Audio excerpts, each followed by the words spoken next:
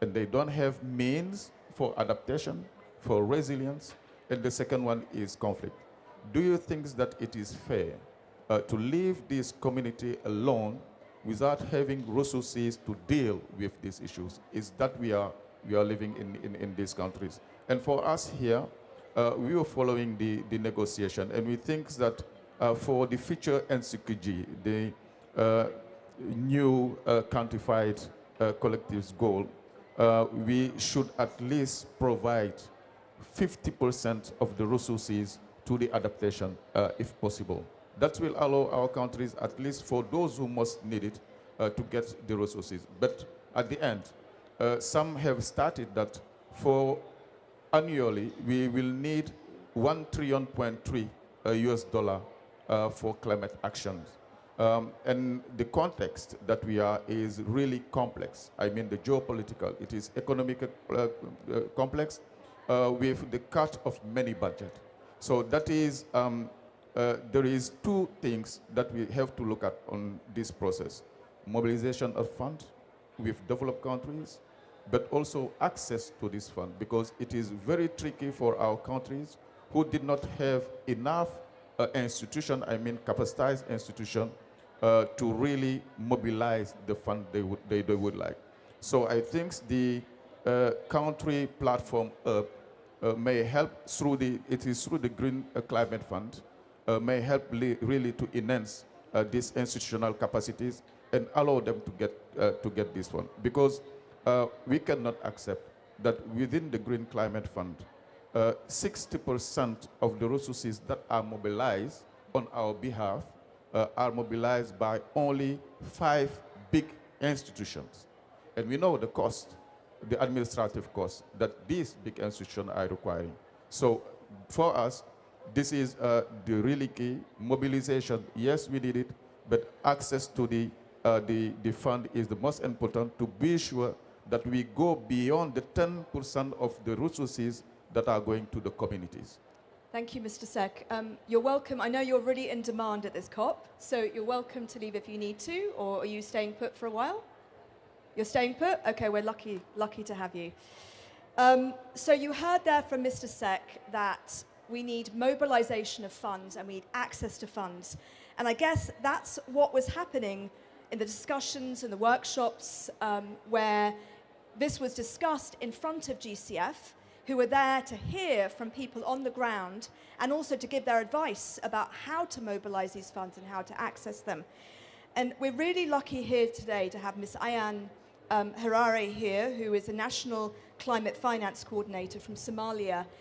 And Somalia, I guess, you know, against all the odds, has managed to get some financing from GCF. Okay.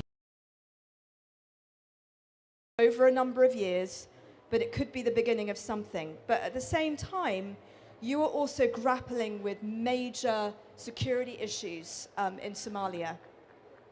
How are you effectively integrating these considerations, you know, the environmental, the peace considerations, into your national programming and development of these projects, and how are you crucially making them bankable? So much, Nazanin. This is a really very important question and quite, you know, very difficult to answer sometimes. First of all, I thank you so much for inviting me in this very important panel discussion. So Somalia is the best example when we're talking about climate and security. People say climate and security is like multiplier effect, but for Somalia, we call it a direct effect of the conflict within communities is a direct effect of the climate challenges that we are facing. Whenever our communities go through flood or drought, the conflict just follows. We did a lot of assessment, and as Dr. Sam was saying, the data is here, the information is there. So for Somalia, what we did is that we carried out a threat assessment, and we identified climate as the 5th national threat to our nation. Again, our NTP and NDC, as well as NAB, we have components that climate change is a security threat. And we cannot do any programming without addressing the security threat caused by climate change. So as a climate finance coordinator, the challenge that we are having is that it's quite challenging to convince the mechanisms that we know, like the GCF or GEF and Adaptation Fund, that we want to apply a climate and security proposal, because that's not how it's designed. The way it's designed is that just go focus on mitigation or adaptation. However, we try to be more kind of innovative. My friend was telling me some of the naming we give to the projects, like adaptation for security or transboundary effects of climate. But because we also convinced them that our NDC and NAB are also addressing this issue, and it's very important that any program, whether it's adaptation or mitigation, it addresses resilience, stability, and community cohesion. Again, my brother mentioned the challenges we have on adaptation financing. There's very limited adaptation finance we have as a country. It used to be 15, now 25 millions, and our NAP is like 6 billion. So you can imagine the adaptation finance is very, very limited. What we call in this COP as a NCQG climate finance negotiator, we're pushing so hard to have a climate window that addresses climate security. It's very difficult. We feel like it's kind of far away, but with working with all our African brothers and going as an African voice, we can push more of that. Again, another challenge we have, most of these windows address like 2 to 3 years of programming, and when we talk in climate and security, we need long-term investment up to 10 years, and the windows that we know are maximum of 5 years. Even the biggest project Somalia has secured from GCF is 7 years, but again, we need minimum of 10 years investment in the lens of adaptation. That's how we feel that community will be more cohesive when we do more adaptation programming. And when I say adaptation, the threat or the conflict is coming from the resources, whether it's water, whether it's pasture. So when we address the water challenges or pasture challenges with adaptation, it again will have an impact on community cohesion and peace building. Thank you so much. I hope I did not Thank you so much, Ayan. Thank you, that's brilliant. Big round of applause for Ayan. And just to let you know, a little plug for me, Berkoff Foundation, we're doing a lot of work in Somalia on environmental peace building and working closely with the Somali government and many local partners on the ground. So if you want to hear more about that, just come and say hi afterwards. Okay, so next to Pablo Martinez, who is the country representative for the Global Green Growth Institute, who is really involved in the capacity building. And thank you so much for agreeing to talk to us here. Pablo, can you tell us a little bit about how you're working with your partners to make sure that climate finance is mobilized at scale, and that also, I know it's a buzzword, it's peace positive and climate sensitive, whatever you want to call it, but doesn't do more harm when you actually implement these projects? Thank you. Over to you, Pablo. Sure. So at GGGI, what we do is that we work with our partner countries in terms of mobilizing finance according to, by building, supporting in the building of their capacities, increasing access to direct access entities. So it's really as trusted advisors to the governments. So in that respect, one of the first things that we realized is that we needed to the interior of GGI to increase our capacities when it came to conflict sensitivity approaches and peace building. So we formed an alliance with Peace Nexus to build our internal capacities, and we are in our 3rd year. And what we've done is that we've trained our staff in terms of conflict sensitivity approaches. We are now including in our gender and social inclusion a very specific aspects in terms of conflict sensitivity. And then in terms of what this means in practical matters for our member countries, our partner countries, is that, for example, we are supporting now the development of GCF projects that are aligned with conflict sensitivity. In Burkina Faso, for instance, we have developed a guideline for the development of projects with a conflict sensitivity approach. In Ethiopia, we've also, this same training that we have got in terms of how to build our capacities to develop green growth with a conflict sensitivity lens, we've also embedded in our projects and our partners to also build that training capacity. Maybe from our perspective, for example, in Uganda, we have helped develop a climate finance unit. And that climate finance unit has a number of aspects in terms of planning and access to finance. And what we're now doing is to more deliberately bring in specific actors to ensure that this is aligned with peace-positive conflict sensitivity approaches. So now we're working with the Office of the Prime Minister that leads the response to refugee management in the country to ensure that this comes together. No? So I would say that in GGI, we really, we're walking the talk. We're making our specific efforts to ensure that we have those capacities so that we can work with our member countries to ensure that the mobilization of climate finance then is basically aligned with those key priorities. So recognizing that we need to address them together because they can be drivers for the damage otherwise.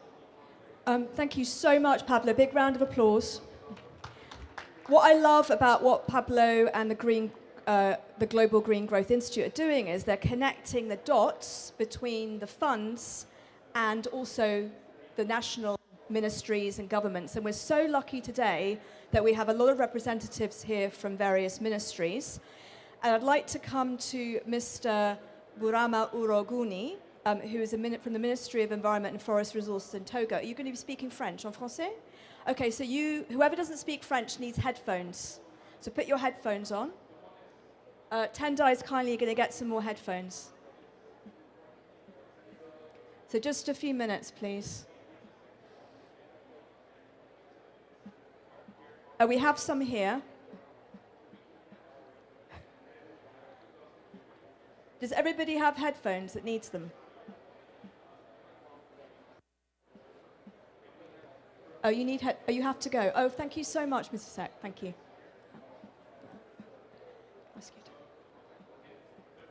Can I ask Excellent to come and sit here? Yeah. It's a bit more comfortable. Yeah. No. Okay, so we're all set with headphones. And I'd like to hand over to Mr. Guni. And I'd like to ask you, Mr. Guni, what are your perspectives and perhaps shared insights from Togo?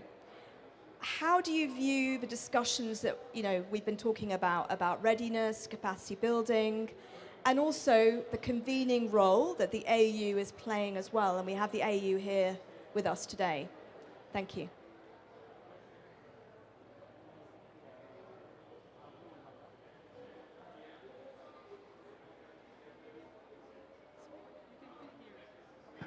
Merci beaucoup pour la parole que vous nous donnez. Et avant tout, je tiens à dire merci au docteur Ogala et à Tendai pour leur parfaite organisation de l'atelier du Caire. Et c'est un plaisir pour moi d'être un des rescapés de l'atelier du Caire qui salue cette initiative. Quand on est retourné, comme l'a dit Dr Gala, nous avons eu des retours positifs sur cet atelier parce qu'il nous permettait de nous préparer à recevoir des projets sur le nexus climat, paix et sécurité. C'est vrai que dans la part de nos documents de planification, que ce soit les CDN ou les documents nationaux, cet aspect est pris en compte, mais pas suffisamment. Mais avec l'atelier du Caire, on a compris qu'il était important que cet aspect soit traité de façon encore plus holistique et que chaque pays puisse internaliser ce fait afin qu'on puisse trouver des solutions idoines liées à cet aspect. Nous sommes du ministère de l'Environnement et des Ressources forestières, donc ça veut dire que nous sommes les acteurs du terrain. Et aux négociations, permettez-moi de faire un break, je suis également un négociateur de mon pays. L'article sur lequel j'ai voulu beaucoup travailler, c'est l'article 9.1. Le 9.1 de l'accord de Paris demande à ce que les pays développés puissent apporter l'appui en ressources financières aux pays en développement pour lutter contre les effets néfastes du changement climatique, c'est-à-dire l'aspect atténuation et l'aspect adaptation. Et ce, en référence à l'article 3.5 de l'accord de Paris, qui demande à ce que les pays qui sont naturellement responsables des émissions puissent appuyer les pays, bien sûr, qui subissent de plein fouet les effets néfastes du changement climatique. Donc, ce nexus est très important pour nous et c'est la raison pour laquelle je me réjouis de ce que nous avons pu partager au Caire. Venant à mon pays, nous voyons un peu la situation et que pour lever les fonds, il va falloir qu'on travaille en synergie. C'est-à-dire qu'on associe des pays qui sont proches pour pouvoir lever les ressources. Et avant tout, il faut des readiness, il faut des préparations donc, de ces pays-là à pouvoir mettre en place des projets qui puissent lutter efficacement contre cet aspect-là, donc de paix, sécurité et climat. L'élément, je vais aborder ça sous deux angles rapidement. Le premier angle, c'est l'angle des migrations. Bon, je prends le cas de mon pays où il y a la crise du Sahel et son débordement. La crise du Sahel a fait que la population du Sahel a pris part à la pression sur les ressources naturelles de notre pays, au nord de notre pays. Donc ça va créer alors un conflit entre ceux-là qui étaient là et ceux qui arrivent. Et ce conflit, il faut le gérer. Pour le gérer, il était important qu'on puisse mettre en place des projets qui puissent permettre à ceux-là qui sont là de bénéficier des ressources naturelles et à ceux-là qui viennent, qui puissent avoir une certaine symbiose. En cela, l'Afrique sort gagnant. Un autre aspect, quand on parle de migration, on parle de déplacement des hommes et également de leurs activités. Ceux-là qui se déplacent beaucoup plus sont les éleveurs. Quand ils arrivent, alors, il y a un conflit entre arrivants et ceux-là qui sont là, et aussi entre éleveurs et agriculteurs. Cet aspect-là, il faut le gérer. Et j'espère que l'Union africaine doit jouer un rôle prépondérant pour lever des ressources. Et quand nous allons vers le Fonds vert cette année, quand le board s'est réuni, le Fonds vert a attribué 52% des ressources à l'adaptation et 48% à l'atténuation. Ça signifie que de tels projets, si c'est porté par l'Union africaine, ils ont la chance d'être financés et de soulager tant soit peu les populations qui vivent des effets néfastes des changements climatiques exacerbés par, bien sûr, les impacts que nous voyons. Donc, important pour dire que l'Union africaine doit mettre l'accent sur des projets régionaux pour régler le problème à la racine. Merci, madame. Thank you so much. A big round of applause. And a clear message there that to the African Union and also to others for more resources to combat the dual issues that you're facing of climate change and also resource-based conflict. So I think that's important to bear in mind. So we're going to rush from one side of the continent to the other side, back to the Horn of Africa. And I'd like to bring in Madame Hamda Abdallah from the Ministry of Environment and Sustainable Development from Djibouti. Are you speaking en français? Oui. Okay, so put your headphones back on. Sorry. Thank you so much for joining us here. And I wanted you to tell us a little bit about the approaches you're taking in Djibouti. Obviously, Djibouti has issues in accessing climate finance. How are you trying to get around that, and how are you trying to get ready and ensure readiness? Because to get climate finance, you need to sort of go through this whole process of readiness. And how has this sort of workshop and all these discussions and dialogues helped you in Djibouti?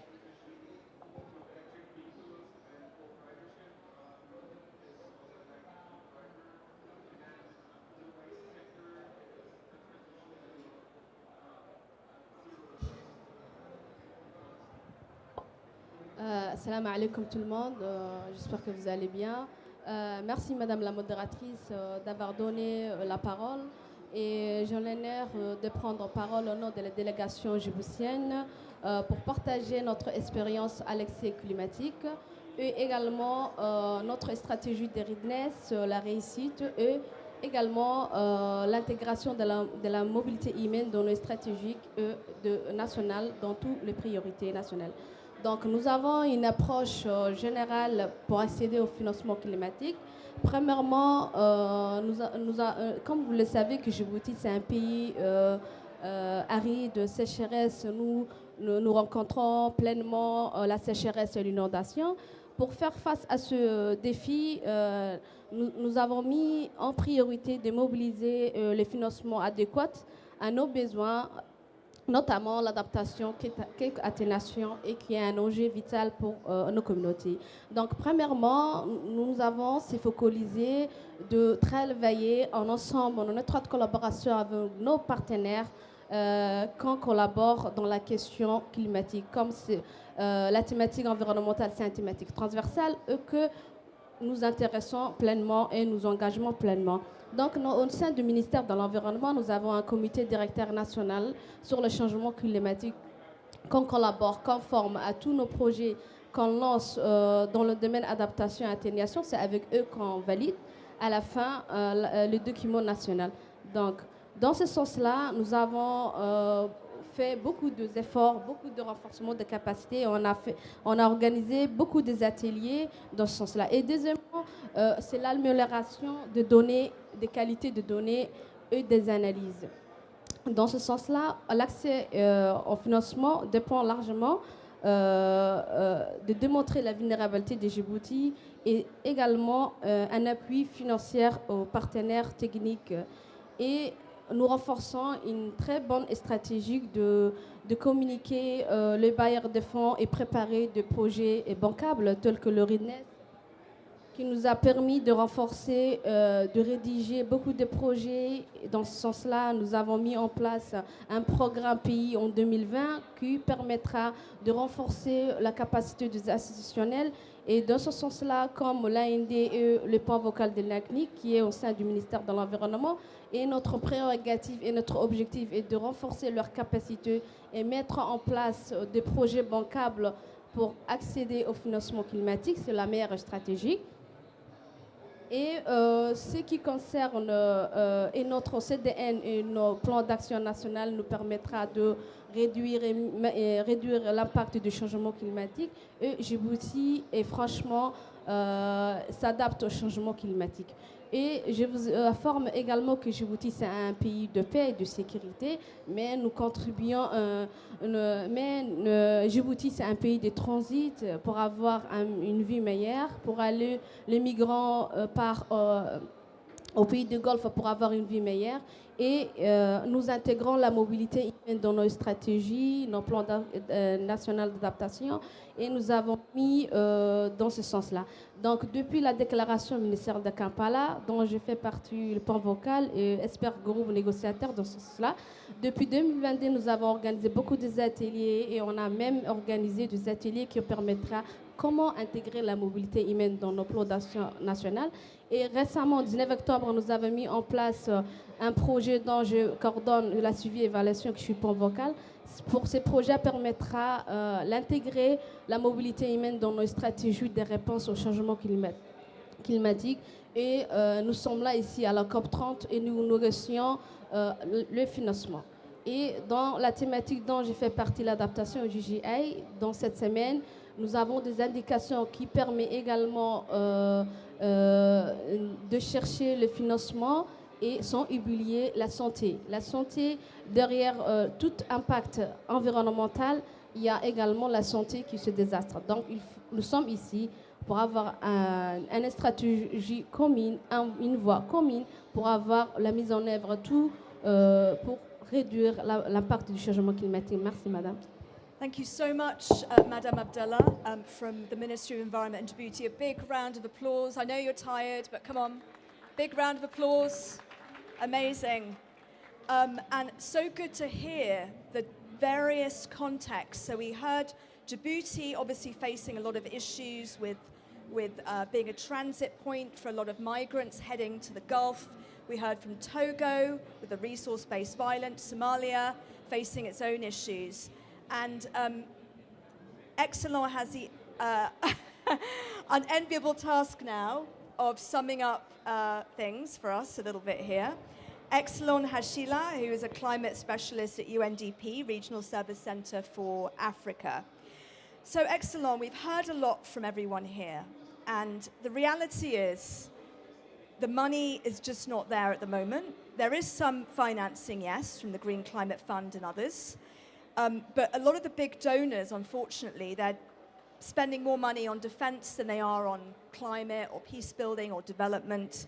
But still, you know, with the money that we have to sustain the cooperation that we have in this room. And beyond today, I think that's really important. But I guess what I'm asking you is to try and give us some pointers of how can we do that?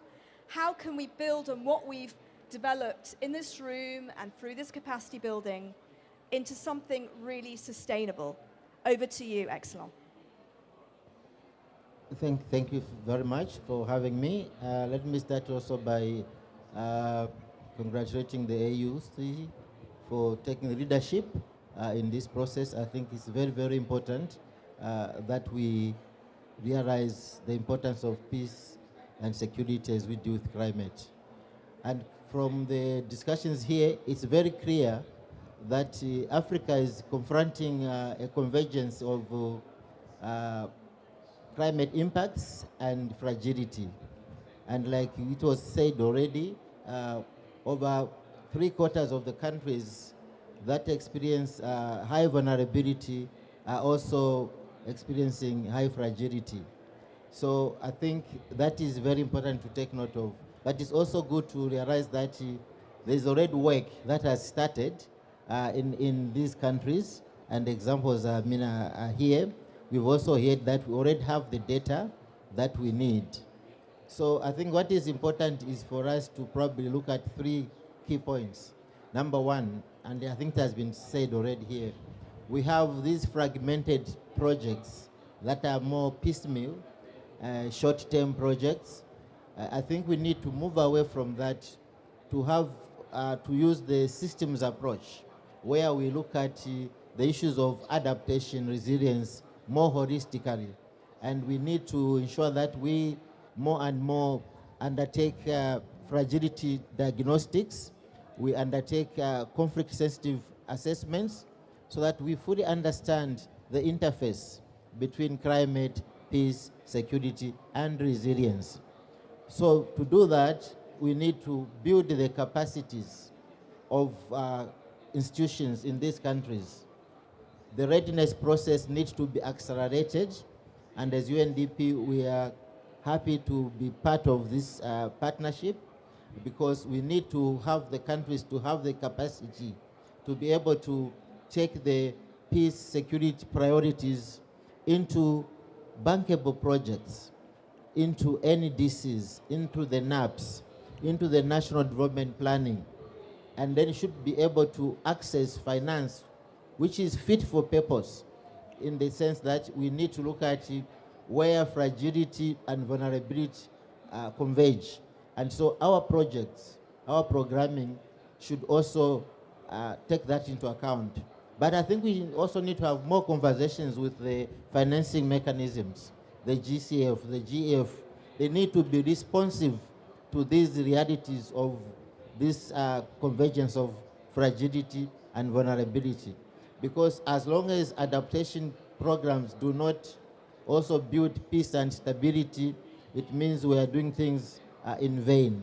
And so basically as UNDP, we are happy to work together in developing the readiness, in realizing the need to have peace and security in every intervention taken into account. So the data we have, let's use it. Because if we are not ready, say tomorrow we have 50% of funds for adaptation, but we are not ready to be able to access those funds, then it will be futile even when we get these funds. Even like you are saying, moderator, the funds that we have now, we need to take into account these very, very important elements, because without peace and stability, we cannot have resilience.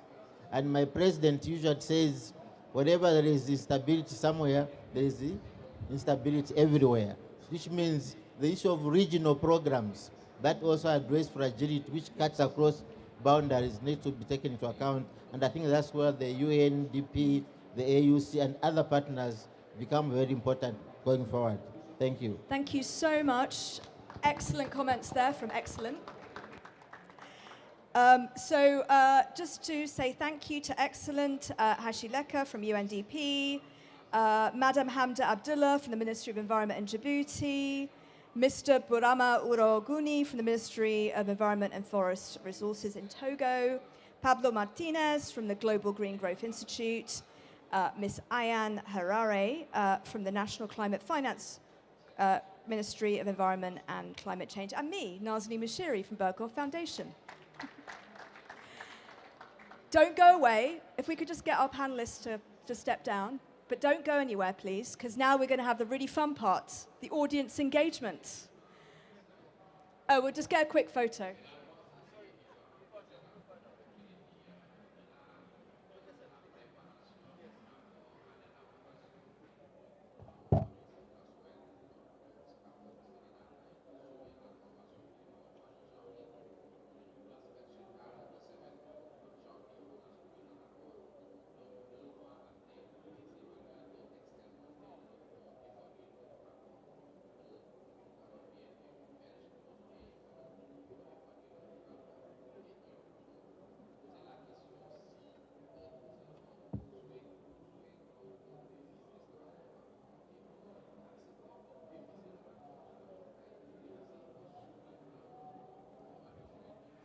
Thank you so much, panelists, for being so brilliant. Now I'd like to hand over to my wonderful friend and colleague, Tendai, who is going to moderate this session. Tendai, it's your turn now. Yeah, you're moderating this. You're on the schedule. Oh. I wasn't aware I'm on the schedule to moderate. I don't have any talking points on it, so I will check what I'm supposed to do. All right, okay, great.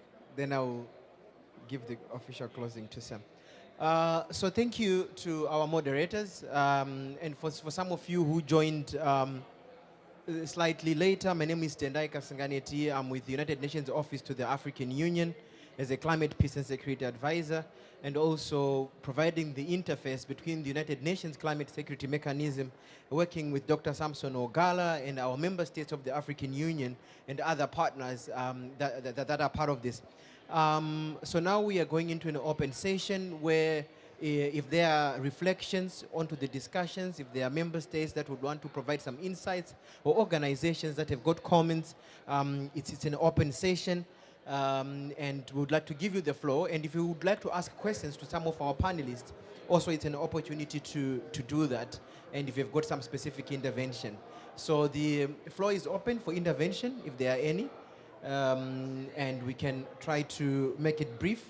And also remember to say your name if you have got any question, so that we record that input. Thank you. Well, hello everyone. Thank you for this insightful discussion. My name is Wafika. I'm from the Comoros Islands. I'm energy specialist for the Ministry of Environment. And what I notice is that usually big donors like the GEF have their own agenda in terms of the projects they want to fund, which are not always the priority of our countries. So my question will be around, how do we go around that actually? How do we make them actually focus on what matters for us, which is not usually their specific agenda?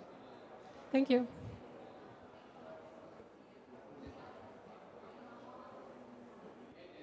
Can you take a second question, Nazanin? Excellent. Yeah, there is a question right over at the back. Ok, merci bien. Moi, c'est Bié Hubert, je travaille au ministère de la Coopération en Côte d'Ivoire. Je voulais aller dans le même sens que qui m'a précédé. J'ai participé à beaucoup de panels, mais la question récurrente qui revient, c'est la question du financement. Et on a l'impression que les pays développés font de la sourde oreille à cette question de financement.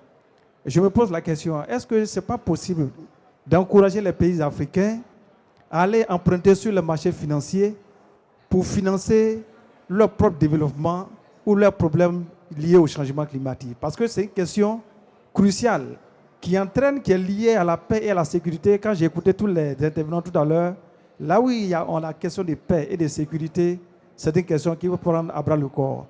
Est-ce que ce n'est pas possible que les pays africains trouvent la solution de financement en interne au lieu de tenter toujours d'avoir des solutions de financement ailleurs? Merci.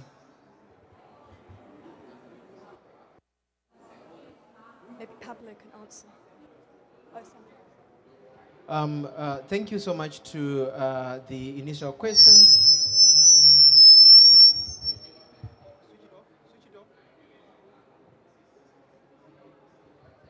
I should come there?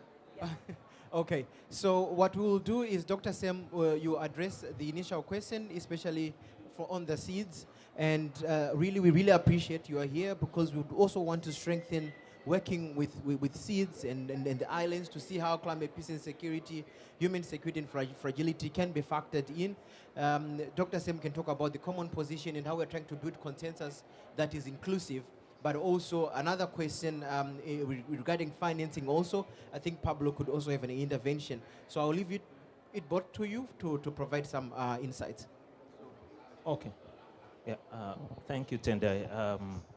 I think the small island developing states, most discussions normally leave them behind.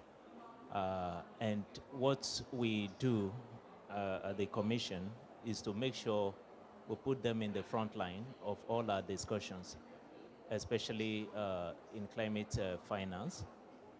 And it was on that basis that the African Union set up what we call the 3 climate commissions.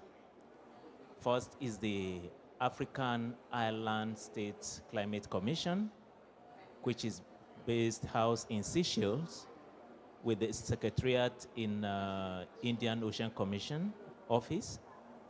And then we have the Congo Basin Climate Commission. And then we have the Sahel Climate Commission. Again, tomorrow we'll be having a session for small island developing states, especially from here at the Pavilion in the morning. And that session is devoted to the aspect of mobilizing climate finance, especially for Africa Island Climate Commission and all the regions. So from the Commission perspectives, we take note of this gap and how do we support the small island states to access climate finance and other climate, implement their other climate actions.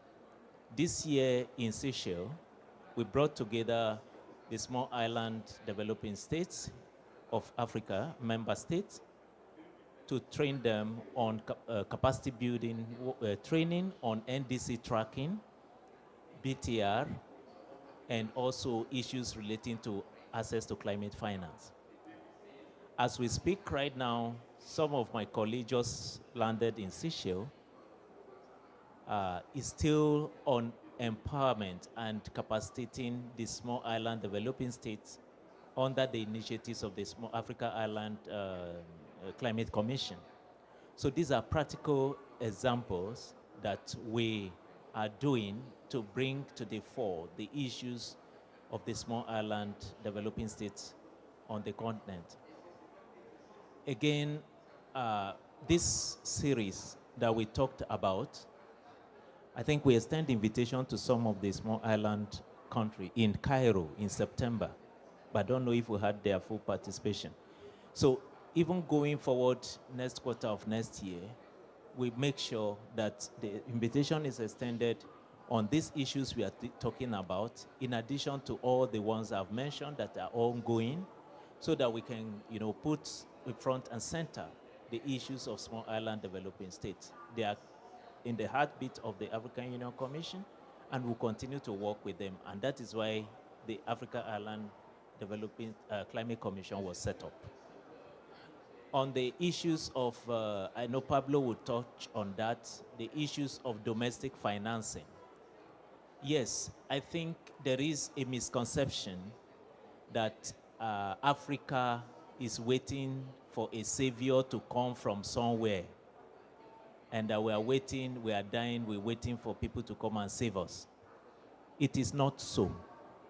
And that narrative must change, and is changing. And that narrative is not correct.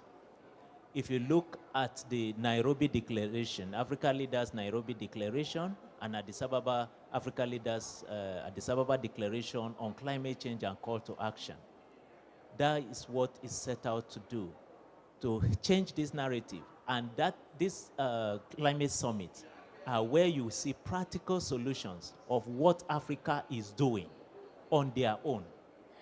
And I can also give you practical examples from African countries that have conducted what we call the Climate Public Expenditure and Institutional Review, CPR. I was privileged to be part of those that spearheaded that of the Kingdom of Eswatini when I was an advisor, a climate advisor to Eswatini.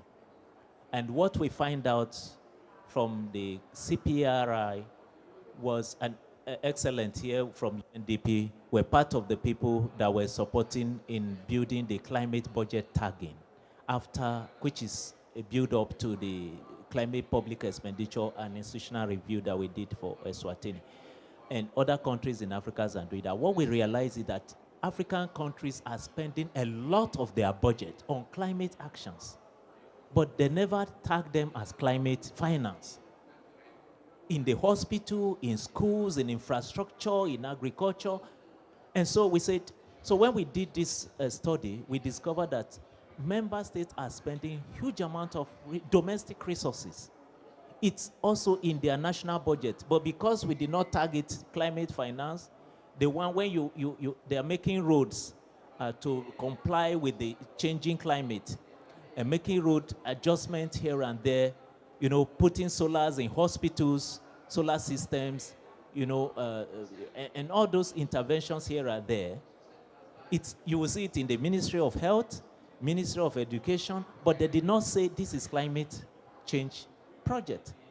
So when you discover and you begin to do what we call the climate budget tagging for what African member states are doing, I mean, they're doing a lot. We are financing a lot of money domestically without external support. And this is the narrative and the stories that are not being told out there. So it all seems all the interventions on climate change are coming from heaven, or we are waiting from somebody from Global North to save us because we are dying. It is not so. We're doing a lot, and there are practical examples. We also know African Union member states who have issued what we call the green bonds. These green bonds are meant to mobilize even resources domestically, and we even see subscribers from outside the country that issue green bonds, subscribing to it to finance climate projects. These are national country-led initiatives. And some of these have been even so. I know Nigeria issued the first, second, and third. And each time they issue the green bonds, they are oversubscribed. So there is a lot happening on the African continent. And that is why I said the time to act was yesterday. The next time is today. We have all the building blocks, the data. We don't need to wait until we have all the information before we start working. There is a lot going on, and we can do more. But let it be known that Africa is a solution provider, not only to the continent, but to the globe as far as climate change is concerned. I thank you. Thank you, Dr. Sem, for that intervention. I think we got quite an overview. Mr. Pablo, please, you have the floor. I think this was a very comprehensive answer, and I couldn't agree more. So I'll just be brief to just add a couple of points because I think this was very much on point. I think a couple of things. One is climate change budgeting is a very good example. That is the adoption of these sort of tools allow us to understand much better how flows are going, where they're going. But I think there's also another interesting thing of these tools. They also allow us to see synergetic opportunities. Because I think what we also find is that sometimes we see ministries, we see champions that already understand climate change, are developing projects on climate change. And we also see people that are working perhaps in another sector that are not considering climate, but they are social and they may be,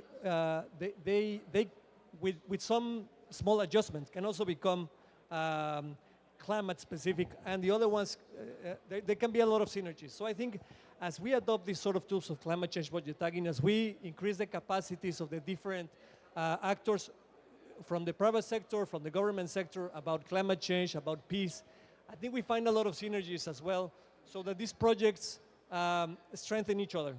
And then they have multiple benefits, to have multiple benefits on their outcomes. Yeah, I think that's my point regarding this. I would like to thank our speakers. Could we give them a round of applause again, appreciating for those insights? We really appreciate. We still have a little bit of time if there's still a bit of anyone who would like to give an intervention, but I'm quite positive that we had an interesting discussion.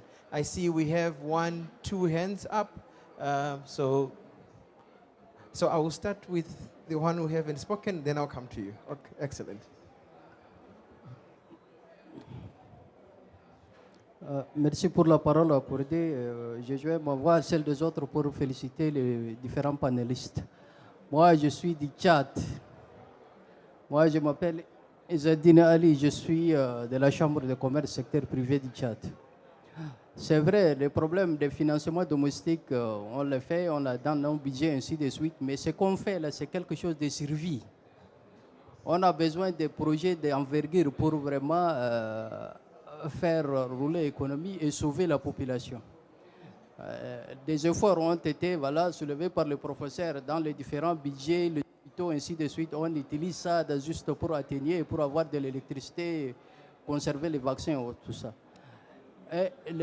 L'avancée, le changement climatique est à une vitesse exponentielle. Nos petits efforts budgétaires ne servent pas à atténuer cette situation. Donc il nous faut des actions de grande envergure. Chez nous, au Tchad, on est aux portes du désert et on vit ce genre de changement climatique.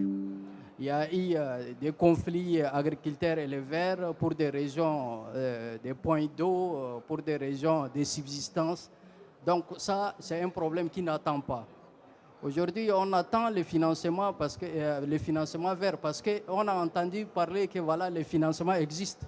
Les pays africains attendent toujours que on a dit qu'il y a des financements. Il y a des mécanismes de financement qui mobilisent des milliards et des milliards. Mais l'accès cause vraiment un problème pour nous, les pays africains, particulièrement les pays vulnérables. Donc il faut que l'Union africaine se mette devant pour vraiment récupérer ces financements, pour financer des projets de grande envergure.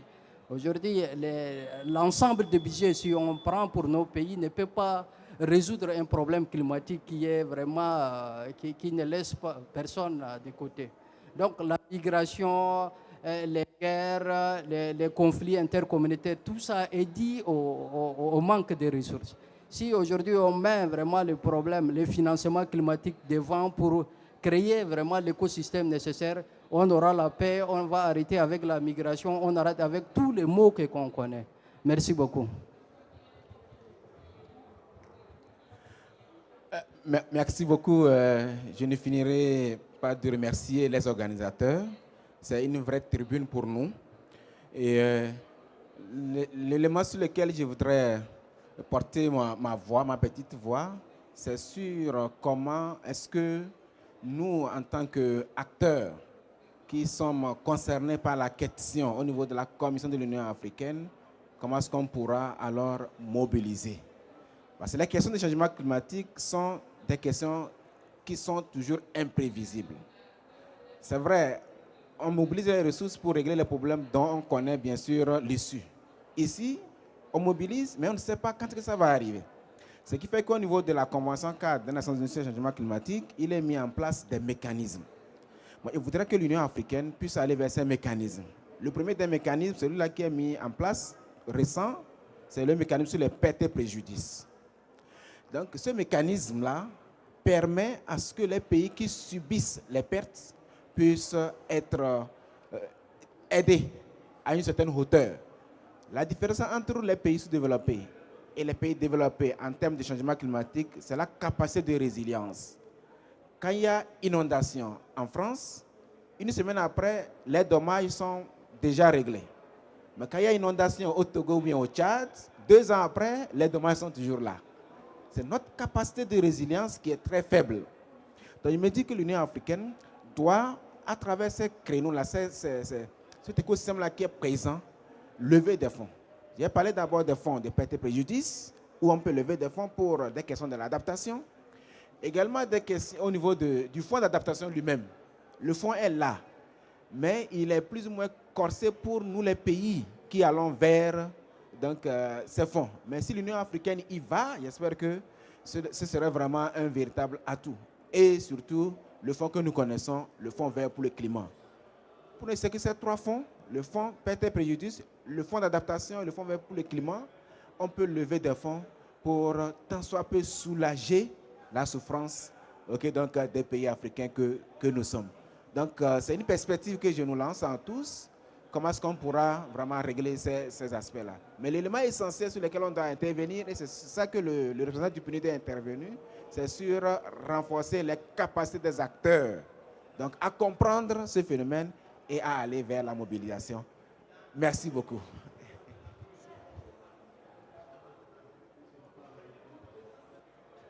I would like to thank the interventions, and again, here I have picked.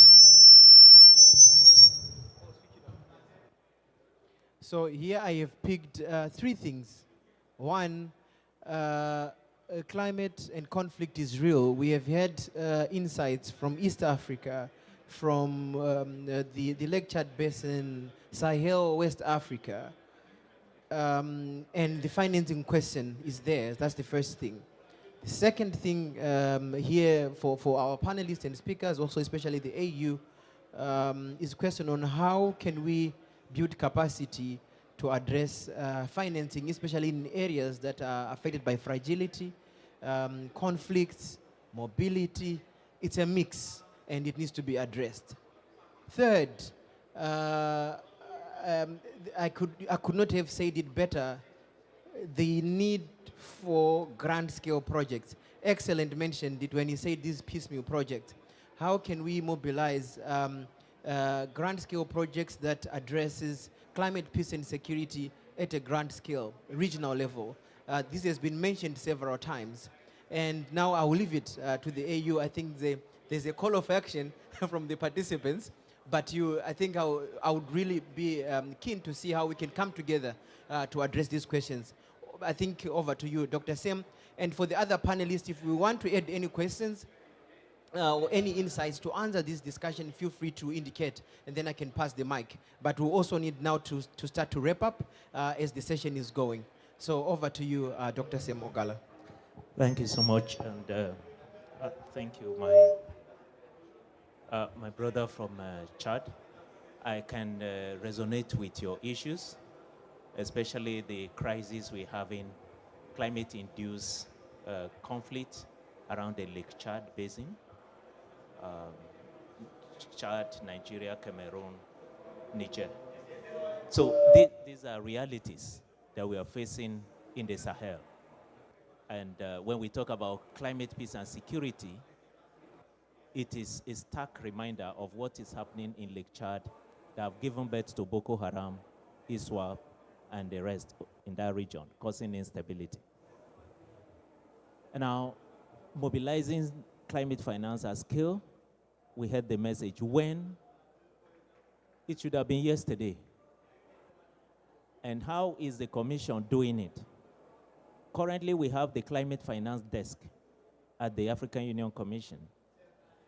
And under the Green Recovery Action Plan, the GRAP 2021 to 2027, we are currently supporting 7 AU member states on access to climate finance and 3 regional economic communities to access climate finance in terms of direct pipeline building, portfolio of pipeline of projects, in terms of linking them with the private sector, in terms of capacity building on what they need to do and holding them to access climate finance and linking them to even some of these institutions. At the Commission, we are currently implementing what we call the the multi-country climate GCF readiness program, which is covering 15 countries in the first cohort, and another 15 countries will be added, working together with GCF in partnership with Global Water Partnership. That is a large scale on how we are supporting member states to access this. And so we recently, here it was launched, the Africa Action Plan on Carbon Markets last week, which was also an initiative of the African Union Commission. And the Africa Action Plan on Carbon Market was endorsed by the Assembly in February this year. We launched it here last week. The essence is also to support the member states, especially in Article 6 and access to climate finance and other financial investments under the carbon markets. So these are practical examples of what the Commission is doing to support the member states.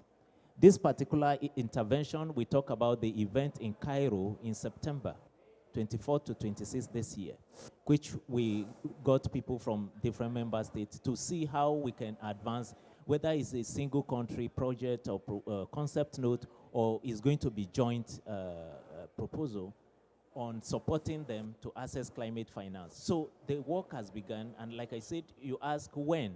It should have started long yesterday, but it's better late than never.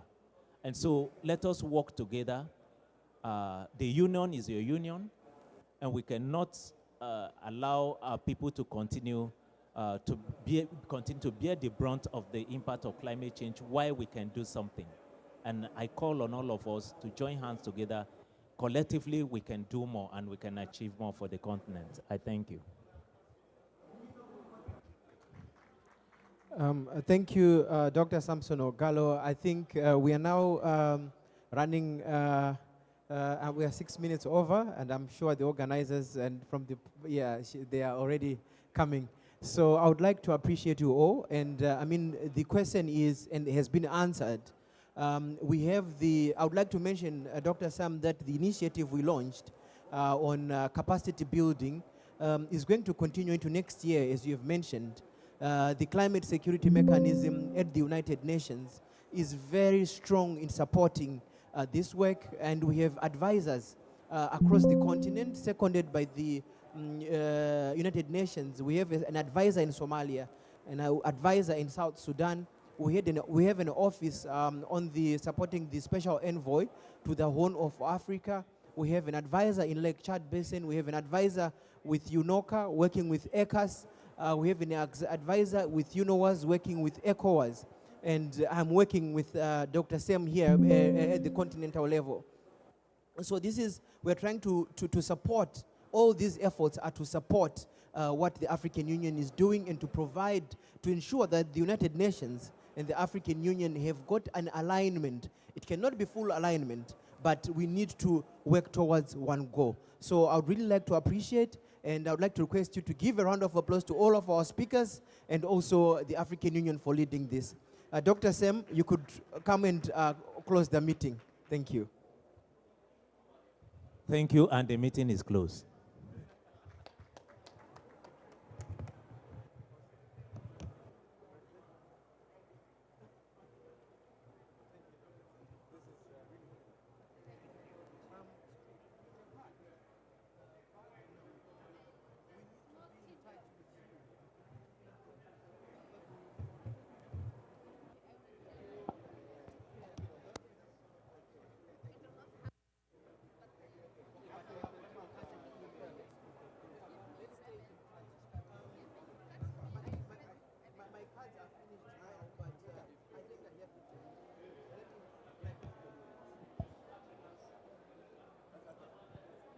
Oui.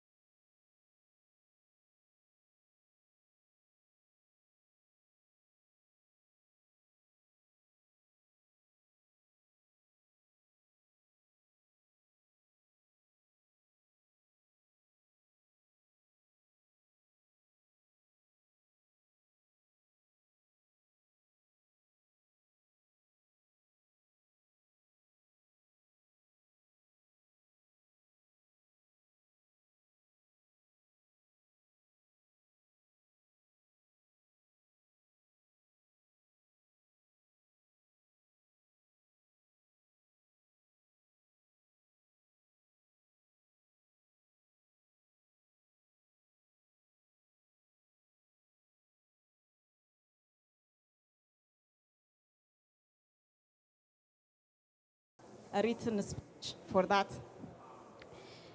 So please allow me to stand on the following protocol, recognizing the presence among us, Dr. Samogala. Dr. Samogala is the head of unit climate change representing AUC, the Africa Union Commission, and who will also be opening the meeting for us later. We are grateful for Honorable Aber Lilian, the Minister of State of Refugees and Disaster Preparedness, at the office of the Prime Minister of Uganda, for gracing this event, and also who will be giving us the keynote speech. I also want to stand on the protocol of having our esteemed panelists. We have Dr. Andre Njuma, the Principal Economist at the Ministry of Finance, Malawi. We have Dr. James Murombezi, the Coordinator of the Africa Climate Policy Center at the UN Economic Commission for Africa. We have excellent Hajileka, climate change specialist at the UNDP. And we will be joined by Mr. Joab Okanda later. So, yeah, he will join us in about 15 minutes. So, good morning, ladies and gentlemen. My name is Marta Bekele. I'm one of the co-founders of a research think tank that tries to track how much is going where in terms of development and climate. My organization is called Development Transformation, so DevTransform in short. And when we were organizing this event, it is based on a study that we did. We studied the budgets of 10 African countries. Half of them are African least developed countries, African LDCs. We looked at their physical budget from 2022-2023 to 2023-2024 and 2024-2025. We looked at how much they are allocating to climate directly. We did not look at those that are indirect investments, but directly on climate. And we compared that to the budgets of certain programs, which they call pro-poor programs. Programs in social sectors that disproportionately favor the poor. So the whole point is, how do you conceptualize loss and damage?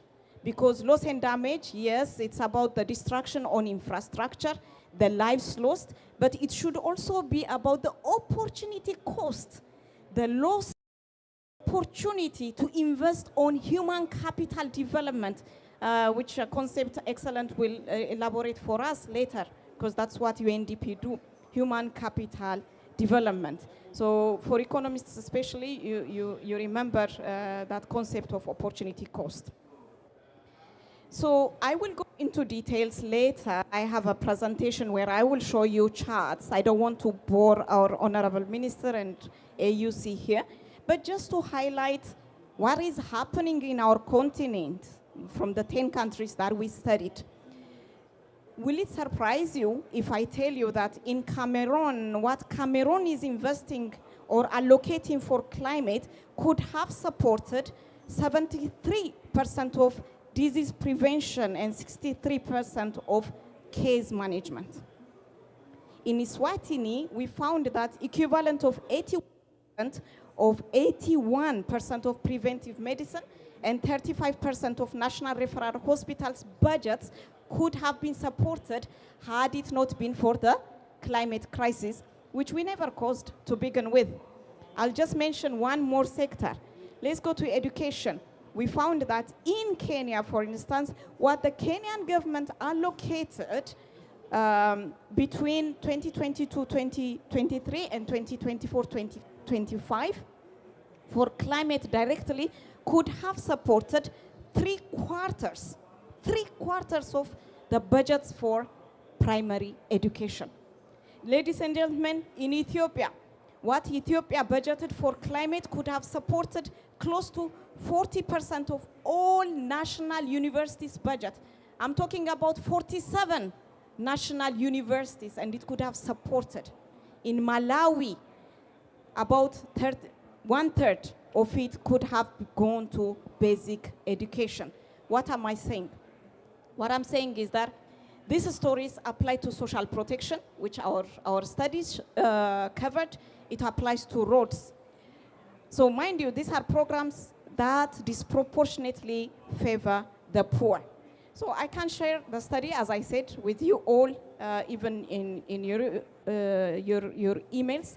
But Honorable and also Dr. Samogala, after hearing such a study where the numbers are shocking, maybe not, you know, it would be good to hear your reflections, especially on the need to have knowledge body being produced by Africans for Africa, and our positions to be informed by such hard evidence. So it's my pleasure to invite you, Honorable, to the podium to give us your keynote speech.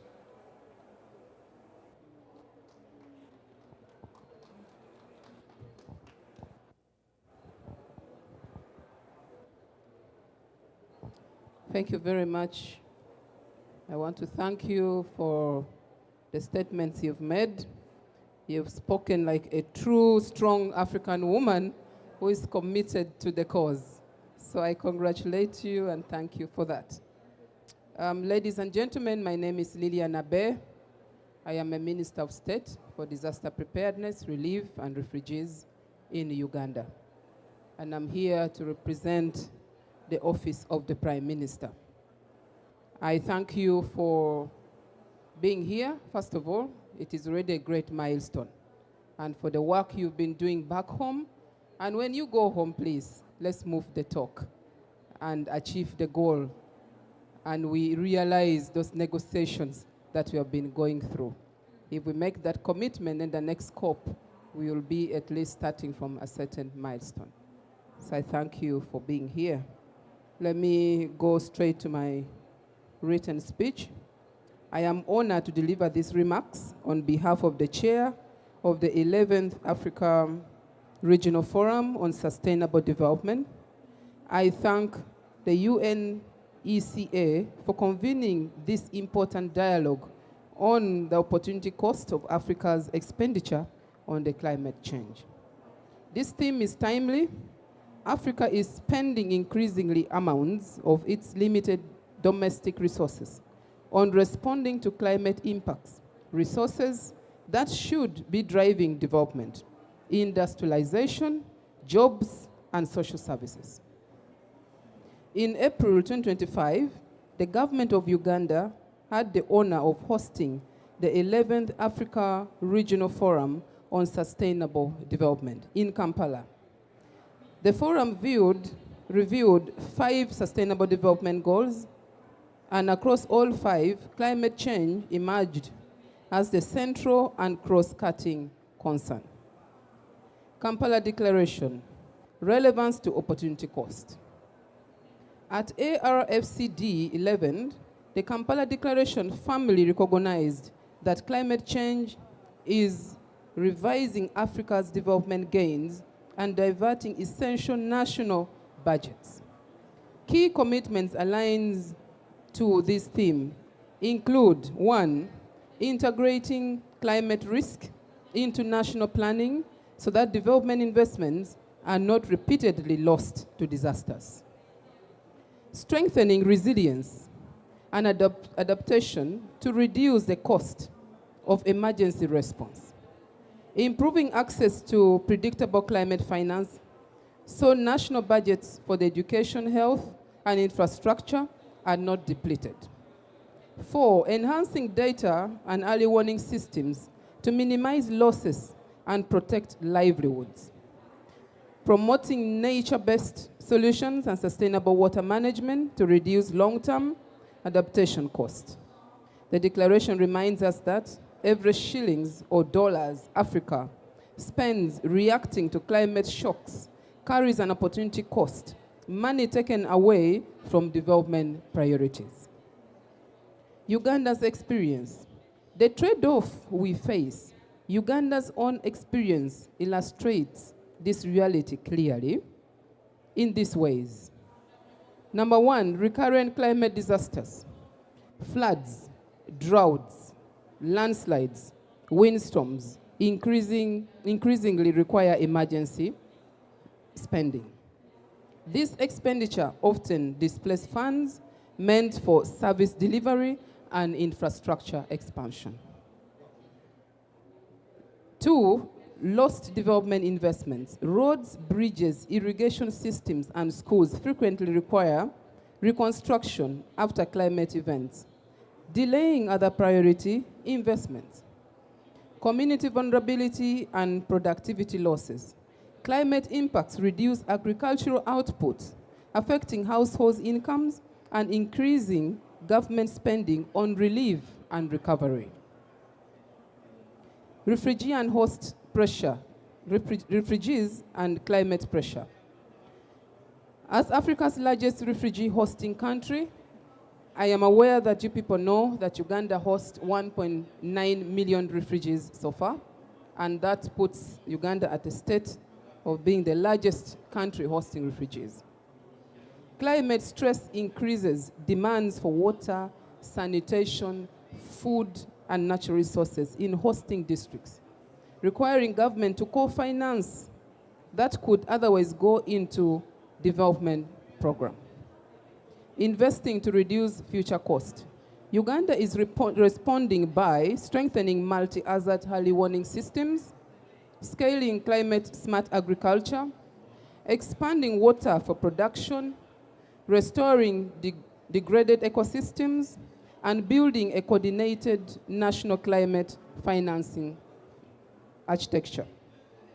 These efforts aim to reduce future costs and protect national development budget. Call to action. Uganda is here today to echo the collective voice of Africa as captured in the Kampala Declaration, and to call upon the international community to support sustainable climate action.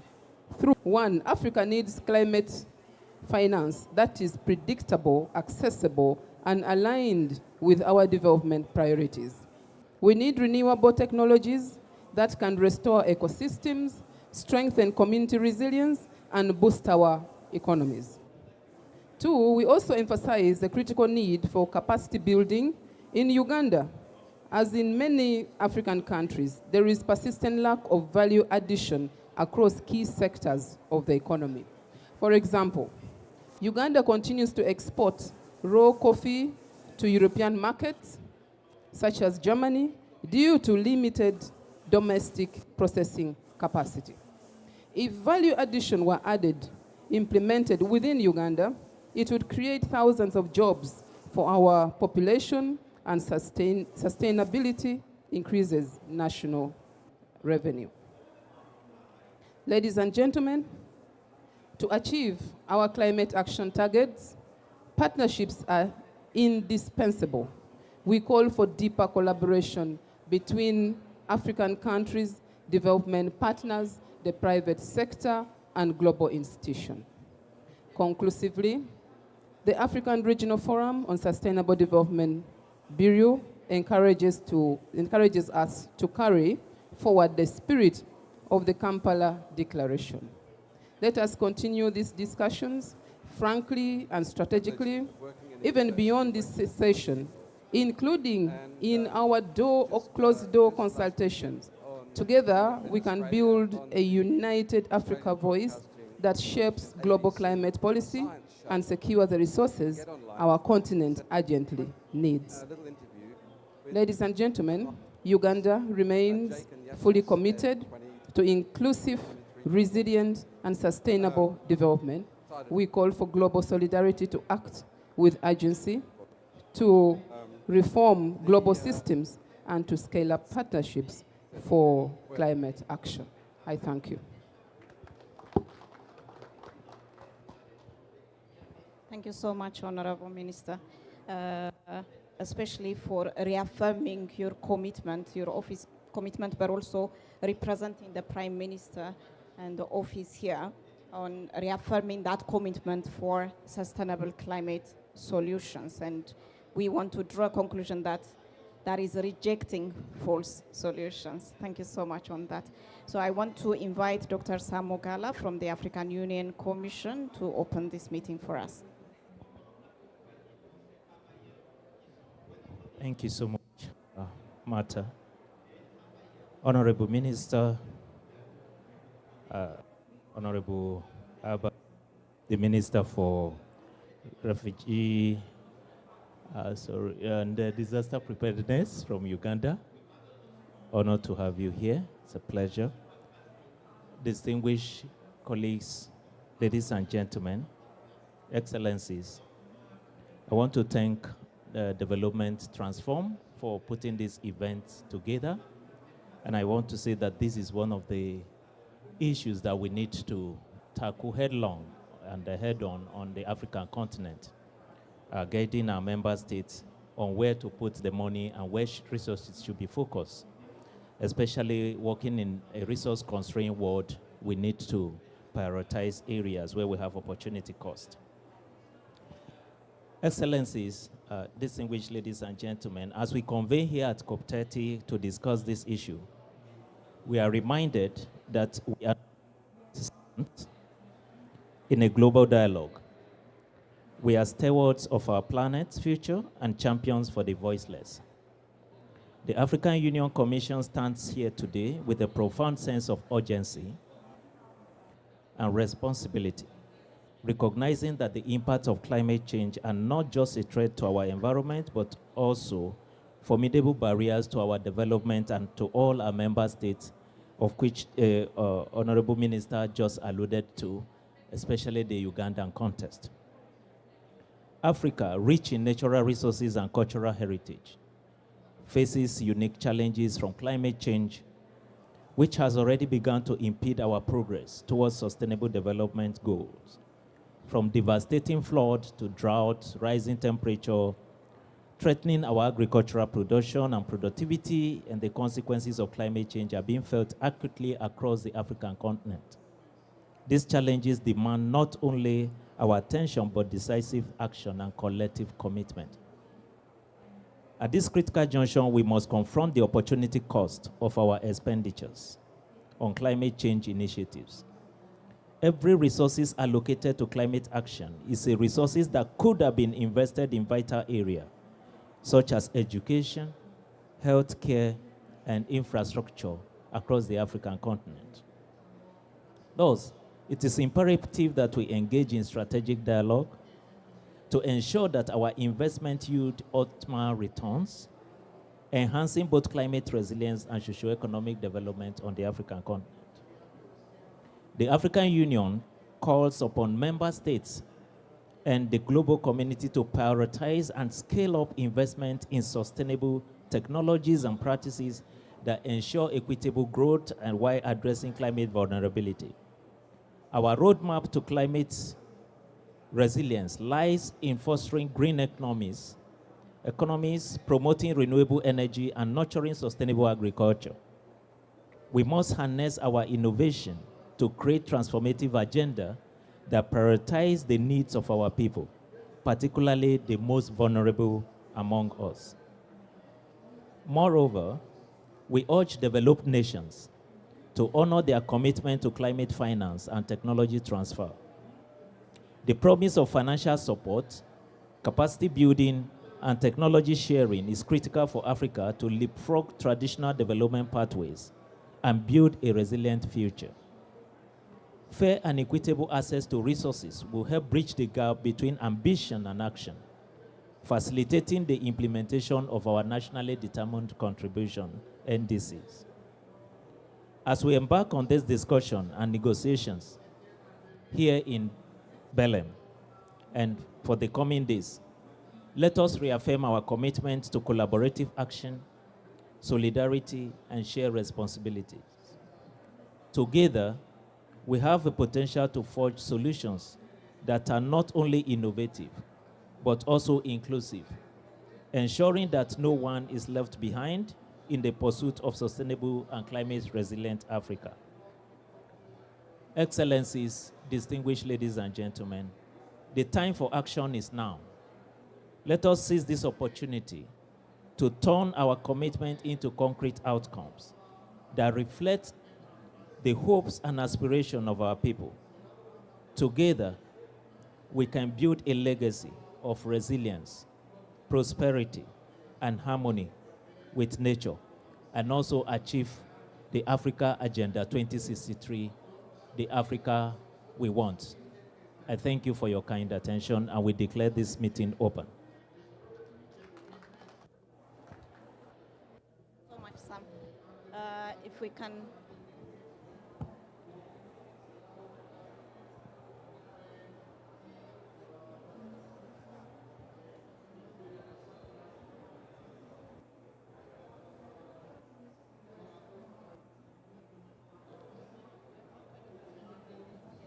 Yeah, so as we organize ourselves to take a group picture, Yossi, I want to call on the panelists, please. Dr. Murambetsi, Excellence, please. And also Dr. Njuma, as we wait for Joab to join us.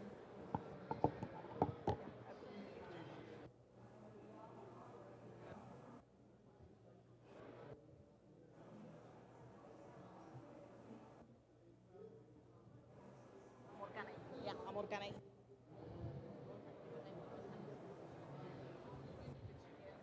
Yes. Joab Okanda, thank you so much for coming. You have not missed much because your session was about to start, but of course you missed a lot commitment from Uganda and also the AUC opening statement. Please come to the podium. Yeah. Can I ask the Honorable and Sam to come so that we have a group picture?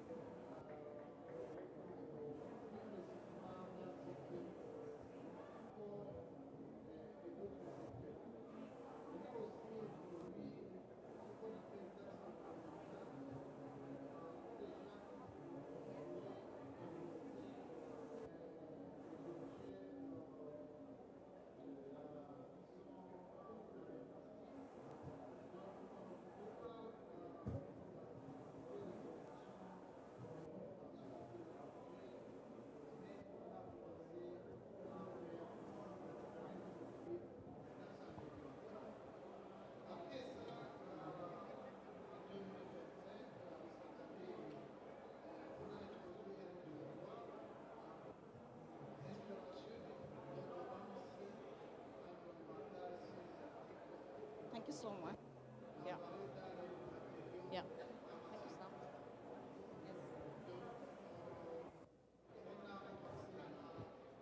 Yes.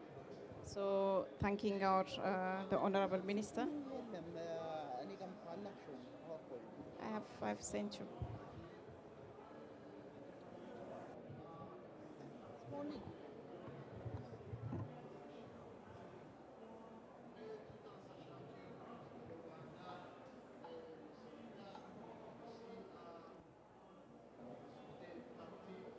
So, as the UNEC organizes itself to project the study we did, because I want us to quickly go through the main findings of this study, and that is the whole point of having this session.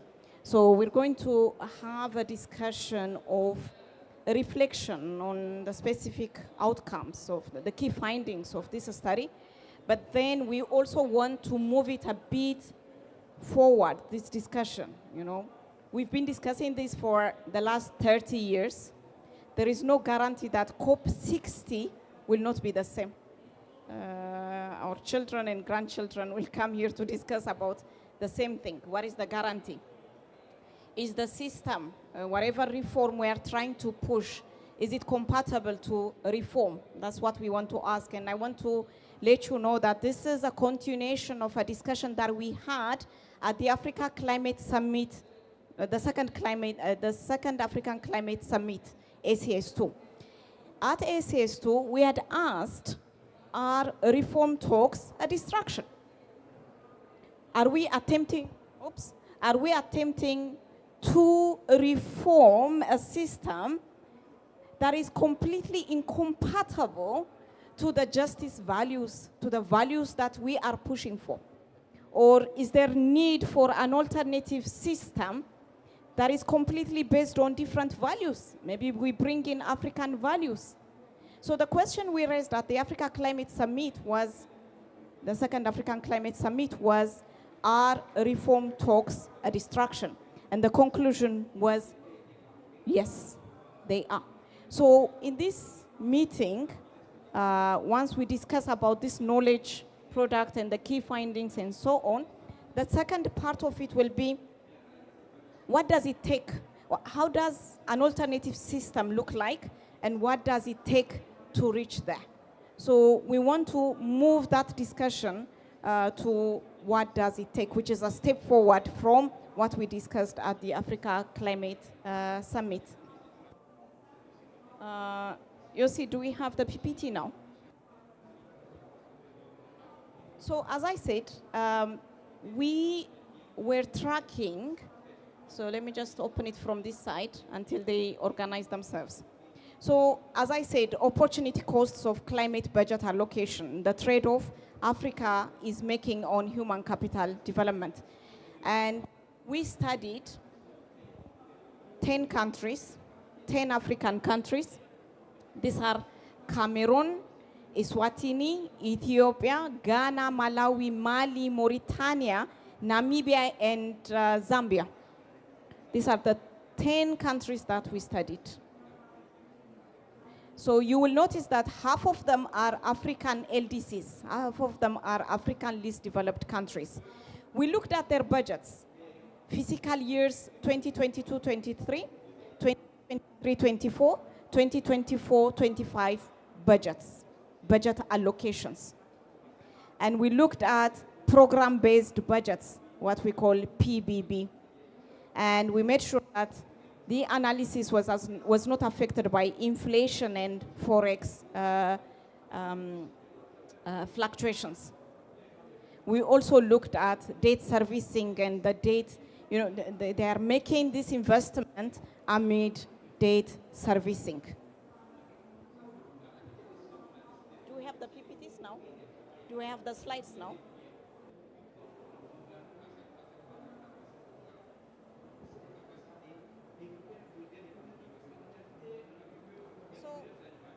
This study, what it was doing was not actually, it was not comparing governments would have allocated climate funds to social sectors had it not been for the climate, rather, and it's not a direct cause of underfunding in some of the social sectors, but because we can say that it's not a priority to government anyway, So that's not what we are assuming. What we are saying is that these are opportunity costs. In other words, in tight physical settings, resources allocated to climate cannot simultaneously support other needs, which is the concept of opportunity cost anyway, the concept of trade-offs. So, as I said in the opening statement that I had earlier, we looked at the health sector of these 10 African countries. Cameroon, let me repeat what I said earlier. Cameroon, climate allocations could fund 73% of disease prevention and 63% of case management budgets that Cameroon could have made in the health sector had it not been for the resources that it allocated for the climate crisis. Why did we choose these programs? We chose these programs because they mean a lot to the poor. Eswatini, as I said, 81% of preventive medicine and 35% of national referral hospitals. So I have the figures for all the 10 countries. I will not go through them. In education, let me mention countries that I did not mention in my opening remarks because I had Kenya, Eswatini, Ethiopia earlier in my speech. Let me go to Mauritania. In Mauritania, 35% of regional education directorates could have been, all of them, could have been, and they are 15, could have been supported with that resource. In Ghana, 21% of basic education. In Zambia, 10% of your primary education budget. We also looked at social protection. Social protection is supporting the poor directly. And we found that what Ethiopia allocated for the climate envelope could have supported 220% of the federal urban food security and safety net program. Or in Cameroon, it could have supported 215% of non-pension social protection. And of course, when we come to roads projects, for instance, in Ghana, climate allocations could finance 54% of their budget's annual cost of road and bridge construction.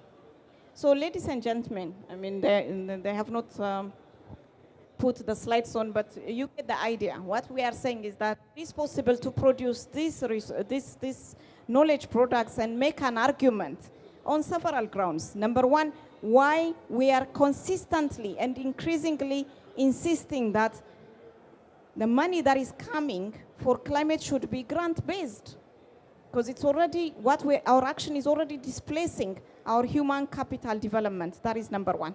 Number two, when you are conceptualizing loss and damage, also include the loss in human capital development investment that you could have made.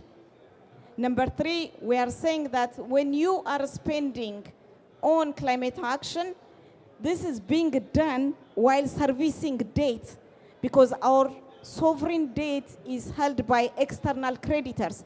We are borrowing in dollars, made to pay in dollars to external creditors and not domestic lenders that could have at least give us a space for our debt sovereignty. That's the whole point, and we can draw several arguments. So my question this morning, especially to Excellent and Dr. Juma, is that, number one, it's good to hear your reflection on what is happening. I'm sure you are not surprised by these findings, the conclusion. It's just that maybe the figures are, you may not have expected the figures to be this high. But also, you know, but also, so as I said, just to conclude, because they took trouble in putting this out. So these are the countries that we analyzed, and this is the health programs that I can share with you, you know, what we are making, the trade-offs. So this is in health, you know, Mauritania, for instance. And then in education, as you can see, that Kenya, 70% of what it spent or allocated, actually. And then in social protection, this is what we found. And you have roads and also the debt burden, as I said. Now, so my question is, number one, your reflection, but also the need for more knowledge products. I can start with you, Dr. Thank you, moderator. I'm standing on established protocols. As you heard, my name is Andrea Gondom Juma. I'm Chief Economist in the Ministry of Finance, responsible for real sector policy analysis and also international cooperation. As part of Malawi delegate, we are glad to be invited in this activity. And as one of the sons from Africa, I have the passion too. We need to move forward to fellow African continents and our development partners. The 1.5 degrees Celsius roadmap, we have no choice but to meet it. I wanted first to acknowledge the report from our moderator that indeed climate finance has destabilized in the way we used to do public sector finance management. To give a Malawi perspective, I think we started experiencing cyclones around 2015, 2016. Currently, almost every year we are hit by 2 cyclones. And cumulatively, we need about $2 billion to recover from the losses over the years. And from the little resources plus support from development partners, we've struggled just to respond to those eventualities. So already we see a diversion of resources from what would have spent on education, what would have spent on agriculture, health, and other public service deliveries. So we are struggling to recover from the loss and damages, but at the same time, there is another need which has arisen. We need to climate-proof our sectors. As I speak here, Malawians have no food at the table just because of the droughts. We harvested half of the national requirement. Now, to me, this idea or concept of opportunity cost for climate financing, I liked when you mentioned we also need to look at the human capital development.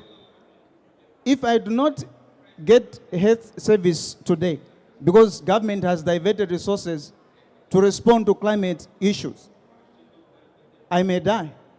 And that loss of that loss of life is another cost to government.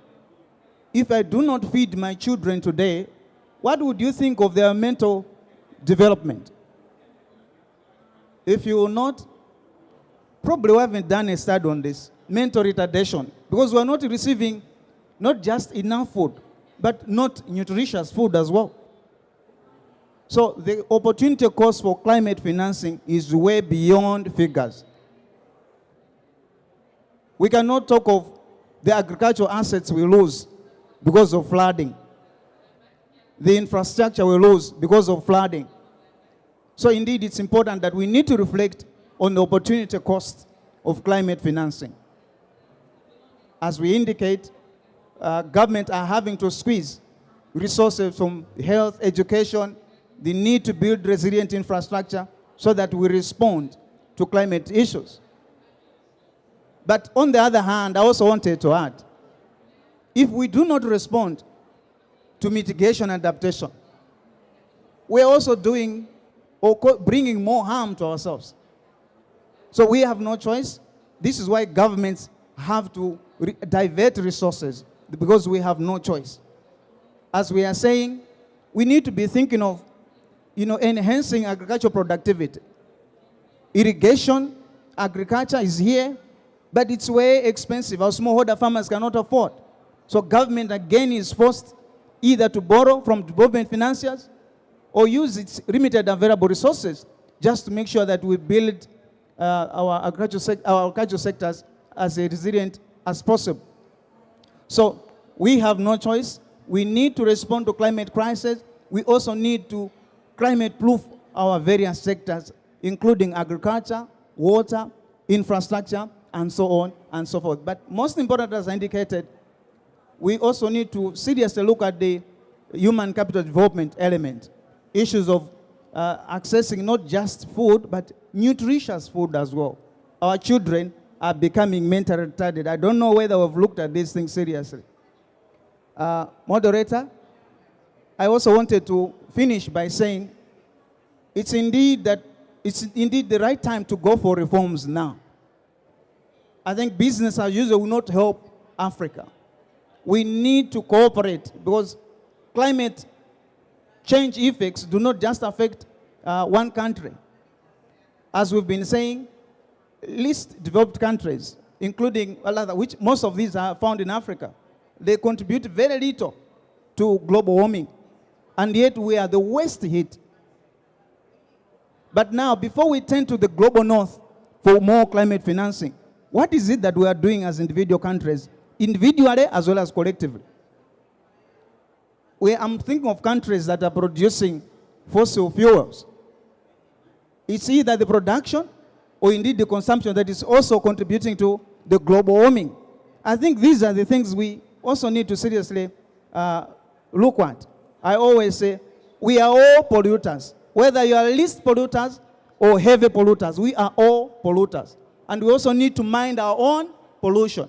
I think it's high time we now think of, restoring our forestry resources, because these are carbon sinks, and they can help us to take advantage of the carbon credits we've been talking about. Secondly, there are also other initiatives like cap and share. Cap and share, this is where we hold polluters liable. They have to pay. So whether countries decide, for example, Malawi can decide to go into a bilateral relation with Norway or Germany as heavy polluters. Norway and Germany can pollute on the budget of Malawi, and that will raise finance which we can invest into renewable technologies.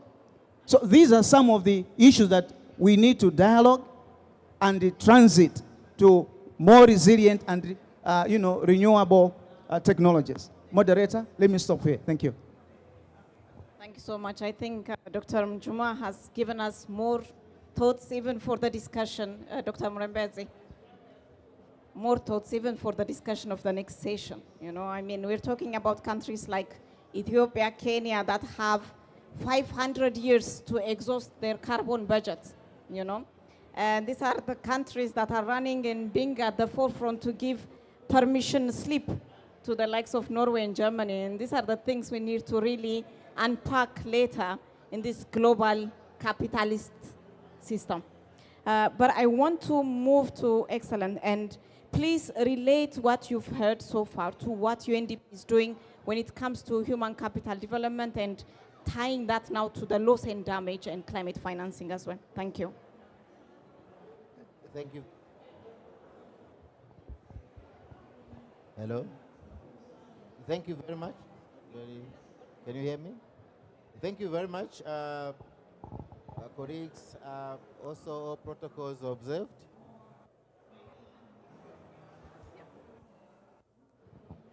So all protocols observed.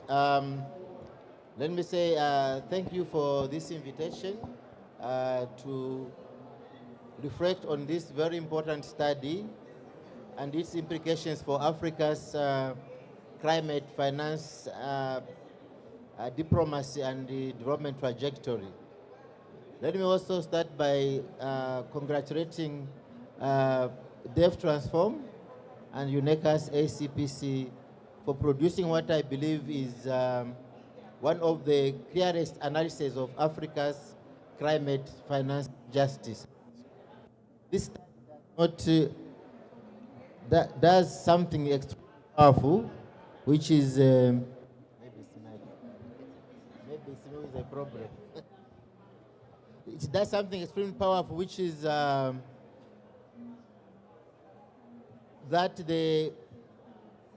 it quantifies what African countries have been saying for years, that the climate crisis is not only eroding infrastructure, is not eroding ecosystems or livelihoods, but it is also quietly eroding national budgets, and with them, the human capital foundations for Africa. From a UNDP perspective, I have probably three reflections to make. The first one is that the study exposes the fiscal dimension of loss and damage that is often overlooked.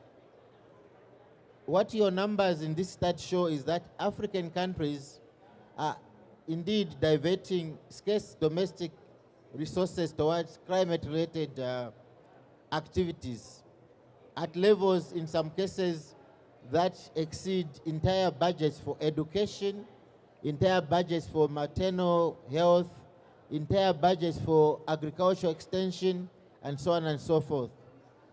And this is not the future that we should be proud of. And in fact, it's not even the future because it's already happening now. This means that loss and damage is not only about cyclones or droughts or sea level rise. It is fundamentally about lost opportunities for development. It's about sacrificed finance, which should be serving social services and other areas. And I think the broader issue is about the global climate finance architecture, which I think Africa has been talking about in terms of serious reforms. Africa's negotiation position at COP30 that loss and damage finance must be new, additional, predictable, and grant-based is powerfully reinforced by some of the findings of this study. And I think it's very important to realize that studies like this, we need more of such studies done by Africans to produce African evidence. My second reflection about the study is that it strengthens also Africa's call for systemic reform of the way we do climate projects. I think we need to have a more holistic, systematic approach where we use systems thinking when we are developing projects so that we are able to identify key priorities, and we need to also manage the risk of this opportunity on the other sectors which are critically important. My third reflection also is about the issue of the long-term standing issue of equity. African negotiators at COP30, COP31, and beyond, they have made it clear that historical emitters must shoulder the bulk of climate finance responsibility. Now, this study clearly demonstrates that Africa is currently self-financing in meeting its adaptation costs. So it's clear that while Africa, we all know, emits or is responsible for about 4% of the emissions, but this study clearly shows that we are actually financing our own adaptation. And this is clearly the opposite of common but differentiated responsibilities, or indeed the issue about Africa's special circumstances, which from this COP I hear has been postponed to COP20, what? To the year 2027, thereabout. I think this is something that we need to take seriously, because these differentiated circumstances have been clearly exposed in this study, especially as regards climate finance. Therefore, I think I want to commend once again the study, and also to encourage other institutions to do similar studies. Africa needs African-led studies. Africa needs to generate African knowledge. I'll probably come back to talk about that in the next round of the discussions. Thank you, moderator. Thank you so much. Excellent. So I want us to move now to the second part of this session. I mean, we've been lamenting, we've been complaining. We know the finance is not coming. If it is coming, I mean, the negotiations here at COP30, just like other COPs, for the global north, it is about saving money. And if possible, why not make business out of it? Yeah, that's what's happening. For us, it is a matter of life or death. That's why we heard about nutrition, for instance. Are we getting nutritious food for our children, which is impacting now their adult life? Who would become also our politicians and make decisions without being fed very well? So it has repercussions, you know. So number one, maybe to ask, is this multilateral system working for us? Let's talk about reforms, just a recap of ACS2 discussion. But then if we're imagining an alternative system, what does it look like and what does it take? That's what we want to discuss now. So I want to put on the hot seat Dr. Murembedzi on that. Yeah, thank you, moderator, and thank you to fellow panelists as well. I wasn't actually expecting this question. Is the multilateral system working for us? It's a complicated question, and I think the way to answer it is firstly to understand why we need a multilateral system to address the climate challenge. And the fundamental issue, the fundamental reason why, and we have to go back to the beginning of the whole UNFCCC, the Rio process. I think colleagues here will have read that initial evaluation which was, which resulted in the publication of our common future, which was led by the former, I think it was the former Norwegian minister. What was the report again? But our common future. And the fundamental assumption, or rather the reality, is that the problem of climate change, environmental degradation, desertification is happening in spaces which are global commons.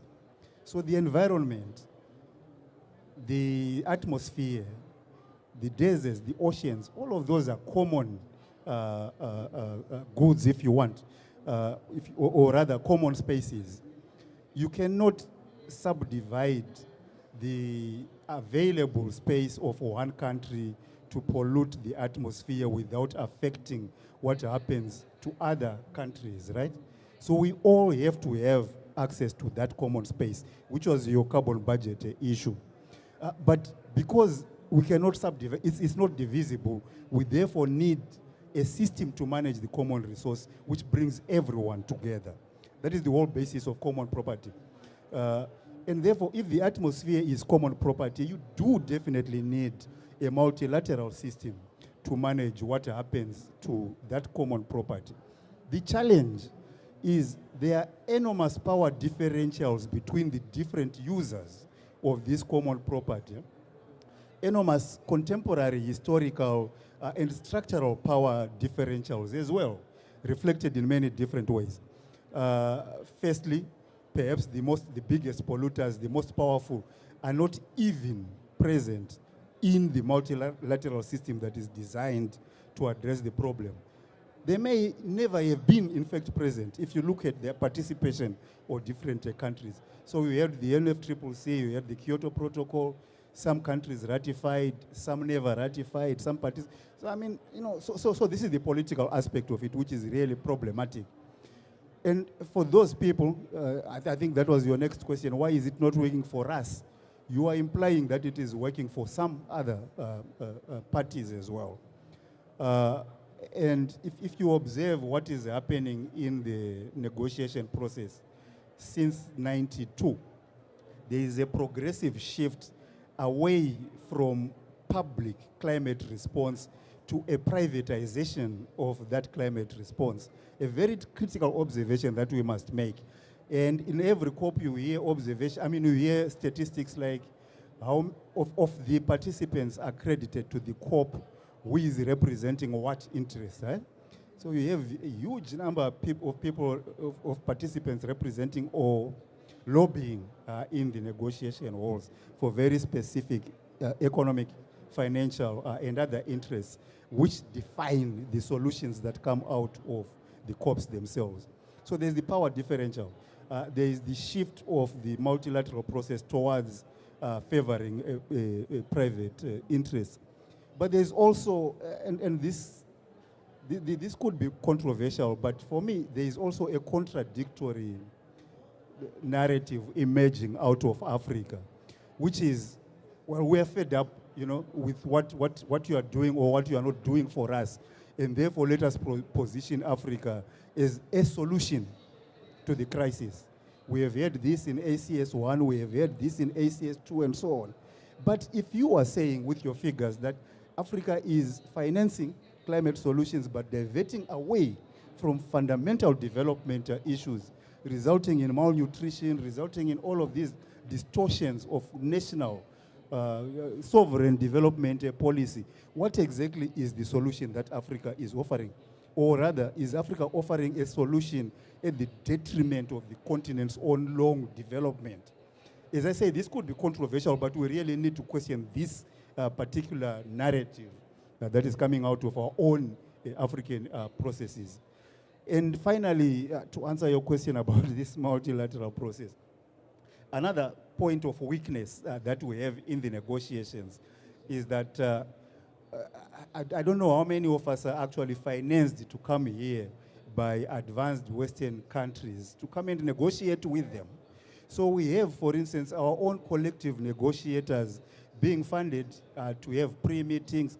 I mean, we have an African Union which has attempted to domesticate the negotiations, but simply does not have the resources to do so. Why? Because our governments are busy financing climate adaptation, which is not even budgeted for. And as a result, just paying for a ticket for a group of negotiators to come and have strong representation in Belém is difficult because we don't have the budget. So we end up, I'll pay you, you come, I'll negotiate with you kind of a situation. And that, all of this means, yes, the multilateral system as currently structured does not work for us, but there is no alternative. And I think we should insist on this. We need to reorganize the way in which we participate as a continent in the multilateral system. In other words, let's not ask the question of, is it working for us? Because we know it is not. Rather, let us ask the question, how can we make it work for us? I think that's the more fundamental question. Thank you. Yeah, just a quick question, because when our countries are told to remit, like for instance, 0.2% of their revenue to import tariff revenue to the peacekeeping, or contribute to run the AUC, you will still find that almost 3/4 of its budget is coming from externally. So it's one thing to say, like, be self-sufficient, but how do we do it? Like, what does it take? That's what I wanted to hear. What does it take? A, B, C, and then we move to Joab. Well, why don't you ask Malawi? We have the director of budget in Malawi here. I'm just what does it take? Well, moderator, I liked how you presented it, that materialism is unavoidable. Africa alone cannot do it, and this is the reality we cannot run away from. We still need the global north at the table. Probably, as you said, climate diplomacy may be failing because we cannot expect the people that we are calling to the table to negotiate with financing our activities. I think there we get defeated, you know? So again, even in terms of representation, who comes to negotiate with these people? You know, we need top, I mean, the tone at the top. You know, we need the country presidencies themselves to come and face these people. So I'm questioning how we finance our own negotiators. We cannot depend on the very same global north to support us to come to Belém. But at the same time, who is in the negotiations? I think that's a greatest challenge. But again, I also wanted to say, you mentioned issues of capitalism, where now climate crisis has become an opportunity for capitalists to make business here.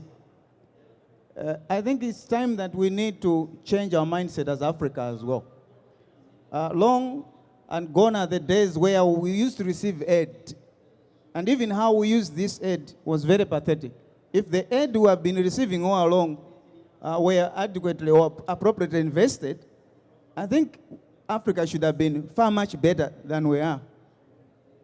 I don't agree with the element of donor fatigue. I don't agree. I think the global north have just changed the mindset to say we need to look at cases as business. All right? Well, we understand the issues of loan. Most of LDCs or African countries are debt burdened, yes, but whatever resource that comes, whether in form of aid or grants or concessionary financing, we need to look at it as purely business case. This is why I proposed, why don't we develop or restore our forestry resources so that they too, when they come, we should mean business at the table. This is what I want to reflect on. Thank you.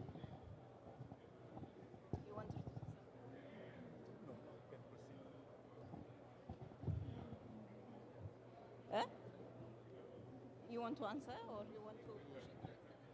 No. Yeah, and Joab is going to add to this.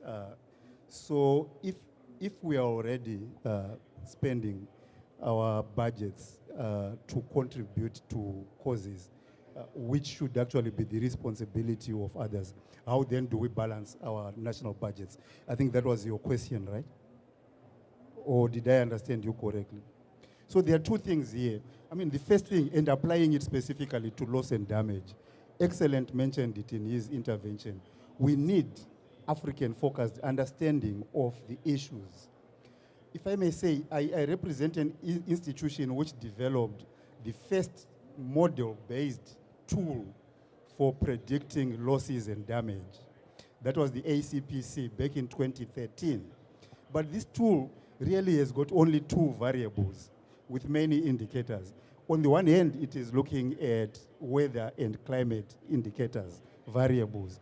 And on the other, it is looking at vulnerabilities in Africa. So it combines those two. We are trying to revise it, and we are working with the IPCC to do this.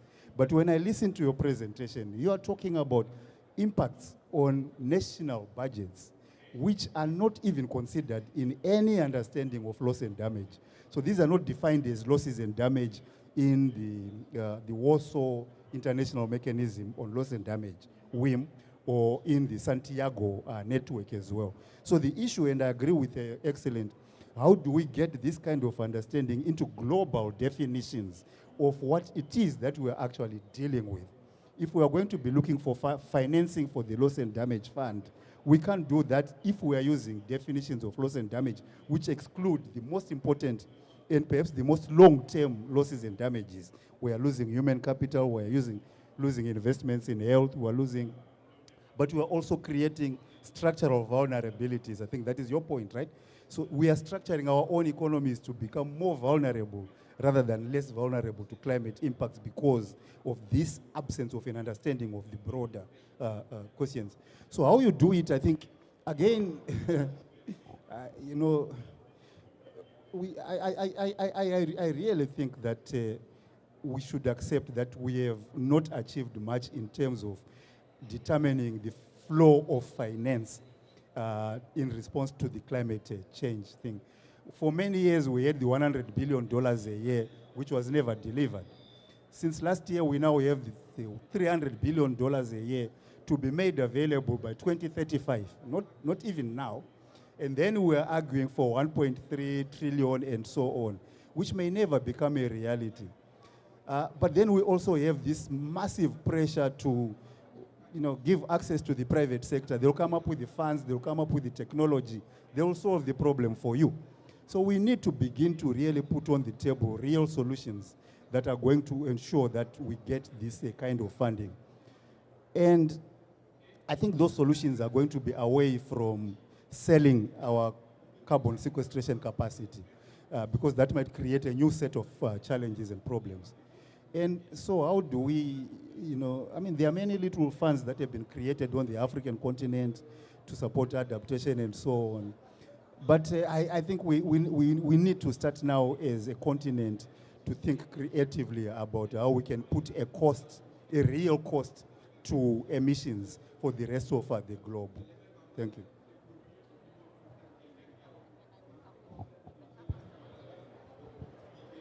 Yeah, so I just wanted to add on to James has said. I think for me, fundamentally, we still don't even understand the full extent of the impact of climate change on our ecosystems, on our livelihoods, on our people. 2 days ago, I sat in a side event where we are talking about the issues of mental health, which my colleague mentioned, psychosocial impacts of climate change. So I think even when we are just looking at the opportunity cost in this case, where the money we are putting into another sector, there are even deeper impacts of climate change that we still do not understand fully, and we are not actually bringing on board. I mean, we talked about peace and security issues not long ago here, but there are those issues that if you really talk to the people who are at the front line of climate impacts, the women, the children, issues of mental health, psychosocial impacts, which we still don't even understand how to cost, you realize that I think we have a lot of work to do in terms of research.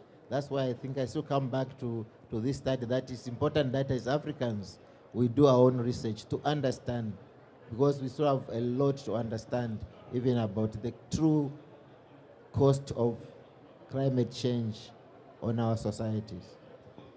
Thank you so much, Excellent. So I want to move to Joab, but just a quick response. So many people here, you talked about, participating at COP. I mean, in trade, it's even worse because our negotiators, sometimes you find that their flights, accommodation, they say they are paid by the Global North partners, and then they are supposed to sit and discuss business and private sector deals. It's even worse in trade, that I can tell you. But in the spirit of having an honest conversation, because I see all of us here are Africans or Afro-descendants, let's be honest in our discussion, because how many of our presidents chose to come here to Belém to discuss climate, and instead of going to Doha, Qatar, because the Qatari government decided to cover all costs for them? Is climate a priority? Like putting our house in order, being serious, contributing to the peace and security of AUC, for instance, that arm, or contributing to the AUC functioning itself. That seriousness, number one, is it there?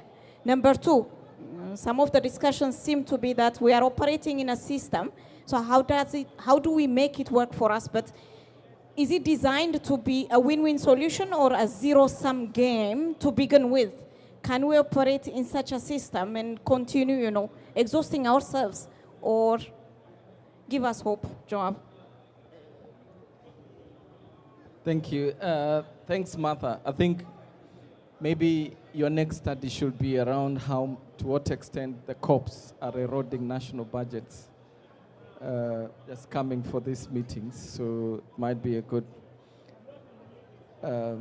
study to what's the actual cost for engaging in these processes and what comes out of it. Although it is, I want to reiterate that it's a very important process.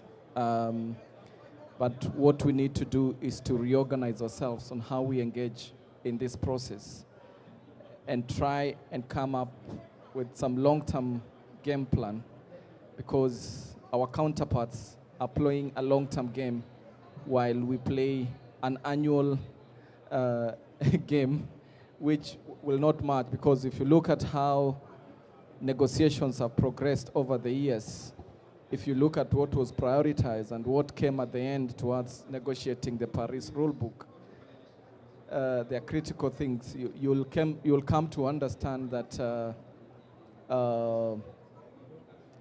our counterparts actually play a very long-term game. Just this week, someone from the EU said that CBDR has evolved since the Paris Agreement. So what does that mean in itself?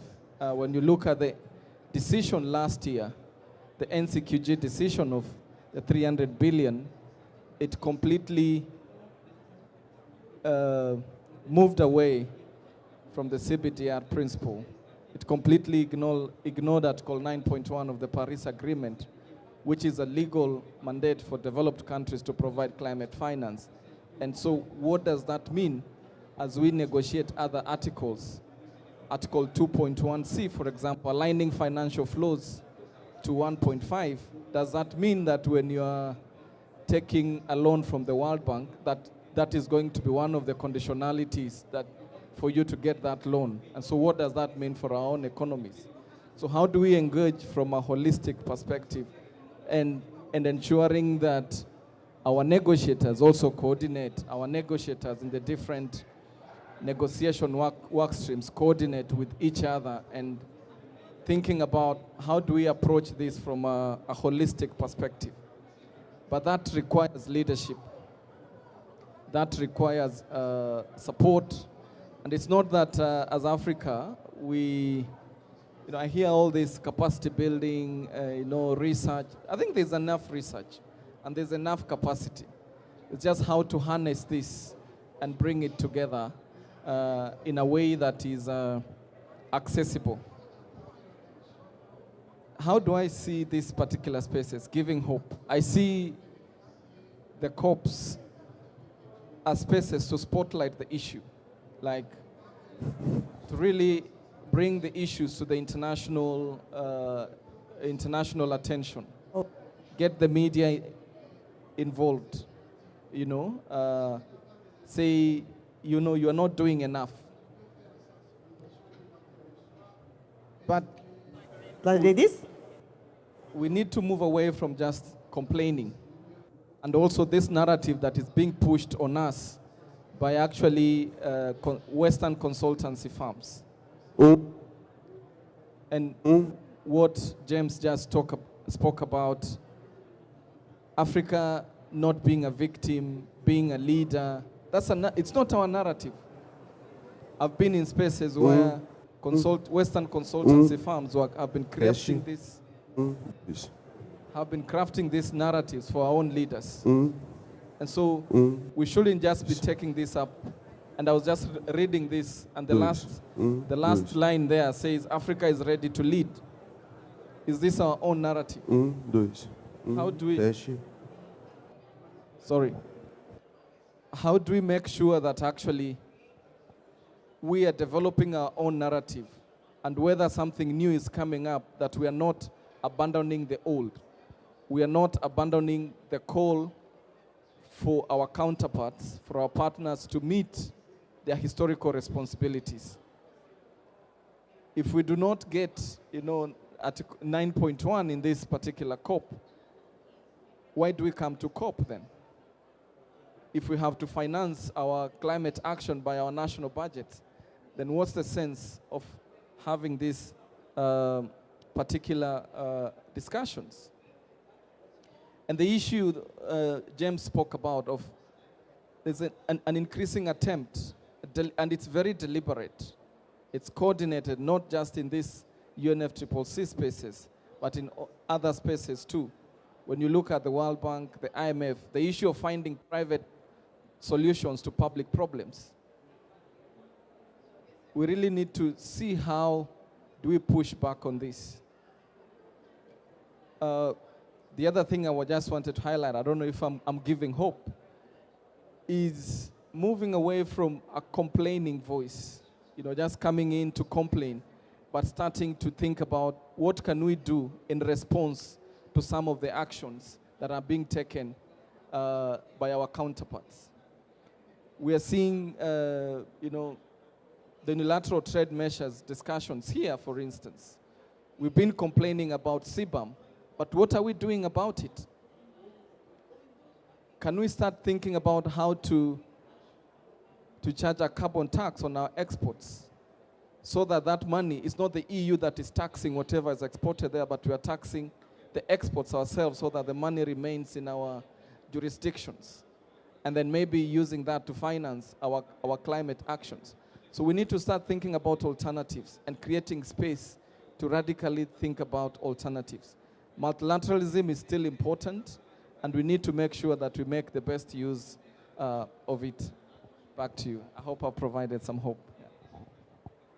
Yeah, I mean, what I hear is that, as you said, leadership is important, but we need to also be bold. We're talking about 50+ countries that form the majority of any group in this constituency, in the climate constituency. Are we bold enough tomorrow to say that, you know what, if you're not giving us Article 9.1, for instance, there is no way that we should come here next year, or to Sydney or Turkey, whatever, that boldness. Are we ready? Are we ready to call out that COP itself is an industry, for instance, that we come here as tourists, as they say, blah, blah, blah, and we go back and we complain and we come back again. Someone told me that had COP been a private sector, it would have been shut down by now. Let's remember that. Had it been a private sector, it would have been shut down by now. I have 10 minutes. Is there anyone who would want, because let's be fair, is there anyone who would want to make a reflection? You've heard of the study, you've heard of the capitalist system, you've heard of the multilateral system. Is there, how do we make it work, or how do we shut it down and do our own business? Is there anyone who would want to reflect on that before I go back to the panelists? Okay, so I would want to give you, because we have a few minutes now, I would want to give you like a couple of minutes as closing remarks. For me, honestly, when I was organizing, when I was thinking of this meeting, yes, it is about the opportunity costs, but it's also about, you know, if multilateralism is not working for us, and if it should have been shut down maybe 25 years ago, and we are still here doing the same thing, expecting different results, what needs to give? What needs to change? And for that, what does it take?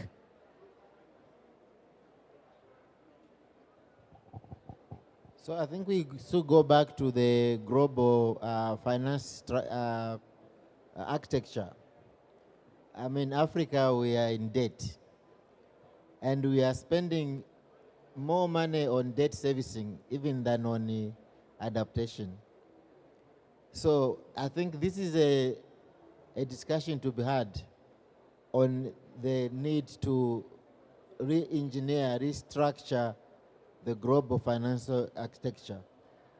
As long as it stays the same, as long as we get retro incremental adjustments, I think as Africa will still remain in this situation where we are not really determining anything on the agenda. We negotiate, but we sometimes do not have one single voice. So if we can find a way as Africa to have one unified voice on all these key issues, on debt, on climate finance, on this issue of the opportunity cost, I think we'll also come back to COP30, like my sister said, and we'll probably be worse then than now, because the climate itself is changing. It's getting worse by the day. I was just thinking about to myself when I was moving from the hotel to catch the bus, the amount of heat, you know, and then can you imagine that there are people who actually work on the farm with that heat. For poor me, just carrying a small school bag, I'm thinking like I'm in hell. This is not a joke, but we need to change our strategy as Africa. Thank you. Thank you, moderator. Just quickly put, I think from the study we are learning that indeed responding to climate crisis through mitigation and adaptation is proving costly for African countries. And why is it important to know about the cost? Is to help us decide. Yeah? So, I mean, as we've indicated, diverting resources from education, health, you know, and even building climate resilient infrastructure just to respond to climate crisis, it's proving costly for Africa. We need to rethink how we are financing mitigation and adaptation. Because honestly, we are, as my colleague indicated, we are just creating more trouble ahead. As you also reflected, that if we cannot educate our children because we have diverted resources to respond to climate crisis, or we cannot provide adequate or quality health care to our people because we are diverting our resources to deal with climate change issues, then we are creating more problems ahead. So, to summarize, we really need to come up with the real cost of responding or real cost of mitigation and adaptation so that we do the right choices or we make the right decisions. So that at the end of the day, we need to be making net benefits. We need to be moving forward and not retrogressing. Thank you. Thank you. And I want to agree with my fellow panelists. I think they have said it very clearly now and also in the discussion itself. There is no substitute for the current multilateral system, but it can be restructured. But I would like to emphasize the point that has just been made, that this is not the only multilateral system. There are multiple processes that are happening the UN system itself is reforming, or as slowly as it is, and we don't have enough time for sure. But also the global financial architecture is under serious challenge and is reforming and will reform. But the key issue, and this, I think we really need to start putting it on the table in a very open way, is this is a multilateral system which is operating, which is undergirded by a hegemonic economic system. That dominant system is, if that system does not change, then you cannot expect the multilateral system to change as well. And we haven't really been making, I mean, we all know this is what is happening. But again, going back to the issue of power, if I sit there and I challenge the system, I might not even have the means to challenge it tomorrow. So, Sure. Yeah, and increasingly, just to build on his point, negotiators in these particular spaces are increasingly getting phone calls from the capitals. And you know what that means. So it's completely like trying to undermine the powers given to the negotiators to negotiate on our behalf, because it's again a certain interest. But back to just some closing remarks. I think I'll still repeat the point of leadership and governance is really, really important. And being consistent and trying to marry our visions with ambition that is required to meet that particular vision. And in that, recognizing the strategic role of the state, because increasingly in these multilateral spaces, the role of the state is dwindling, I'll say so, if I have to use that term. We are not seeing the state really playing that strategic role that is required, the African state, where is what I mean here.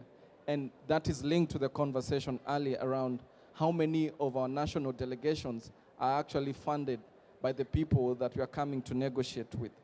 And so we need to reclaim that strategic role of the state. I think just a shift in mindset is also required, that we need to act together. We need to build solidarity. When we talk about the resources that we do have on the continent, how are we building solidarity and working together to develop regional value chains? Are we speaking to each other?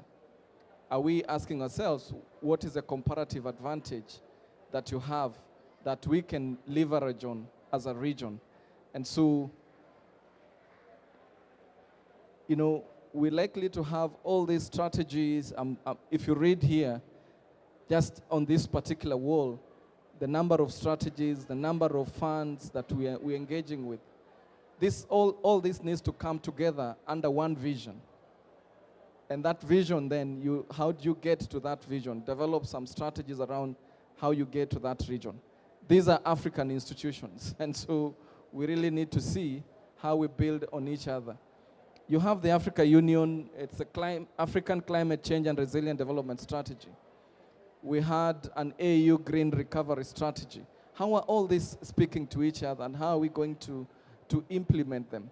So just being realistic and having that kind of boldness to say no to certain things, to say no, to say we have Agenda 2063. How are we linking the negotiations or outcomes that we're getting here to our own Agenda 2063? How are we linking this to our own national development plans? So yeah, in the interest of time, I'll stop here. Thanks, Matt. Thank you so much. I mean, we've run out of time, so this is a series of informing a series of dialogue. We started it in April, just after the US said freeze, imagining a post-ODA order. Then we took it to the second African Climate Summit, asking the question, are reform talks a distraction? And we tried to push that narrative now by asking, are multilateral systems working for us? If it was a private sector, it would have shut down by now. If they are not working for us, then what does it take to have another process? It's a promise that we are going to continue this dialogue. Maybe I will quickly organize a webinar, and then we'll look for other events. I just want to thank the participants, the panelists, but also the Honorable Minister, as well as the Africa Union Commission that had to leave for gracing this event. This is not the end. We are going to continue this discussion as we move forward. Thank you so very much. Yeah.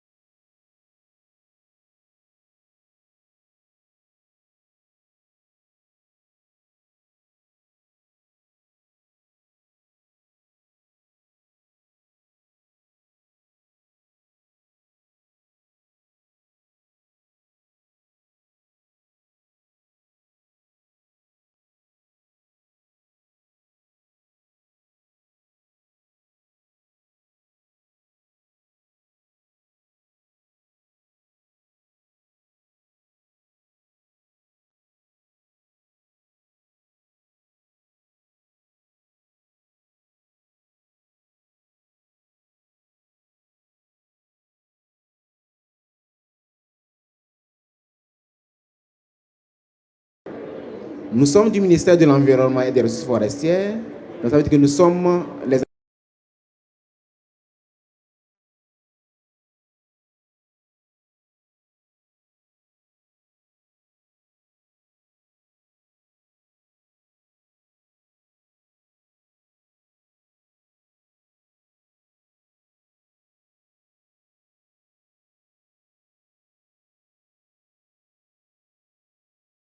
bénéficiaires aux pays en développement pour lutter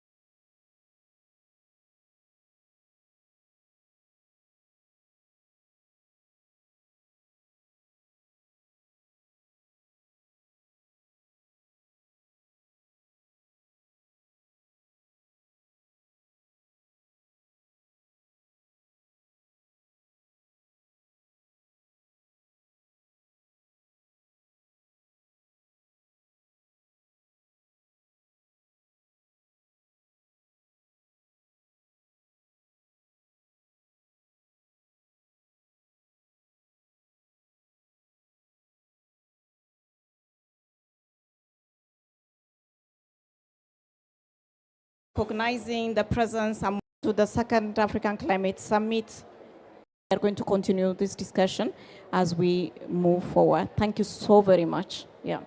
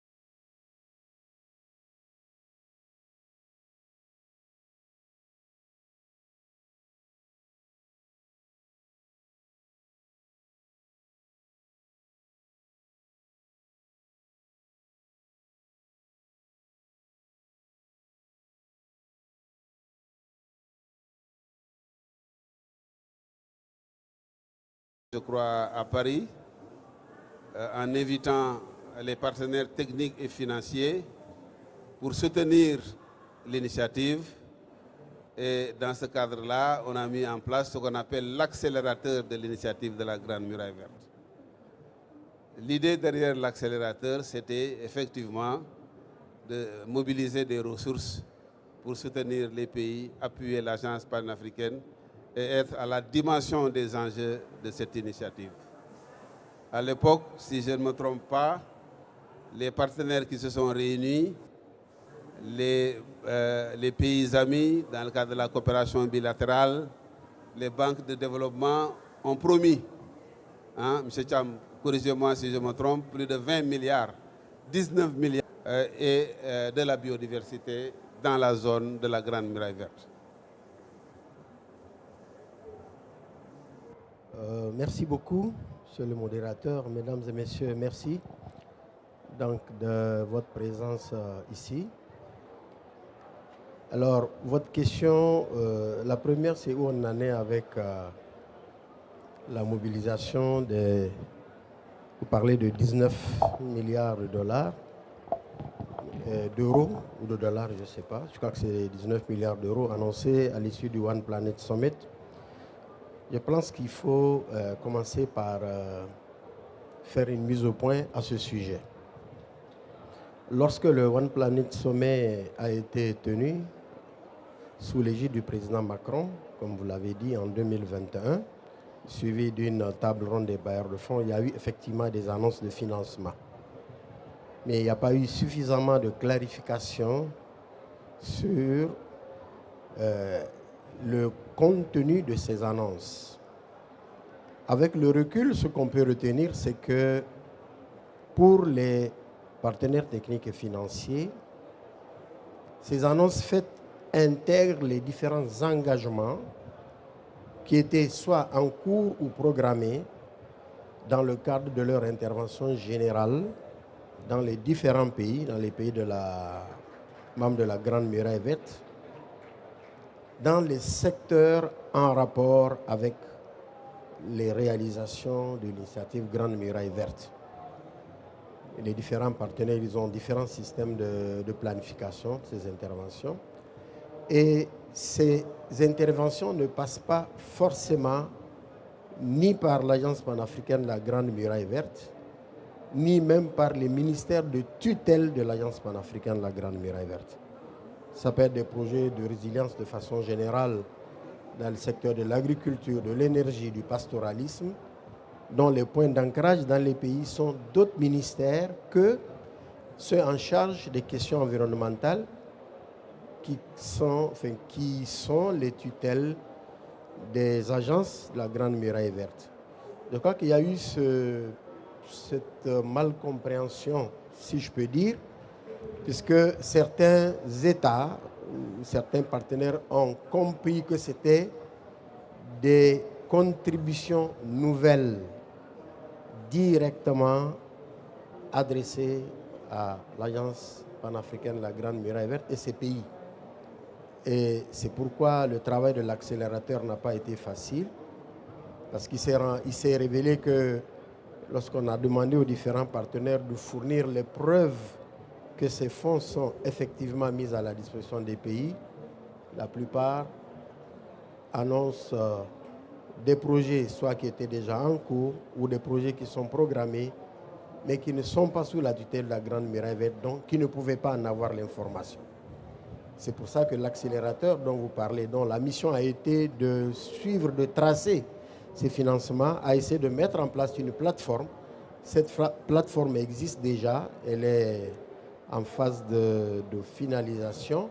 Elle pourra être à la disposition de tout le monde afin qu'on puisse savoir à tout moment qu'est-ce que tel partenaire a fait dans tel pays, dans les domaines de la Grande Muraille Verte, avec ou sans la participation de la Grande Muraille Verte ou le ministère de tutelle de la Grande Muraille Verte. C'est un travail très important à faire. C'est pourquoi l'Agence panafricaine, dans ses mécanismes de suivi, a mis en place les coalitions nationales, qui sont des cadres où se retrouvent les différents acteurs, qu'ils soient étatiques ou non étatiques, en particulier les ministères qui coordonnent les actions en lien avec la Grande Muraille Verte, donc les finances, le plan, ou les plans selon les pays, les ministères en charge de l'environnement, de l'eau, de l'agriculture, qui est l'un des grands consommateurs des projets de résilience agricole dans la plupart des pays, et des ministères de l'énergie, les partenaires techniques et financiers, la société civile, afin qu'il y ait au niveau des pays un cadre unique de partage de l'information pour que le traçage des résultats, des ambitions de la Grande Muraille Verte puisse être suivi avec plus de précision et d'inclusivité. Maintenant, quelles sont les stratégies, comme vous dites, les stratégies à mettre en œuvre pour aligner la restauration des terres avec les objectifs climatiques? Je dois rappeler que l'objectif principal de l'agence Grande Muraille Verte, c'est d'arriver à la restauration de 100 millions d'hectares à l'horizon 2030, séquestrer 250 millions de tonnes d'équivalent carbone et créer 10 millions d'emplois verts à travers différentes activités, génération de revenus, disons de résilience des populations, d'accroissement des conditions de vie des populations, etc. Et de ce fait, c'est l'une des rares initiatives qui soit à la fois continentale, transfrontalière et qui combine des actions qui relèvent à la fois des questions d'adaptation et d'atténuation, tout en veillant à mettre en place une démarche holistique qui combine toutes les actions nécessaires pour la résilience des communautés. Donc la stratégie, c'est juste pour les années à venir, avant l'horizon 2030, qui est l'horizon qui s'est fixé dans un premier temps, évidemment, c'est trouver les moyens, les ressources pour booster, porter à une échelle XXL, comme on dit, toutes les expériences, toutes les bonnes pratiques et les résultats que l'initiative, au bout d'une décennie et demie, a pu accumuler, mais à des échelles très petites, à des échelles qui ne peuvent pas permettre d'attaquer l'ambition à l'horizon 2030. Il n'y a pas 2000 chemins. Les chemins sont connus, les actions sont connues, il faut les ressources pour booster, vous avez utilisé le terme, les actions pour pouvoir booster l'ambition et atteindre les objectifs de la Grande Muraille Verte. Il n'y a pas 2000 solutions. Merci. Merci beaucoup, monsieur le secrétaire exécutif,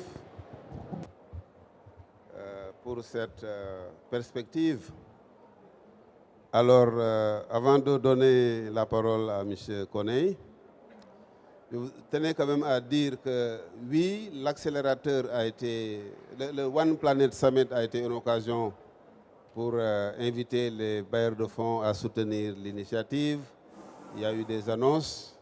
Comme vous l'avez bien expliqué, certains mécanismes n'étaient pas forcément liés donc, au tracé de la Grande Muraille Verte. Donc il y avait un peu de tout dans les 19 milliards. Cependant, il y a eu quand même des ressources qui ont été mobilisées. Et je peux en citer quand même quelques-unes, parce que dans un passé récent, j'ai travaillé pour une organisation qui a financé l'initiative de la Grande Muraille Verte. Je sais que la Banque africaine de développement qui est là a également soutenu l'initiative de la Grande Muraille Verte. Le Fonds vert climat et le Fonds paiement ont mis des ressources pour soutenir l'initiative de la Grande Muraille Verte. Et ce sont des programmes qui sont en cours de mise en œuvre dans les pays, n'est-ce pas? Donc, quelque chose est en train de se passer.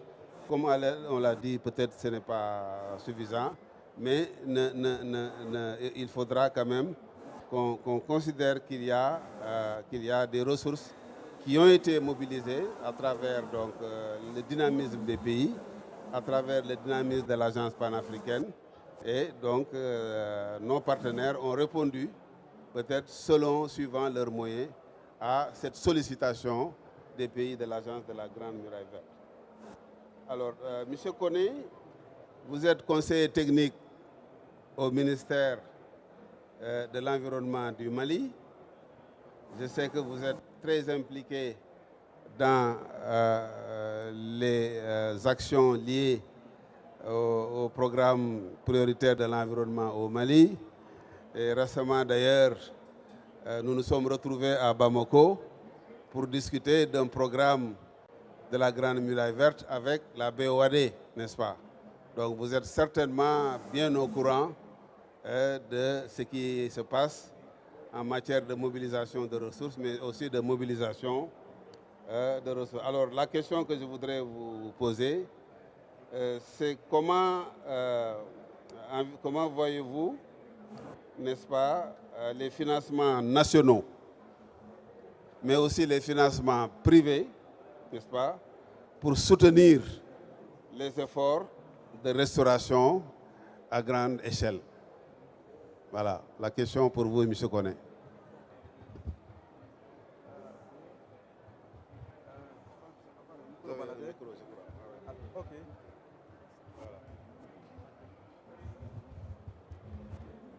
Merci bien, Monsieur le modérateur. Mesdames et Messieurs, distingués invités, toutes dispositions protocolaires observées, je voudrais, au nom de Madame le ministre, présidente du Conseil des ministres de l'Agence panafricaine de la Grande Muraille Verte, vous remercier très sincèrement d'avoir effectué le déplacement. Nous sommes honorés et très ravis de vous compter parmi nous. Soyez-en vivement et remerciés. C'est également un honneur pour moi, Monsieur le modérateur, de prendre part à ce panel de haut niveau sur les questions de financement. J'en suis sûr qu'à l'issue de nos échanges, certainement que les résultats vont nous permettre, de ces échanges, de ce panel, de positionner stratégiquement la Grande Muraille Verte sur les financements innovants au niveau national et également au niveau international. Pour revenir à votre question, je dois dire à ce niveau que dans nos pays, c'est comme le cas actuellement, présentement, nous devons avoir une volonté politique clairement affichée sur ces questions éminemment importantes et stratégiques pour les populations. Et également, au niveau de nos pays, nous devons avoir des politiques environnementales, climatiques, de développement qui intègrent ces actions de dégradation des terres, de restauration des terres et également de mobilisation des financements innovants.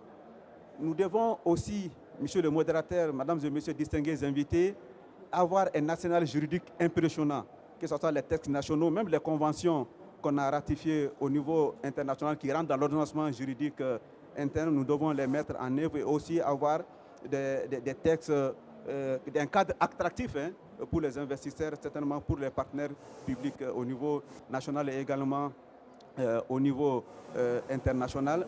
Nous devons aussi renforcer le partenariat, la coopération avec les agents du système des Nations Unies et également avec les mécanismes de financement au niveau international. Et également, nous, au niveau du Mali, j'encourage d'autres pays à le faire. Nous avons désigné certaines structures nationales pour l'accès direct à certains mécanismes de financement au niveau international. Il y a l'Agence de l'environnement et du développement durable qui a été désignée pour être accréditée au fonds d'adaptation. Il y a Malik Force Center pour la société civile. Il y a la BNDA qui est une banque verte qui vient d'être accréditée au fonds vert, qui va mobiliser des ressources qu'elle va mettre à disposition du secteur privé. Il y a aussi l'ANICT, l'Agence nationale d'investissement des collectivités territoriales, qui aussi a été désignée pour être accréditée et au Fonds vert pour le climat et également au Fonds d'adaptation. À terme, les ressources mobilisées vont permettre à la nécessité de renforcer les capacités des collectivités territoriales. J'encourage également les pays à aller dans ce sens. C'est vrai, on passe généralement par les institutions multilatérales, les institutions du système des Nations Unies, pour mobiliser en tant qu'agent de mise en œuvre des ressources. Je pense qu'en désignant nos structures au niveau national pour l'accès direct, non seulement il y a des frais de gestion qui sont mobilisés, mais aussi on pourra financer des projets pour les populations, également pour les collectivités territoriales. Le renforcement des capacités aussi, je pense qu'on doit mettre l'accent sur le renforcement des capacités. Et aussi, nos pays, je les invite, monsieur le modérateur, à se positionner aussi sur le fonds qui va être créé, le fonds pour la forêt qui vient d'être créé par le Brésil. Je pense que la Grande Muraille Verte, les États à travers la Grande Muraille Verte peuvent se positionner pour mobiliser des ressources à ces niveaux. Et aussi, je voudrais aussi rappeler qu'on doit aussi renforcer la synergie entre les différentes conventions qu'on a ratifiées, surtout les conventions de la génération de Rio, pour nous permettre d'avoir des projets peut-être intégrés par rapport à ce qui est changement climatique, désertification et également biodiversité. Je pense qu'à terme, on pourra à ce niveau mobiliser des ressources. Et aussi pour terminer, pour mobiliser ces financements, je pense qu'on peut positionner aussi la Grande Muraille Verte pour être accrédité à certaines institutions, à certains mécanismes de financement. Pourquoi pas au Fonds pour l'environnement mondial, c'est possible. Pourquoi pas au Fonds d'adaptation, pourquoi pas au Fonds vert pour le climat. Je pense qu'à ce niveau, on doit mettre en exergue, fédérer, mutualiser nos efforts vraiment pour positionner stratégiquement la Grande Muraille Verte sur certains mécanismes innovants qui, à terme, in fine, ces mécanismes vont nous permettre de mobiliser des ressources pour mettre en exergue vraiment les grandes activités, les actions initiées par l'Agence panafricaine de la Grande Muraille. Voilà, entre autres, monsieur le modérateur, ce que je peux dire par rapport à votre question. Merci. Merci beaucoup, M. Koné, pour ces réflexions fort intéressantes. Je pense que, comme disent les Anglais, vous avez donné food for thought en parlant de l'idée de positionner l'agence panafricaine comme agence accréditée auprès de certains fonds, ce qui permettra donc à l'agence d'aller mobiliser des ressources directement. Je pense que la question est posée à M. le secrétaire exécutif pour donner un peu sa perspective. Vous avez effectivement évoqué la possibilité de mobiliser des ressources au niveau de certains mécanismes, les banques, et vous avez également parlé de ce qui est en train de se passer au Mali, avec l'implication des banques agricoles, etc. Et comme je l'ai dit, moi-même j'ai pu me rendre compte effectivement qu'il y a beaucoup de choses qui se passent au Mali. Et récemment, j'ai vu même que l'Union européenne est également présente sur le terrain. Et parmi les interventions de l'Union européenne, on trouve des initiatives, des actions qui portent sur l'agence, sur la Grande Muraille Verte. Nous avons à l'extrême droite, pas au sens politique, mais au sens où on est assis, M. Sekouna Diatta, Dr Sekouna Diatta, directeur de l'agence de la reforestation et de la Grande Muraille Verte pour le Sénégal. M. Sekouna Diatta, c'est un peu la même question. Comment les politiques et institutions nationales peuvent-elles attirer des financements nationaux et privés pour soutenir les efforts de restauration à grande échelle? Mais je voudrais également, en répondant, que vous, si c'est possible, donner des exemples qui portent sur l'implication du secteur privé. Est-ce que vous avez des exemples où le secteur privé s'intéresse à ce que vous faites? Est-ce que vous avez des exemples où vous mobilisez également les ONG, aussi bien nationales qu'internationales? Quid des communautés locales, des collectivités territoriales, dans le contexte des efforts que vous êtes en train de déployer sur la mise en œuvre de l'initiative de la Grande Muraille Verte? Merci beaucoup. Merci beaucoup, Son Excellence, Monsieur le modérateur. Je voudrais saluer d'abord mes copanélistes, en commençant par le conseiller technique du Mali, qui assure présentement la présidence du Conseil des ministres de l'Agence panafricaine.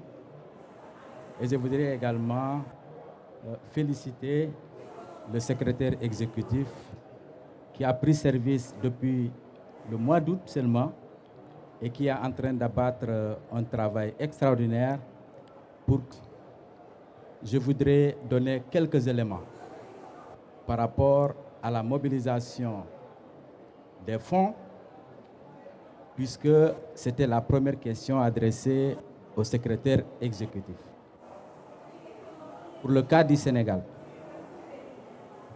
sur 9 milliards de dollars US répertoriés au niveau de l'Observatoire de la Grande Muraille Verte, seuls 10% de ces fonds, en réalité, vont à l'initiative de la Grande Muraille Verte. Vraiment important, un élément à prendre en compte, il faudra faire une corrélation, les financements mobilisés et les réalisations qui sont toujours perçues comme étant de faible envergure. Pour revenir à votre question, effectivement, le Sénégal, à l'instar des 11 autres pays, travaille d'arrache-pied justement pour la mise en œuvre. La structure que nous gérons, c'est-à-dire l'Agence sénégalaise de et de la Grande Muraille Verte, ne peut y arriver qu'avec les partenaires. Il y a les partenaires institutionnels, comme la direction des eaux et forêts, comme la direction des parcs, mais aussi il y a d'autres partenaires et financiers qui nous accompagnent. Ça a permis d'avoir quelques réalisations sur différents aspects. Sur la restauration des terres. Parce qu'il faut rappeler que le concept initial de bande d'arbres a considérablement évolué depuis la conception par les chefs d'État jusqu'à nos jours. Aujourd'hui, il s'agit d'une vision intégrée. Intégrée donc qui touche plusieurs secteurs. Au-delà du secteur de l'environnement qui a en charge cette question, nous avons pu mettre en œuvre de nouveaux concepts comme des fermes agricoles communautaires intégrées. Et ceci, c'est dans les pays, mais au Sénégal particulièrement, nous avons mis en place ces fermes-là qui permettent justement aux communautés d'être beaucoup plus résilientes en leur permettant justement d'améliorer non seulement leurs conditions alimentaires, mais aussi leur environnement et leur bétail, puisque nous intervenons au Sénégal dans une zone à prédilection pastorale. De ces facies, nous avons aussi des réserves naturelles communautaires. Parce qu'il faut rappeler, et le Conseil technique du Mali l'a rappelé, pour mettre en synergie les différentes conventions. Dans la mise en œuvre également de la Grande Muraille Verte, la biodiversité est une composante, la conservation de la biodiversité est une composante extrêmement importante. Et aujourd'hui, au Sénégal, nous avons une réserve naturelle communautaire à Koili Alpha qui a vraiment donné satisfaction aux autorités et que nous sommes en train aujourd'hui, avec les nouveaux projets que nous avons, de mettre à l'échelle. Il y a également, il faut le rappeler, parmi les objectifs qu'avait énuméré tout à l'heure le secrétaire exécutif, nous avons bien entendu les écosystèmes, mais la composante humaine n'est pas en reste, et particulièrement les jeunes et les femmes. Et dans la mise en œuvre de cette initiative, l'accent est mis sur justement la composante jeunesse. Aujourd'hui, au niveau du ministère de l'Environnement, nous avons plus de 10 000 jeunes qui sont recrutés justement pour accompagner la mise en œuvre de cette initiative. Mais comme vous l'avez rappelé, nous avons des partenaires qui nous accompagnent. FAO, la coopération canadienne, la coopération irlandaise, la Banque africaine de développement, beaucoup d'institutions et de fondations qui nous permettent donc d'avoir ces réalisations. Et ces réalisations ne sont possibles qu'avec l'implication communautaire. Et quand je parle d'implication communautaire, il y a les communautés elles-mêmes qui sont mobilisées, mais aussi nous avons comme porte d'entrée les collectivités territoriales. Parce que sans leur implication, la mise en œuvre va être extrêmement difficile parce que nous le faisons justement sur les terres de ces collectivités territoriales. Et aussi, l'idée, c'est une des priorités, c'est la pérennité des actions. Donc, une forte mobilisation et implication des collectivités territoriales et des communautés garantit justement la pérennité des actions que nous menons sur le terrain. Voilà quelques éléments que je voulais partager avec vous pour le cas du Sénégal et certainement on reviendra sur d'autres aspects. Je vous remercie.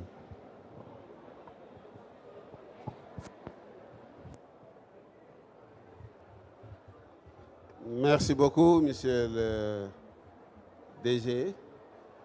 Vous m'avez effectivement confirmé en évoquant l'assistance que vous recevez de la part des partenaires bilatéraux. Vous avez mentionné la coopération canadienne et d'autres.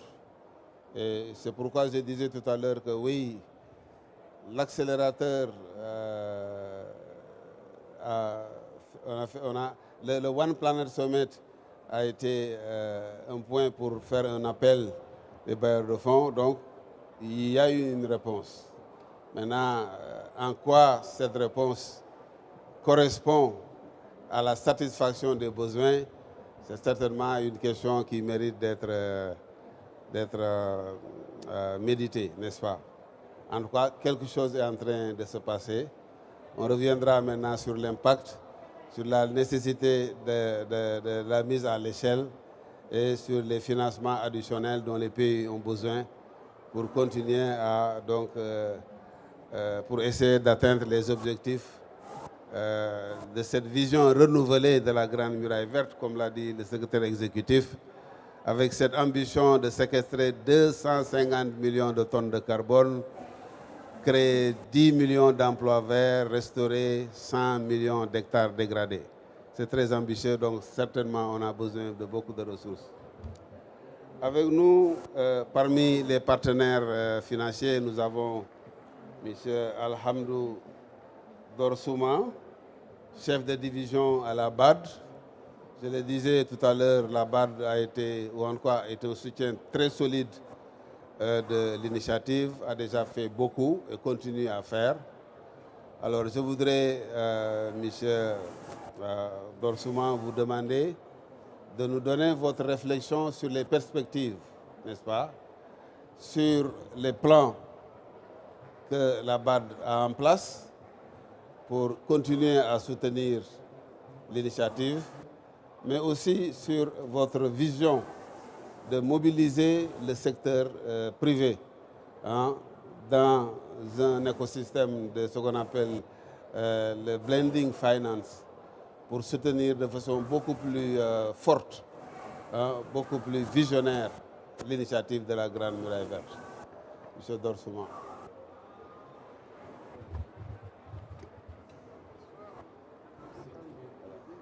Prenez les deux.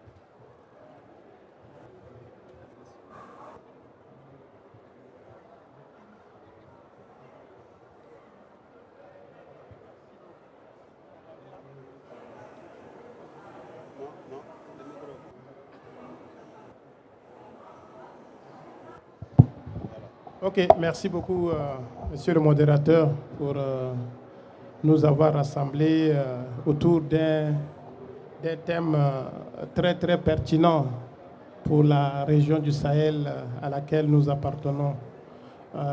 Avant de répondre à votre question, je voudrais d'abord dire que nous nous réunissons ici à Belém à la COP30 dans un contexte particulier en pleine Amazonie et où le lien entre climat et nature est au centre des priorités de la présidence de cette COP.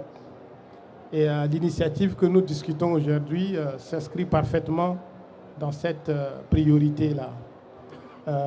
Vous avez également rappelé le contexte qui nous a été offert par le One Planet Summit de 2021 pour mobiliser les partenaires au développement autour de l'initiative de la Grande Muraille Verte. J'ai apprécié les réponses fournies déjà par le secrétaire exécutif sur comment se sont structurés les financements qui ont été annoncés à Paris en 2021. Comme si vous vous souviendrez que l'accélérateur avait été établi avec 5 piliers. Et la demande qui a été faite aux partenaires au développement était d'indiquer comment leurs opérations, leurs investissements sur la période de l'accélérateur s'alignaient ou s'inscrivaient dans le cadre des 5 piliers qui ont été identifiés.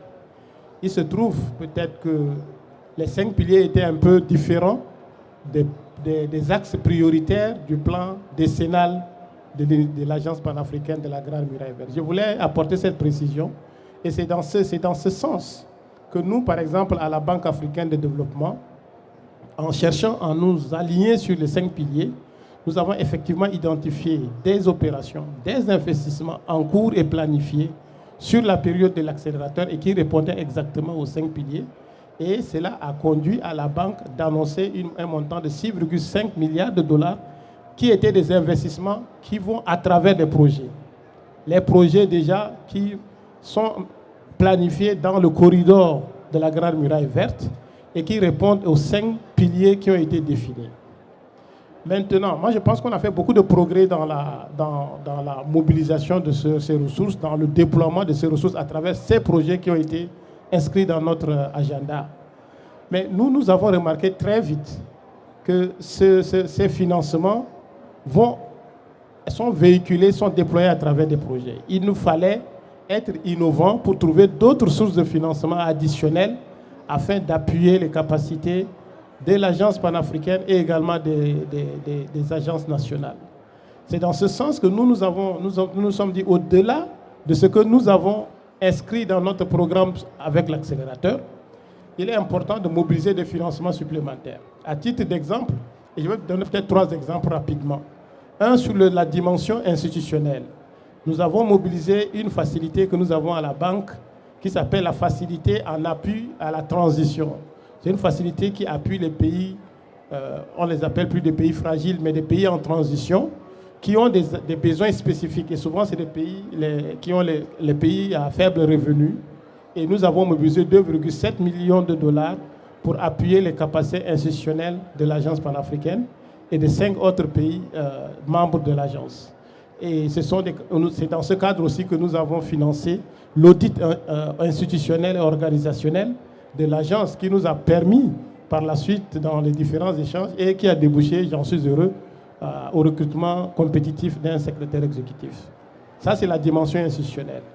L'autre dimension, c'est la dimension mobilisation des financements. Parce que nous nous sommes dit comment faire pour appuyer l'agence panafricaine elle-même et les agences nationales à développer des projets bancables pour pouvoir eux-mêmes mobiliser des financements.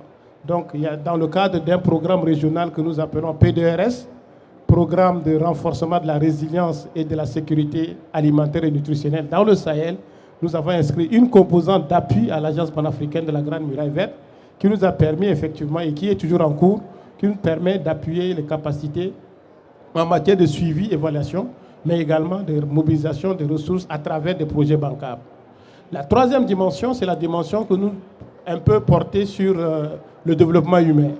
Nous nous sommes approchés, nous avons travaillé avec le Bureau international du travail, dont le siège Afrique est basé à Abidjan également, nous avons mobilisé des ressources supplémentaires de la Banque africaine de développement pour nous focaliser sur la création d'emplois verts dans 4 pays de l'Agence panafricaine de la Grande Muraille Verte et un peu permettre également de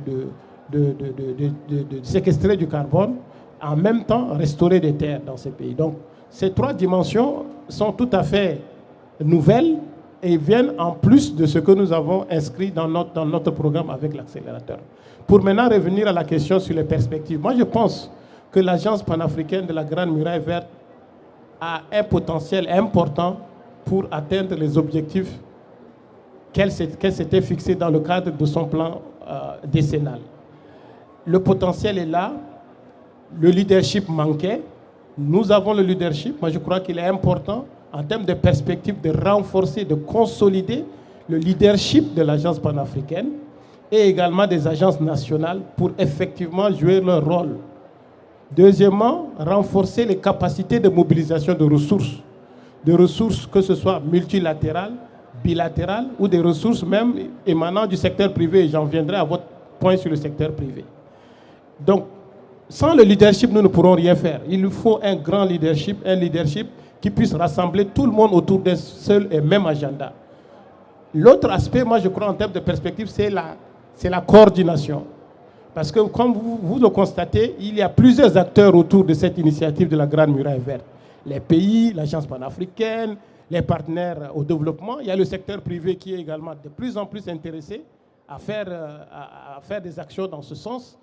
Comment s'assurer qu'on ait une meilleure coordination pour éviter qu'il y ait une duplication des efforts. Je crois que l'aspect coordination est un élément également important. Leadership, coordination, mobilisation de ressources. Maintenant, pour finir, le secteur privé a un rôle important à jouer parce que nous savons tous que les fonds publics sont en train de se raréfier. L'aide publique au développement disparaît progressivement. Les États, avec leurs ressources, leurs budgets nationaux qui sont limités, ne peuvent pas faire face aux enjeux à eux seuls, d'où la nécessité de travailler avec le secteur privé. Maintenant, nous savons tous que le secteur privé, c'est un acteur un peu particulier. Il est intéressé par faire des affaires, par générer des profits, ce qui est tout à fait compréhensible.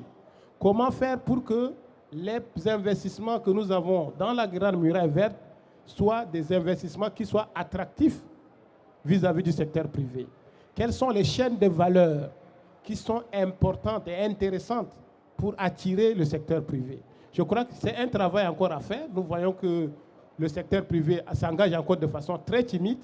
Nous avons travaillé avec certains groupes du secteur privé il y a 1 an et demi à peu près pour voir leurs intérêts par rapport à cette initiative. Certains nous ont dit, nous on est intéressés par une chaîne de valeur, d'autres 2. Par exemple, nous c'est le moringa qui nous intéresse, d'autres nous disent c'est le karité, etc. Donc, c'est à nous de voir, de mettre en valeur, de mettre en exergue ces chaînes de valeur qui intéressent le secteur privé pour pouvoir attirer leurs investissements et pouvoir leur montrer également qu'ils peuvent faire des affaires en investissant dans ces chaînes de valeur.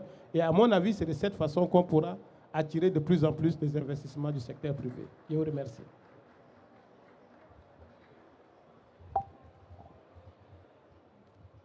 Merci beaucoup. Merci beaucoup pour cette réflexion fort pertinente. Et je suis tout à fait en phase avec vous sur votre analyse sur le secteur privé. Je suis vraiment d'accord, effectivement, que c'est la meilleure façon d'attirer le secteur privé, d'abord mettre en place un cadre normatif attractif où le secteur privé pourrait se retrouver quand il s'agira d'investir. Parce que je peux le dire, l'expérience que j'ai vécue pendant le montage d'un projet pour soutenir la Grande Muraille Verte avec le PNUE et la BOAD, c'est que nous avons dès le départ invité des acteurs privés et des ONG qui sont venus, qui ont participé à toutes les réunions. Ça n'a pas été trop facile, je dois le dire, parce que dans la plupart des pays, le cadre n'était pas très attractif pour le secteur privé pour engager certaines initiatives. Malgré tout, nous avons eu des initiatives sur le moringa, sur le karité, sur la gomme arabique et sur d'autres produits qu'on trouve dans la Grande Muraille Verte, C'est pour dire que le potentiel est là. Maintenant, il faudra effectivement qu'on mette le cadre pour effectivement attirer davantage le secteur privé. Mais toujours pour la BAD, moi j'ai les chiffres du One Planet Summit. Hein. Vous avez promis 6 milliards de dollars. Hein. On est loin du compte. Hein. You promise $6 billion. Hein. non, on va revenir à vous. Vous avez promis 6 milliards de dollars. Hein? On vous attend. 6,5. Il me corrige, 6,5. Donc ça veut dire que vous avez bien le chiffre en tête. Donc on va vous poursuivre pour que vous puissiez, que cette promesse se matérialise. Je voudrais donner la parole à M. Richard Jurarton du PAM, et peut-être poser un peu la même question, hein? C'est-à-dire en tant que partenaire technique et financier, comment vous voyez la mobilisation du secteur privé dans le cadre d'outils de financement innovants. Hier, nous avons eu la chance de vous écouter. Vous avez montré un film où le PAM, effectivement, est en train de faire des choses extraordinaires sur le terrain en appuyant les communautés, etc., dans le domaine de la résilience climatique, de la transformation de produits agricoles, etc. Maintenant, la question que je pose est quel mécanisme innovant avez-vous prévu, avez-vous envisagé pour les programmes de restauration dans le contexte des pays, dans le contexte de l'initiative de la Grande Muraille Verte et dans les pays? I don't know if I need to translate this in English or you got my point. You're good. You're good. Yep. Okay. Thank you.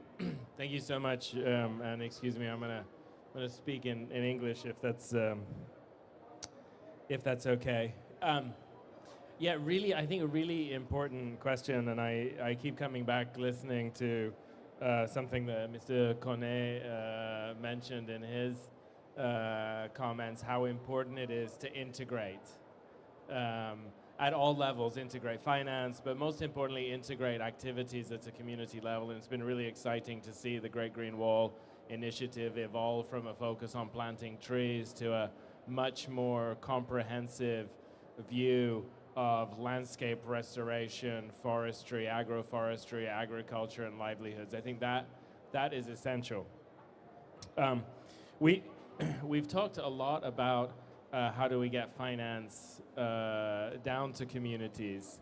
And I think it's important to look really from the community up and think about, particularly with the private sector, how we connect communities with the private sector and what that takes, especially thinking about the kind of communities we're talking about. WFP focuses on working with the most food insecure communities, the communities with the worst land degradation, the most recurrent exposure to climate risks and food crises. And their starting point is very low, environmentally, in food security, in agriculture, in market connections, in access to finance. All of these things are major challenges to overcome. And so then the question becomes really, how do you, in an integrated way, layer and sequence activities that, one, allow the soil and land to be restored so it can capture water and it can produce food and it can be a source of livelihoods and incomes. And what we see, because that's really where we focus, is that you get to a certain point, and we've partnered with 7 countries across the Sahel to rehabilitate already 300,000 hectares of land, working with 4 million people in 3,400 villages. And what we see in those places is amazing transformations. I wish we could show the video again that we saw yesterday, because it really is a beautiful example of what communities can do when they restore the soil and the landscape. Once people start to produce, and to produce in excess to sell and look for income generating opportunities, I think there's a few really important things to think through. The first is the finance starts small first.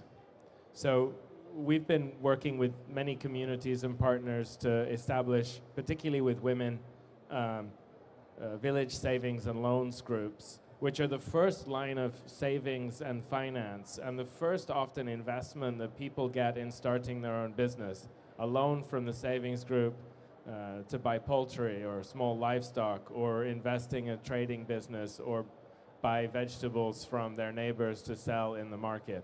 So that is essential, really supporting those savings groups which build financial literacy, basic business skills, basic market engagement skills. Those are essential.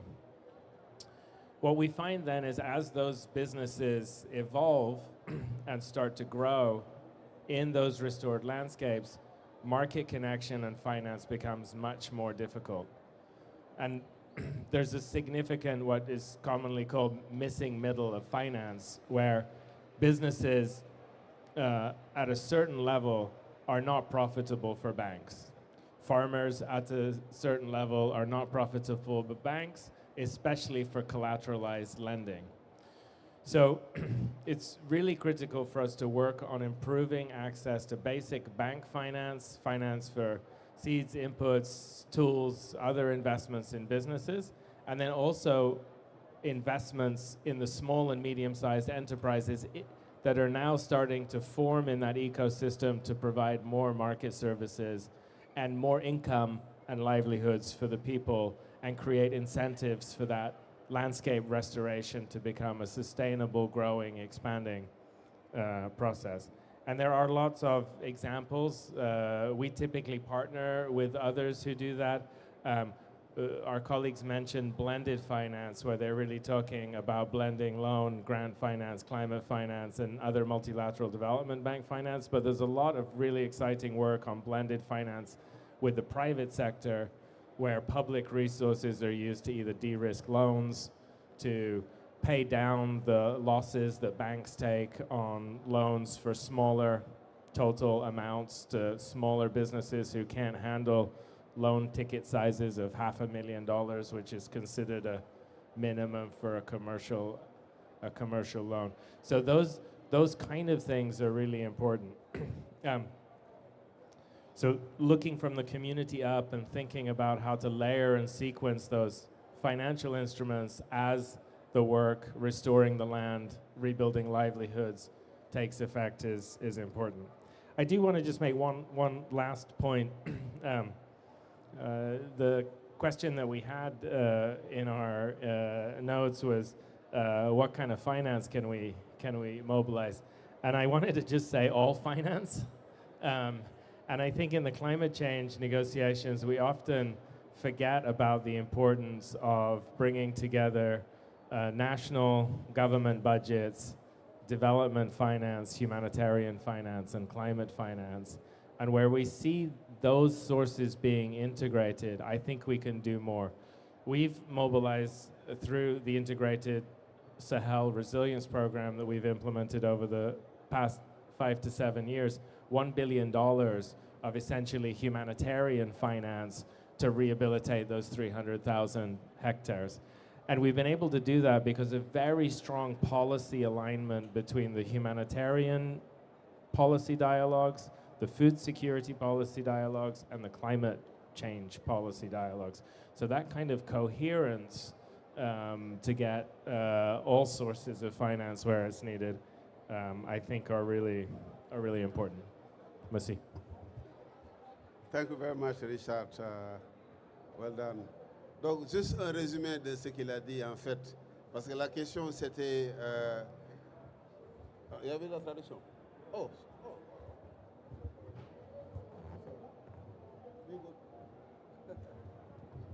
OK, alors, donc, on va permettre à l'audience de poser des questions aux panélistes. Vous avez certainement entendu les différentes interventions sur les mécanismes de financement, sur la responsabilité des pays, sur les fonds internationaux qui existent. On a parlé du fonds vert, on a parlé du GEF, on a aussi parlé de l'accélérateur, du One Planet Summit, et de tout ce qui a été promis. Mais on a également parlé de ce flux, hein, de ces ressources qui quand même commencent à être mobilisées dans les différents pays du point de vue de la coopération multilatérale, bilatérale, etc., de l'implication des banques locales, de l'implication des communautés locales, des ONG et du secteur privé. Donc toutes ces questions-là ont été abordées par les différents panélistes. Maintenant, je voudrais vous retourner la parole, vous vous présenter et ne dépassez pas, s'il vous plaît, plus d'1 minute 30. Voilà, je commence par vous là. Voilà. Si on peut lui donner le micro.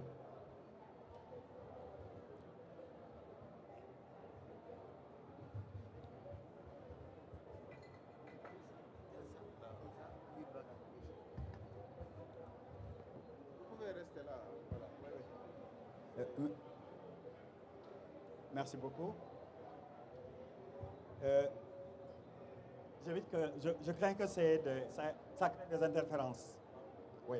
Non, je vais être très rapide. Mon nom, c'est Mamadou Fall et je travaille pour une ONG qui est basée à Dakar, mais qui fait partie d'un consortium d'organisations travaillant dans les pays du Sahel et qui a un programme qui s'appelle les communautés reverdistes du Sahel et qui vise le reverdissement de 200 000 hectares dans ces 3 pays à travers la régénération naturelle assistée. Et c'est un programme de 10 ans qui, pour nous, constitue une contribution que nous voulons apporter dans les efforts de reverdissement. Et nous saluons tout le travail que l'agence est en train de mener, l'agence panafricaine de reverdissement, mais également les agences au niveau des pays. Nous savons que oui, il y a beaucoup d'enjeux, comme vous l'avez relevé, des enjeux liés à la mobilisation des ressources, des enjeux liés au suivi et évaluation sur l'impact des activités qui sont engagées, des enjeux liés à la mobilisation du secteur privé, des enjeux liés également à la durabilité des projets. Parce que si on responsabilise les communautés, en termes de durabilité, parce qu'il y a eu beaucoup de projets qui ont été engagés, mais à la fin, en termes de durabilité, c'est extrêmement difficile de pouvoir maintenir ces initiatives qui sont engagées. Et quand on responsabilise les communautés, il y a plus de chances. Mais ces communautés ont besoin d'être encadrées. Alors, sur la régénération assistée, on parle du défi de la mobilisation. Mais il y a une étude qui a montré que quand on fait de la RNA, pour 1 hectare, on ne mobilise que $50 par hectare pour reverdir 1 hectare. En termes de densité, ça varie d'un pays à un autre, que ce soit au Burkina, au Niger ou au Sénégal. Les densités varient, mais l'étude a montré que si on met en avant la RNA, peut-être qu'on peut mobiliser moins d'argent pour restaurer plus. Je pense que c'est des alternatives également qui pourraient être mises à contribution pour permettre à l'agence de voir qu'il y a des stratégies qui sont développées pour pouvoir, face à l'enjeu de mobilisation de ressources, dérouler d'autres stratégies qui permettent de continuer à atteindre les objectifs ambitieux. Et j'avais juste 2 questions. La première, c'est que justement, face à cette situation, est-ce qu'aujourd'hui l'agence, déjà quels sont les goulots d'étranglement qui bloquent un peu la mobilisation de ces ressources? Au moins 2 ou 3 qui sont surtout des goulots d'étranglement majeurs. La deuxième question, c'est est-ce que, monsieur le modérateur en a parlé, l'agence envisage de faire, en tout cas de recourir au crédit carbone ou au blended finance ou même aux obligations vertes pour en tout cas essayer de combler le gap dans la stratégie de mobilisation de ressources. Ça, c'est la deuxième question. La troisième, c'est par rapport aux pays, les États membres. C'est vrai qu'ils sont confrontés à un problème aussi de mobilisation de ressources, mais il y a un autre problème qu'on ne souligne pas souvent, c'est la capacité des pays membres à absorber les montants dont ils disposent déjà. Est-ce que les États membres envisagent justement de développer des stratégies de mobilisation pour pouvoir avancer sur développer les autres? Merci, M. Fall. Merci, M. Fall. Je ne sais pas s'il faut répondre tout de suite ou... je vous laisse répondre, puis, pour ne pas perdre le fil des idées. Quoi. Ok, bon, merci pour ces questions. Je vais...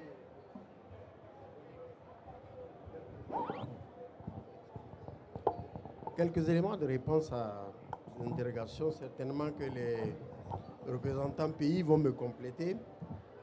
D'abord sur la RNA, je confirme que c'est une technique, si on peut dire, qui ne demande pas beaucoup de ressources, mais potentiellement qui donne beaucoup de résultats.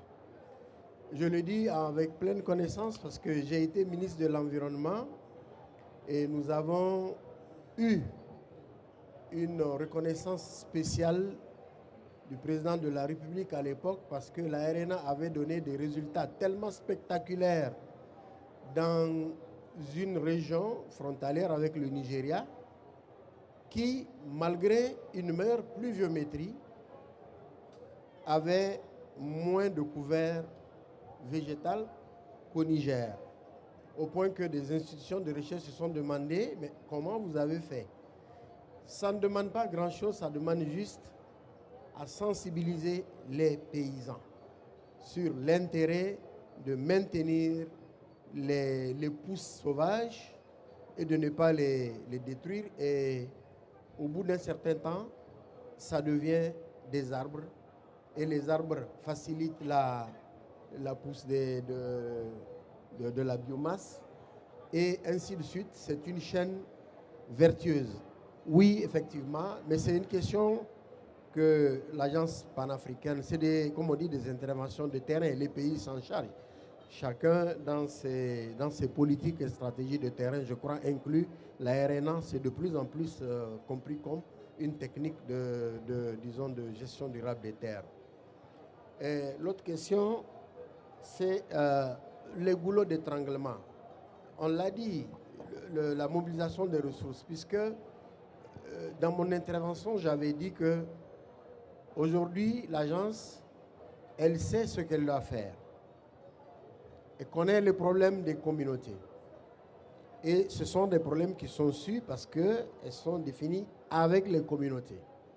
Il y a eu des actions qui ont été faites avec des résultats. Donc il y a un savoir-faire qui est là.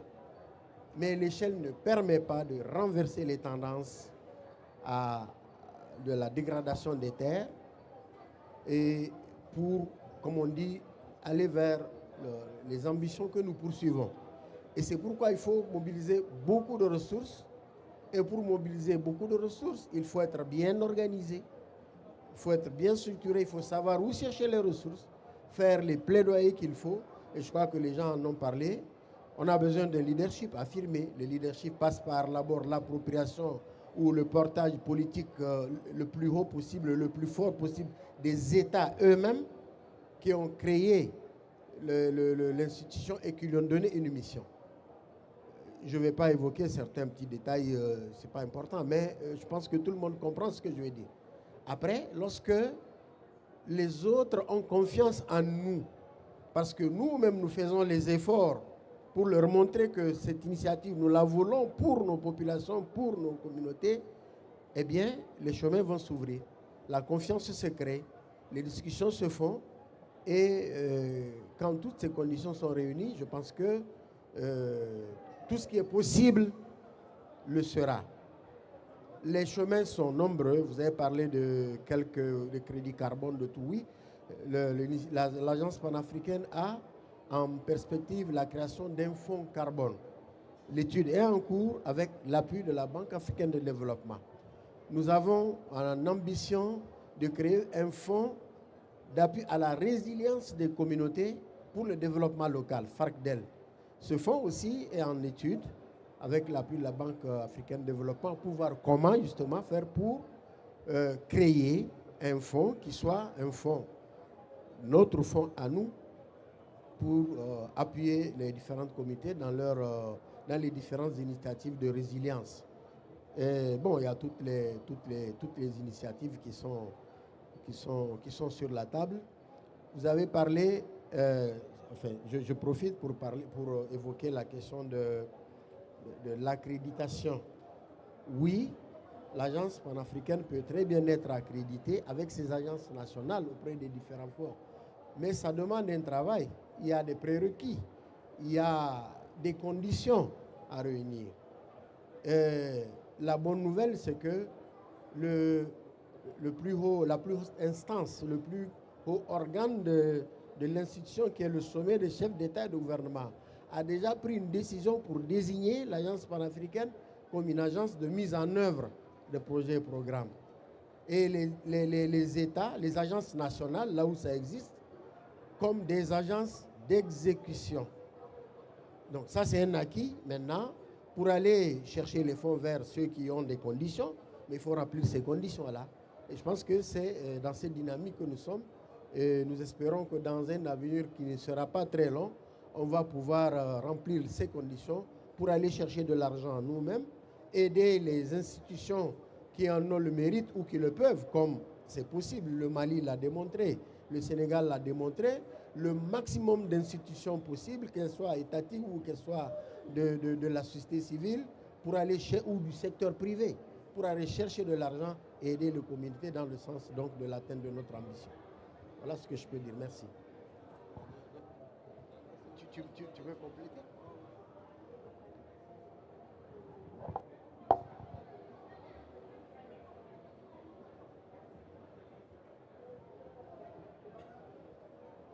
Merci beaucoup, monsieur Fall, pour votre pertinente intervention, mais également pour l'importance évoquée de la RNA.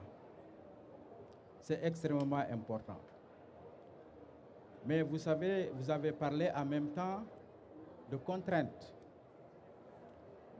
Lorsque vous êtes dans la zone de la Grande Muraille Verte, et je me réjouis, je salue au passage mon colonel-major, il ne va pas me démentir. Lorsque vous êtes dans cette zone très hostile, où l'activité principale, c'est l'élevage, la question qui se pose, est-ce qu'on se préoccupe plus de l'alimentation du bétail? Rappelez que ces jeunes plants sont les plus accessibles pour les animaux. Au-delà de l'herbe qui disparaît après quelques mois après l'hivernage, il n'y a que ces jeunes pousses qui sont accessibles à ces animaux-là. Ça, c'est la première contrainte. Mais vous avez parlé de coûts. Si vous voulez que la RNA soit efficace dans ces zones-là, il faut accompagner la RNA par des clôtures et demander au colonel-major combien coûte la clôture d'un hectare. Il s'y ajoute une autre contrainte dans cette zone, les feux de brousse. Si vous voulez être efficace par rapport à la protection de votre RNA, il faut des pare-feux. Ces pare-feux ont un coût. Ce qui fait que lorsqu'on agit dans ces écosystèmes, on fait une combinaison d'actions qui, in fine, vont vous permettre d'atteindre les objectifs. Et c'est pour cette raison-là que les coûts sont relativement élevés lorsque vient l'heure de faire de la restauration. Et je voudrais terminer par une de votre interrogation par rapport à l'utilisation des moyens mis en place. Est-ce que les agences sont dotées de capacités de pouvoir utiliser l'argent disponible? Je vous renvoie aux résultats de l'audit financé par la BAD, et je profite pour féliciter nos partenaires de la BAD. Mais si vous regardez de près, une des contraintes majeures de l'agence panafricaine ou des structures nationales, c'est bien entendu les ressources humaines. Lorsque vous scrutez ça, vous voyez que si vous faites une corrélation entre les ressources humaines et la mission qui est dévolue à ces agences-là, vous vous rendez compte qu'il y a une disproportionnalité. C'est pourquoi je salue toujours la BAD qui a compris ça et qui déjà a promis de mettre des ressources humaines à la disposition de l'agence panafricaine pour qu'on puisse avoir le leadership dont on parlait tout à l'heure. Si on veut avoir le financement, si on veut rassurer les bailleurs, il faut leur montrer que vous êtes capable effectivement d'atteindre les objectifs pour lesquels ils mettront des fonds à votre disposition. Voilà les éléments que je voulais apporter pour compléter l'intervention du SM. Merci.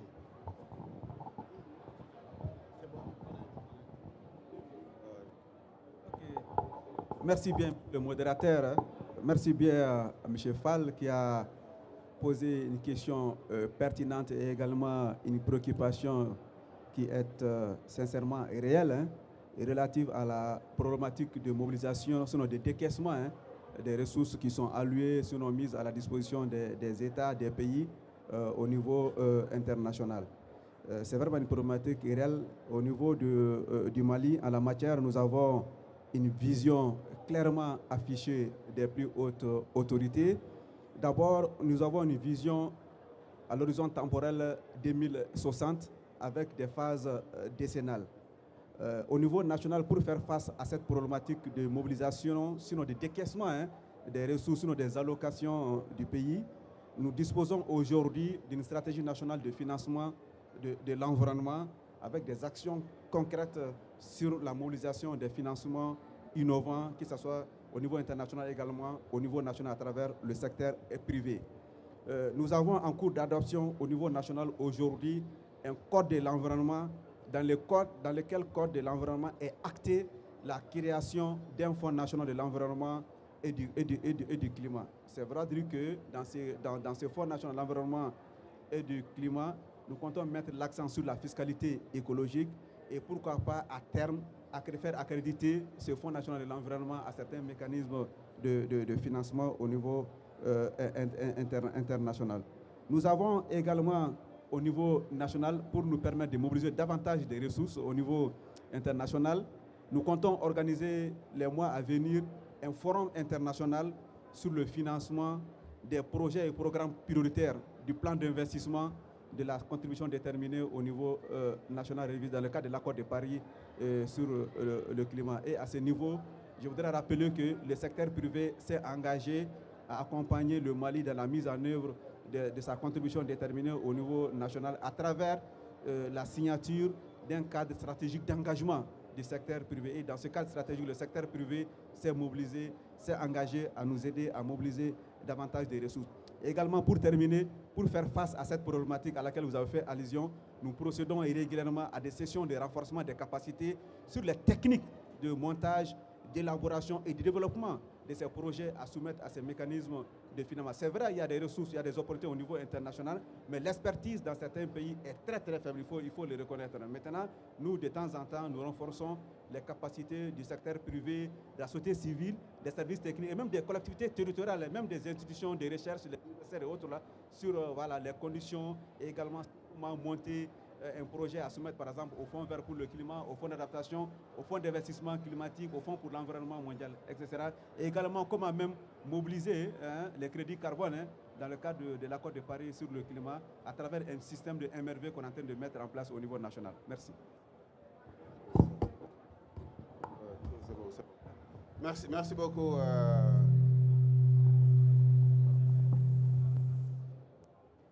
Merci beaucoup.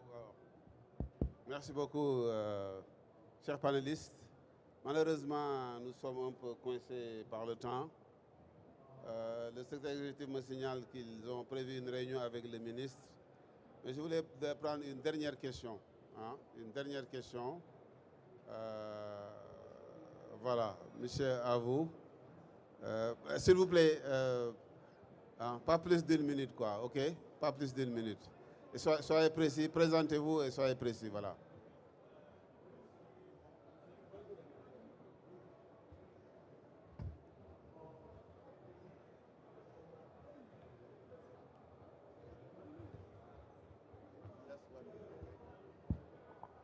Ok, merci bien. Je suis Bonkongo Sayouba, je suis le président du conseil d'administration du Sénat Bio. Le Sénat Bio, c'est le Conseil national de l'agriculture biologique du Burkina. Vous remarquerez qu'actuellement, dans les différents pays de l'Afrique de l'Ouest, je vois qu'il y a des engagements pour l'élaboration des stratégies nationales de développement de l'agroécologie. Je sais qu'il y en a au Burkina, il y en a au Togo, au Bénin. Le Sénégal est en cours de rédaction.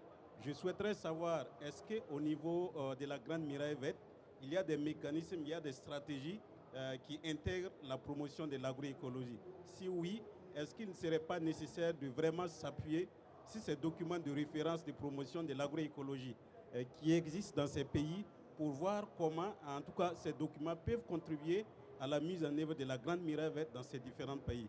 Parce qu'aujourd'hui, qui dit agroécologie... C'est bien compris, monsieur, c'est bien compris. Merci. Merci.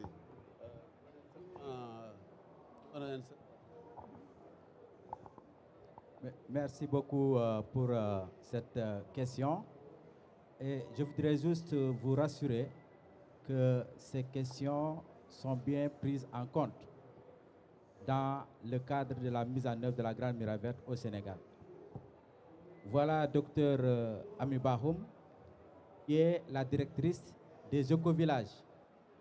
Et le nom est évocateur par rapport aux activités dont vous avez parlé.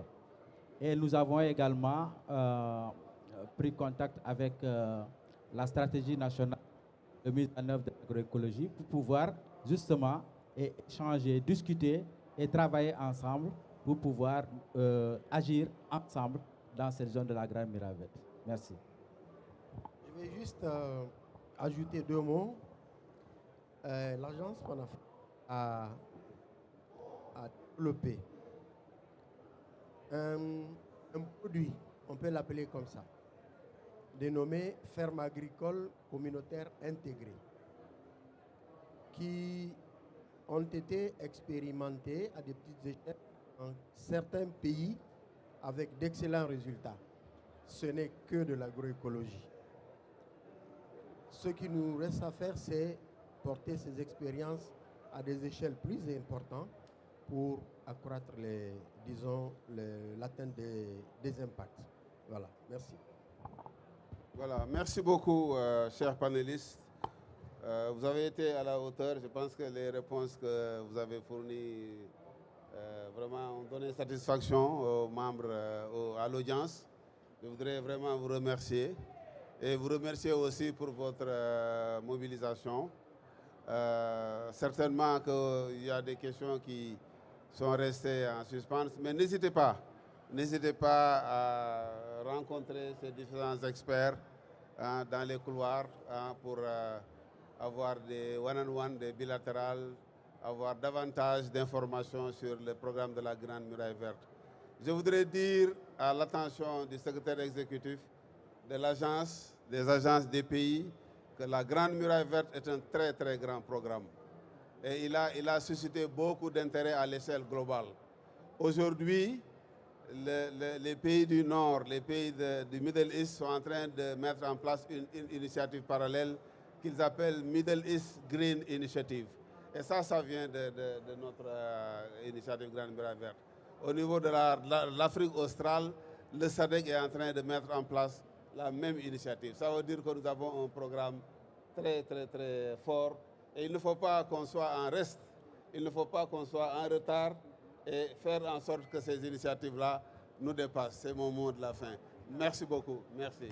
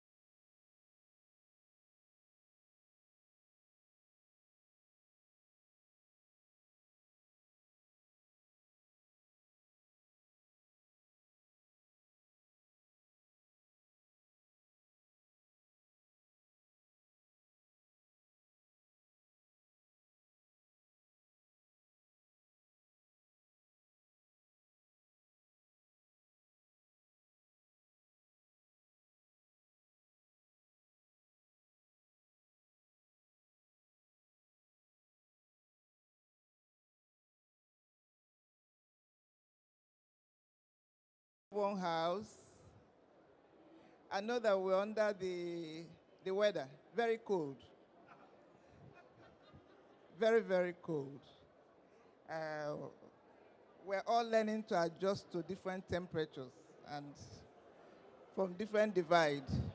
So you're welcome to this pavilion, African Pavilion, and we're going to have a very wonderful, interesting section this time around. We have a number of, before I start with the delegates, I want to formally introduce myself as Dr. Mrs. Erima Gloria Orie. I'm an environmental consultant, renewable energy expert. I also teach law. But we're here to deepen our discussion on certain areas and to see what is trending and what we need to do to reposition Africa, to reposition ourselves towards achieving our goal. So, we are working. We have a number of them today. I will be calling them at the appropriate time. Just immediately after the keynote speaker, I will invite them to stage.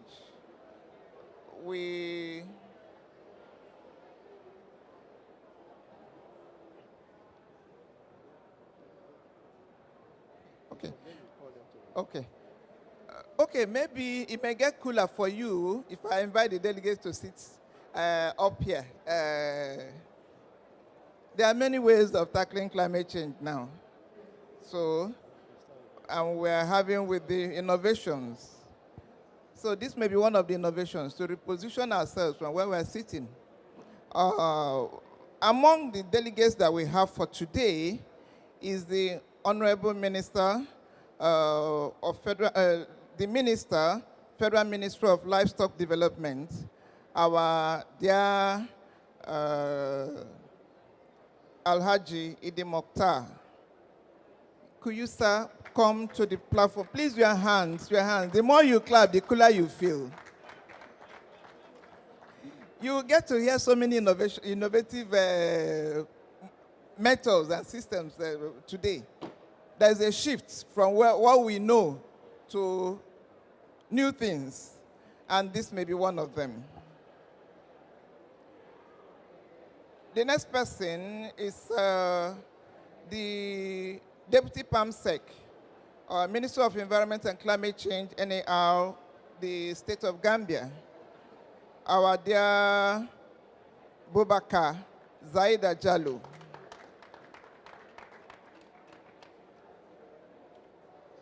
Following him will be Excellent Hashileka, the Program Specialist, United Nations Development Program, UNDP. We also have the Chief Programmer, the Program Coordinator, AFDB, Davina Milenj Uwela.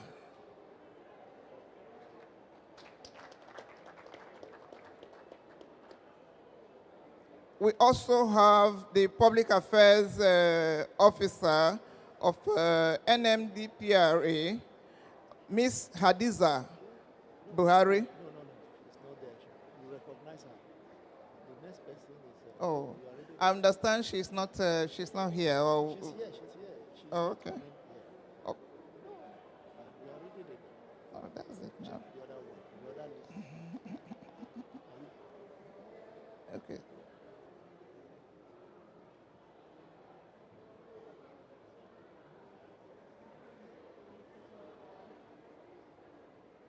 I understand she will not be coming up. But we have instead our dear Irene Iredukunda, the Biofin Coordinator, Rwanda and Biodiversity Finance Analyst, also under the platform of UNDP. I've said that the more you clap, the cooler it gets.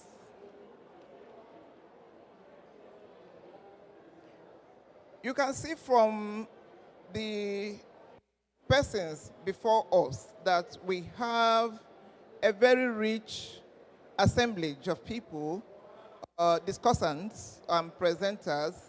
So I will encourage you to relax and take up your biro and your pen.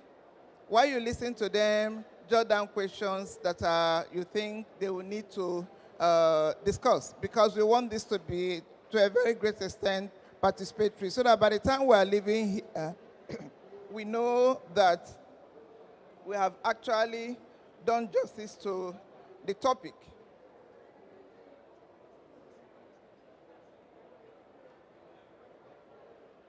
By way of, I'm sure you will have seen the barcode. Could we have the barcode in display, please? There's a survey that you are supposed to respond to even while listening to the presentations, because we want the survey for you to respond to the survey before and after the presentations. Your opinions may very well be different at the end of the day, different from what you had registered before. So we want to see how much difference that the panelists could make in your mind, on your mind, with regards to your discussion. Do we have it? Please scan the barcode. Respond now and after. And in case somebody comes in near you and sits near you in the course of this presentation, remind the person to please scan the barcode and begin to respond.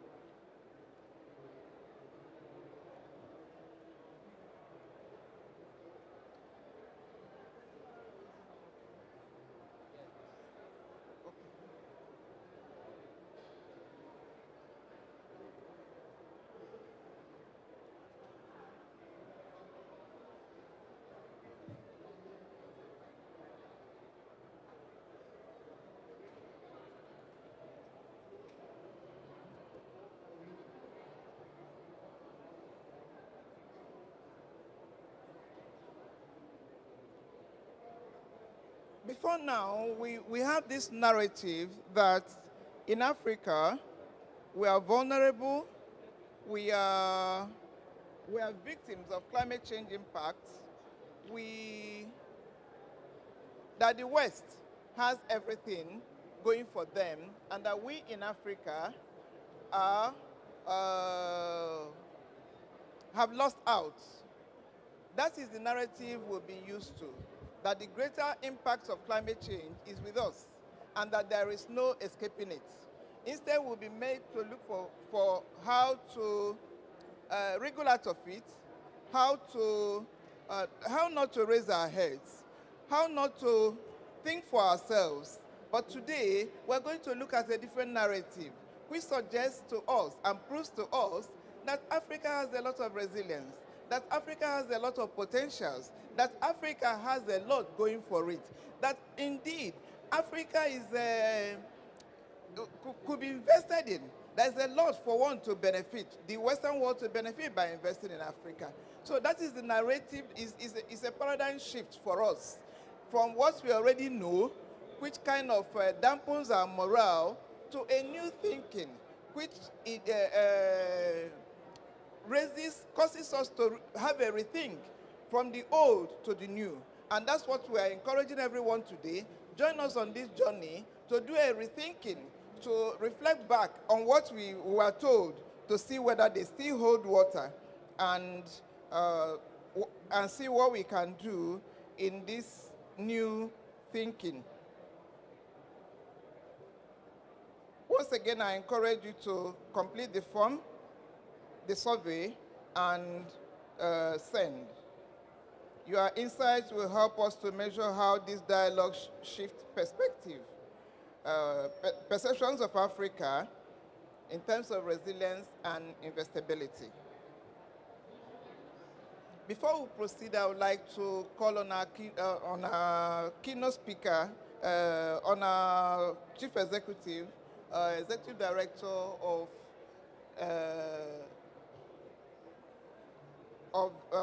AG ESI to give the welcome address. May I call on Dr. Itwa to give the keynote address, please? Dr. Itwa. Thank you very much, Your Excellency, the Honorable Minister, representing our country, Nigeria, Alhaji Idi Mukhtar. He is the Federal Minister in charge of livestock and development, one of the critical sectors that we can think about. Distinguished ladies and gentlemen, I think we'll allow the protocol to remain like that. One thing I would like all of us to voice here is to say that Africa is investable. Please, can we all say that? Africa is investable. Now, I have a prepared speech I'm going to read. I had said, ladies and gentlemen, distinguished delegates, colleagues, and friends, let us say it clearly, and I've said it before. We must shift the narrative from vulnerability to investability. That is the key focus. Today, we are not simply unveiling a framework. We are unveiling a new frontier for Africa's future. The Africa Green Opportunity Index. It's more than index, I must tell you. It is indeed a catalyst. It is a launch pad.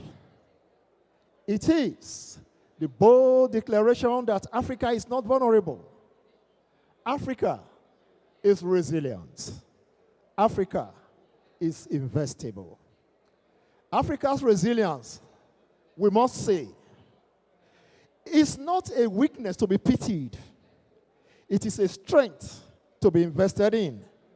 From communities innovating with solar microgrids to farmers adopting climate-smart practices, resilience is our foundation for growth. Before I talk a little bit more about the index, I would like to share with you about our organization, African Green Economy and Sustainability Institute. The idea of that institute is this. We have recognized that those who represent us, for instance, in programs or conferences of this nature, I'm not looking at the technical people. Those are the top that will actually do the signing. A number of them do not understand some of these things. Those from the other spheres understand better, and so they're able to sway our own people. And readily, whether in businesses, those are the top echelon, or in government, they sign because they hardly really understand the intricacies involved in all of this. But of course, they dangle the carrots before them, and then readily, they are swayed into signing. And so, we came up with the African Green Economy and Sustainability Institute. That is a pan-Africa think and a do tank dedicated to advancing sustainability, green growth, and climate resilience across the continent. We work at the intersections of policy, finance, and innovation, bringing together governments, development partners, and the private sector to unlock Africa's green potential. And just to let you know, a few weeks back, we were in Macau in China. The Association of African Development Finance and that of Asia Pacific, we were there talking about how we can harness sustainable finance. And so we were taking it from the flank, using the African lens. So how do we deepen those conversations. We must work together to unlock Africa's green potential. The Africa Green Opportunity Index is our flagship tool, conceived and developed by Africans and already trademarked to protect its integrity. That trademark is not just a legal mark, it is a seal of sustainability and indeed authenticity. It ensures that the index is recognized globally as a unique African innovation owned by African and safeguarded against dilution. It gives credibility, it gives authority, it gives permanence in the marketplace of ideas and investment tools. When you see the trademark, you know you are engaging with a trusted African-led framework that is built to last. For decades, Africa has been seen through the lens of risk. Investors have looked at our continent and see the fragility, the volatility, and the uncertainty. They have overlooked our solar weight. They have undervalued our biodiversity. Indeed, they have underestimated our human capital. That narrative has cost us billions in missed opportunities. It has slowed our transition. It has silenced our potential. But today, I tell you, with African Green Opportunity Index, we change the story. We present Africa as it truly is, a resilient frontier of green growth, a partner in climate justice, and a driver of global prosperity. Africa is not defined by risk. It is defined by opportunity. With 60% of the world's best solar resources, vast arable land, and the youngest workforce on the planet, Africa is indeed positioned to lead the global green transition. What makes African Green Opportunity Index different from all others? Because we have indeed done a study looking at all the indices in the world. They have not given the perspective we are giving to this. And so, that is why we need you to work with us.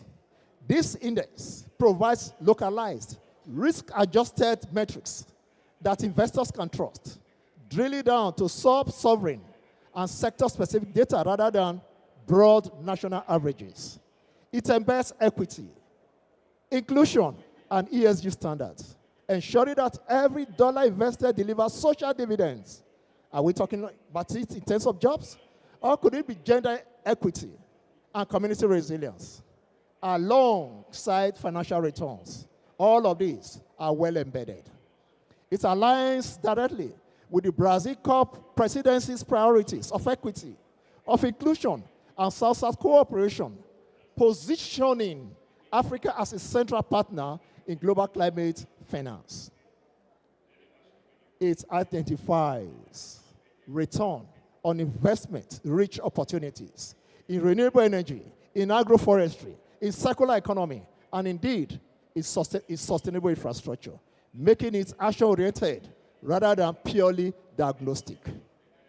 It is designed for blended finance readiness, mitigating currency volatility and regulatory uncertainty, and unlocking billions in sustainable investment. And most importantly, it is built with African ownership. It is built with African leadership. Unlike many external frameworks, this is conceived, developed, and launched by Africans, reflecting our realities, our priorities, and indeed, our vision. This is not theory. This is a practical tool. It translates Africa's net zero ambition into localized, risk-adjusted metrics. It bridges the gap between our ambition and capital. It gives governments, financiers, and development partners the confidence to invest. Ladies and gentlemen, imagine investors comparing Lagos, Dakar, Kigali, Lusaka, not on outdated risk profiles, but on dynamic, localized data. Imagine governments using this platform to attract capital, shape policy, and deliver inclusive prosperity. Indeed, ladies and gentlemen, imagine Africa leading the world in renewable energy, climate-smart agriculture, and sustainable infrastructure. That future begins here. That future begins now, ladies and gentlemen. But let's me be very clear. We cannot do this alone. The African Green Opportunity Index needs champions. It needs partners. It needs funders who believe in Africa's resilience and potential. We are seeking strategic support to deliver the inaugural investor-grade platform over the next 18 months. This is a high-leverage investment, one that will unlock billions in sustainable finance, create millions of jobs, and build resilience for generations to come. Supporting this index is not a charity. It is not aid. It is investment. It is climate justice. It is global solidarity. It is the recognition that Africa's green transition is not only Africa's priority, it is the world's priority. So I call on you today, ladies and gentlemen, to the government, why don't you assist us to champion the index in your policies and negotiation? To the development partners, embed this into your financing framework. For the philanthropies, provide the catalytic funding that will allow us to scale. And indeed, for the private sectors, I call you to seize the opportunities that this reveals. In my closing remark, together we can shift the narrative. Together we can move from vulnerable to investable. Together, ladies and gentlemen, we can ensure that Africa's resilience and green opportunities are recognized as global priorities. Africa is resilient. Africa is investable. And with African Green Opportunity Index, Africa's opportunities will no longer be overlooked. They will be unlocked. With your support, we will turn untapped potential into actionable investments, missed opportunities into measurable impacts, and dreams into reality. Join us, stand with us, invest with us, and let us build a future where Africa's green opportunity is not just spoken of, but realized. And I know, with the faces I see here, you will join us. Thank you very much.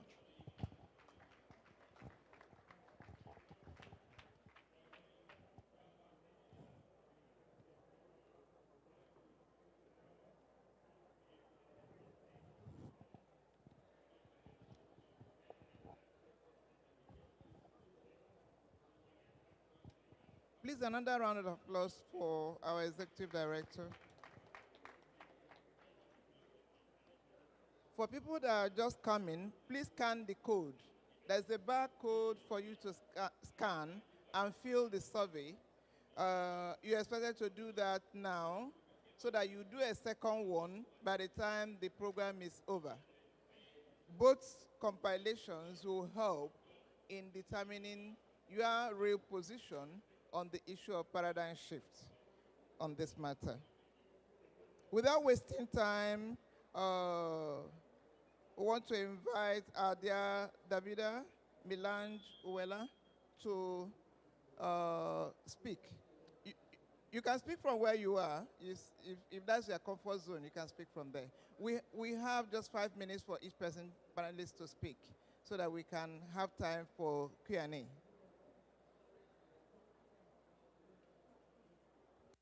Doctor, and let me congratulate you on this big milestone.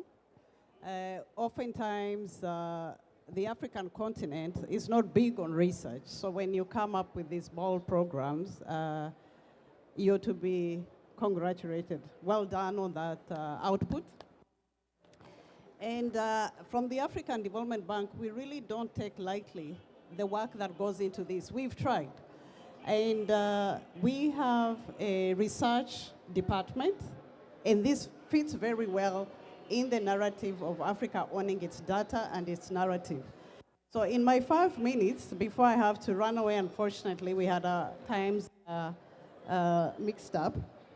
Let me just say that what the professor said and what we are reading through this index, it resonates the message that came out of the second Africa Climate Summit that I will quote the Prime Minister of Ethiopia on Africa's leadership on climate. He was very clear at the opening of the summit that Africa wasn't there to negotiate its future, it was there to design the next climate economy. And this really fits the compass that we need to get us. The professor has very articulately talked about the opportunity on this continent. If you go through all our literature, you'll find potential, potential, potential. But potential is not impact, and we want to see impact. Let me quote what we have done as the African Development Bank in terms of the macroeconomic indicators that as you design this, and I like that you're talking about a journey, it's going to be a journey. You're in a porter's hub, so some things will not be as smart, and there will be some ugly things that will come out that you have to deal with. One, the continent's GDP shows a positive trend from 3 point something in 2024 to we are getting to a 4%. Of course, we need a 7% growth year on year to deal with our poverty issues, but it's a positive trend that needs to be harnessed. There are those front-runner countries that are already in the 7-digit growth path, and those front-runners should be a good case studies for the others. And as you design the index, you need to look into where it has happened. But we also need to recognize the high volatility on the continent. We really have high distress. 21 countries are in debt distress and are paying more on servicing that debt that is not sustainable. So as we talk about opportunities for investing, we really need to start looking into how do we deal with debt distress issues, whether through this index we then look into nature or climate swaps for debt. And so these are some of the things that we really want to get the institution or the institute helping us in understanding. So what is our response to this? We need very strong microeconomic policy environments and framework and support. You articulated it very well. Investment in risk finance, that is what the African Development Bank, and that's the message that we need to hear coming out of here. And of course, accompanying instruments. We have a risk, I'm happy we have the Minister of Livestock here. We have a facility called the Africa Risk Capacity that we co-share a disaster risk financing called ADRIFI. And these are insurance premiums for when disasters hit. And so we want to see those debt financing instruments or disaster risk financing instruments scaled up because of the index. Let me share experience of what we've done. In 2016, ourselves, the African Development Bank and the Global Green Growth Institute set up a Green Growth Index. So we've done it before. What we were able to understand from that index, the Green Growth Index, was that when it had a capacity building element to it in driving green growth. So of the 34 countries that attended the training for that index, many of them were able to use it for their NAPs, using that knowledge to develop their indices and NAPs. And so that was the positive outcome of that. So they were able to customize indicators. 80 indicators came from that index that was fed into their adaptation plans. But let me also speak about the challenges before I leave. One is on credibility. Indexes always attract attention because it becomes context. Who's winning, who's losing? And so the credibility of it is very important. The World Bank Doing Business Index, how that had to be phased out because of transparency and credibility issues. So we hope as you design this, that those are also looked into. The second one is oversimplification. Of course, it's an index, and the attempt is to try and make sure that everybody has something. So the oversimplification has to be there. Two, and my last point is on uniform metrics. Countries are different levels of development stages, so the matrix has to cover for those different dynamics in different countries. So thank you very much. That's my contribution, and I wish you very good deliberations. Thanks. Please, a big round of applause for her.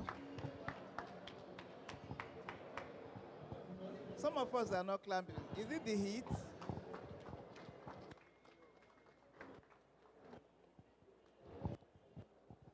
Please, just a general guide for us. You may not see the paper, but once I raise it, you know that you have just 2 minutes left. And when I raise it again, even if you do not see what is there, you know that it's time up. Honorable Minister, I apologize, I'm saying this before you speak, but you have the liberty to speak more than 5 minutes so that I will be able to arrive home in one piece. So without much ado, sir, we'll invite you to speak, sir.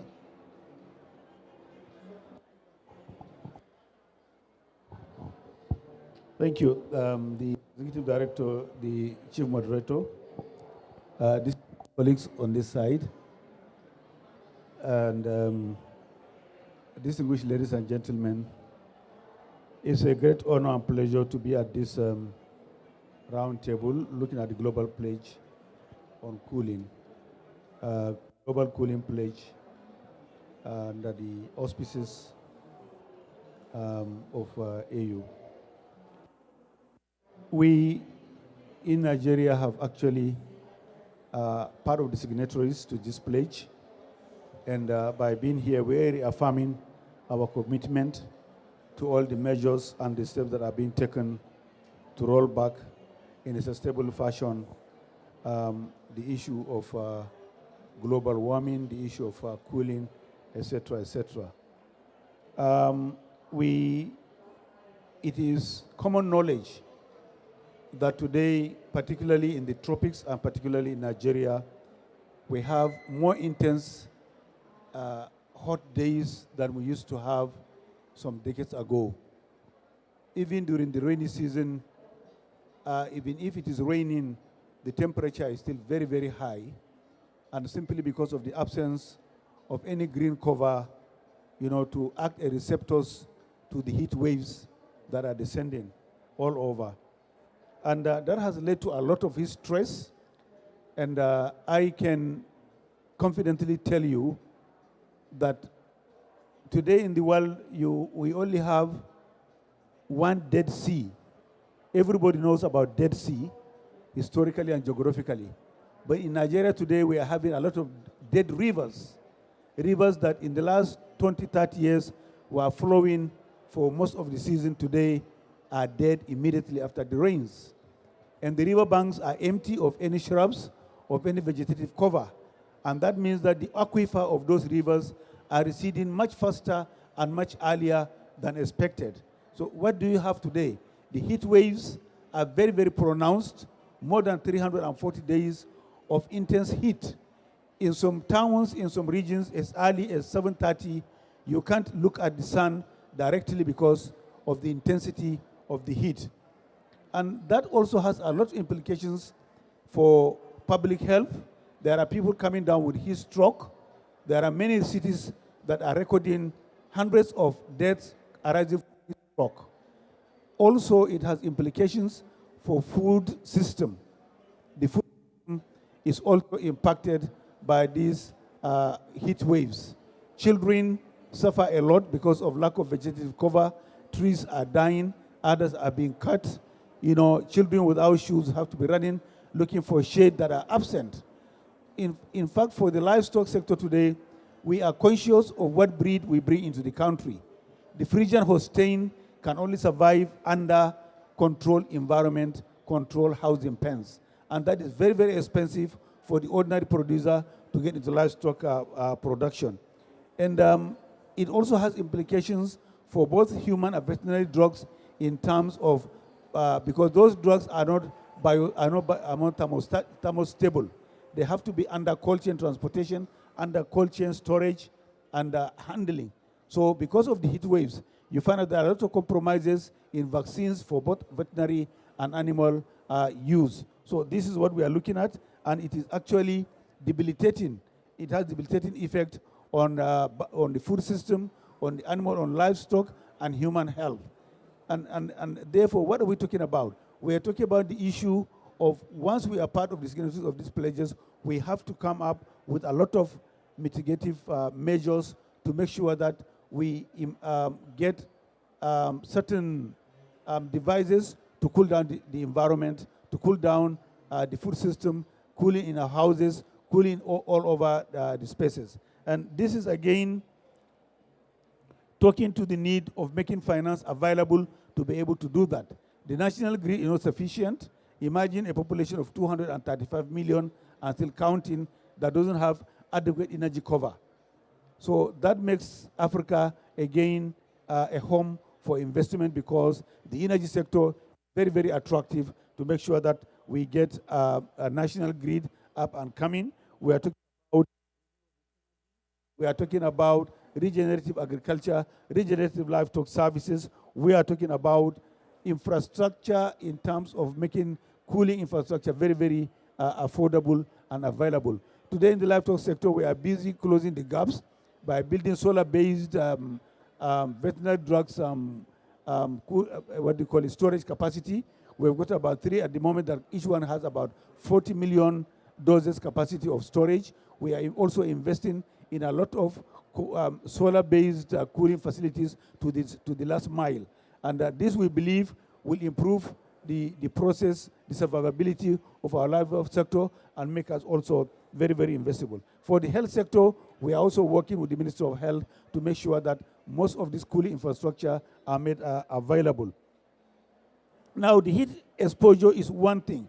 What we're also trying to do under the One Health program is the issue of looking at what is the Ministry of Health doing, what is the Ministry of Environment doing, what is the Ministry of Water Resources doing, what is the Ministry of Livestock doing in terms of making sure that under the One Health program, we assess and come up with a lot of programs that will make life very, very comfortable for everybody in Nigeria. One aspect that we are looking at here is that issue of two things come to mind.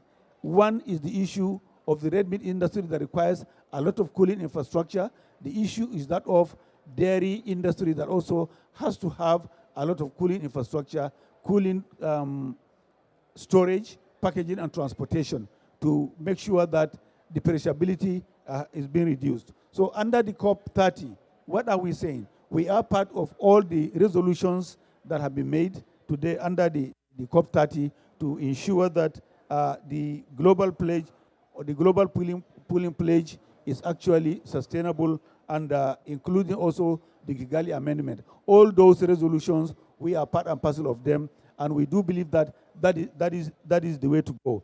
For us here, the partnerships that we have been able to gain at this conference and at the Kigali and many other COP conferences are partnerships that we value and partnerships that we believe will drive home the issue of the global cooling pledge that Nigeria is a signatory to. So therefore, for us in Nigeria, we are renewing our commitment, we are deepening our pledges, we are also out for better partnerships simply because today we are the largest economy in Africa, and we do believe that once any program, any measure succeed in Nigeria, it would have succeeded in Africa. So the issue here today is not just to look at those framework of resolutions.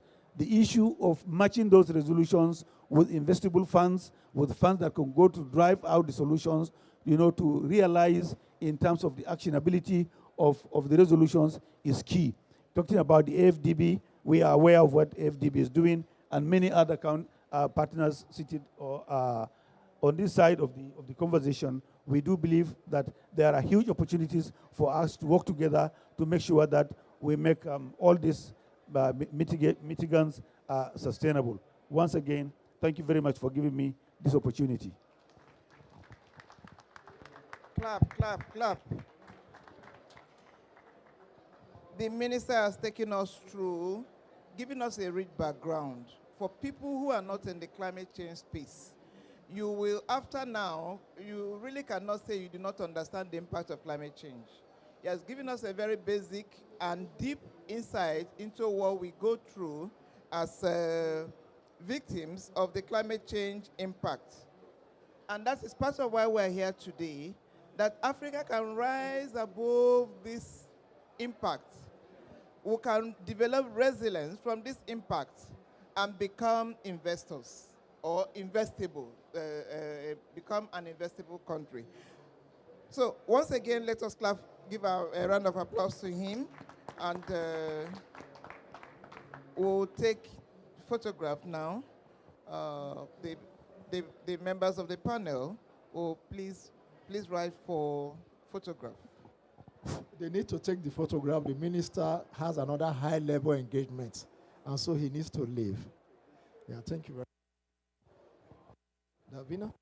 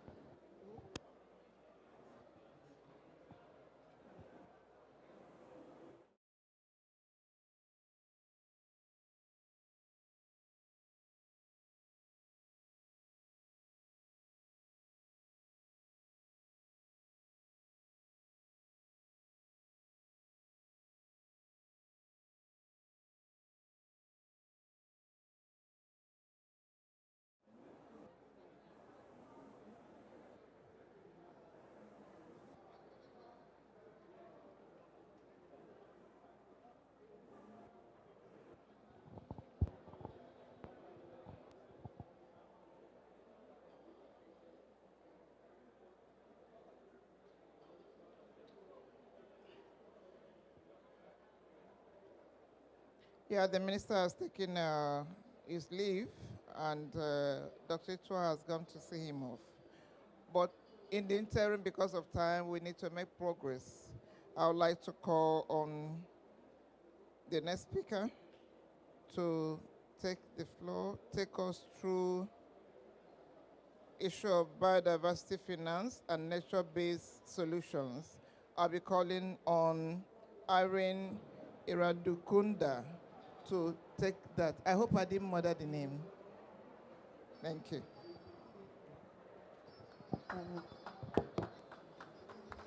Thank you.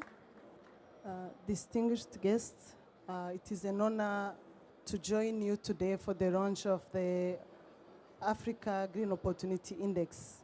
This is a transformative initiative that redefines how Africa is positioned in the global investment landscape. It was well said that Africa is resilient and Africa is investable. As the UNDP Biofin is the Biodiversity Finance Initiative. I bring perspective of biodiversity finance. This is a sector that is often overlooked, yet central to our climate resilience, food security, and sustainable livelihoods. Nature is not just an heritage or tourist. It is a capital. And when we invest in biodiversity, we invest in resilience, equity, and prosperity. This index is very critical to this mission of biodiversity financing because it provides data and credibility needed to attract investment into nature-based solutions and biodiversity corridor and ecosystem restoration. We'll give you an example of how investors can invest in biodiversity, because when you talk of biodiversity, biodiversity is not an abstract, and biodiversity financing is people, investors willing to invest in projects, and also innovators willing to create models, innovative models. So an example of financing protected areas, when you're doing this, you're creating ecotourism jobs. For instance, scaling nature-based solutions that reduce climate risks and sustainable livelihoods can also embed biodiversity finance into national budgets and investment strategies. So these are investable opportunities, and they have clear metrics, risk adjustment, returns, and localized data. To give you an example of what we are doing in Rwanda in terms of biodiversity financing, we are redesigning harmful subsidies to support nature-positive investment. Secondly, we are developing a task force nature finance disclosure framework to embed nature-related risk to financial mechanism decisions, and creating a biodiversity dedicated window for channeling resources into conservation and restoration. So this is where initiatives like Index will play a critical role. Because once we have an index, it will help us develop bankable project pipeline. So with this, we can have efforts done by Biofin around the world, scaled into African region. To achieve this, we need partners, we need funders who believe in Africa potential. So with this initiative of Index, there is a way it can be connected with countries' platform. And in countries' platform, their main objective is to develop bankable project and also project pipeline. So this should be a way of how we can connect the Index with platform like platform, and also how we can connect this with frameworks like TNFD to make sure that investors are aware of what to invest in terms of biodiversity, and also they are aware of the return on investment and so forth. So help us build a green economy that values nature, empowers community, and delivers shared prosperity. Thank you so much. Applause for her, for the insight she has given, and for also keeping to time. It's not every time that people keep to time.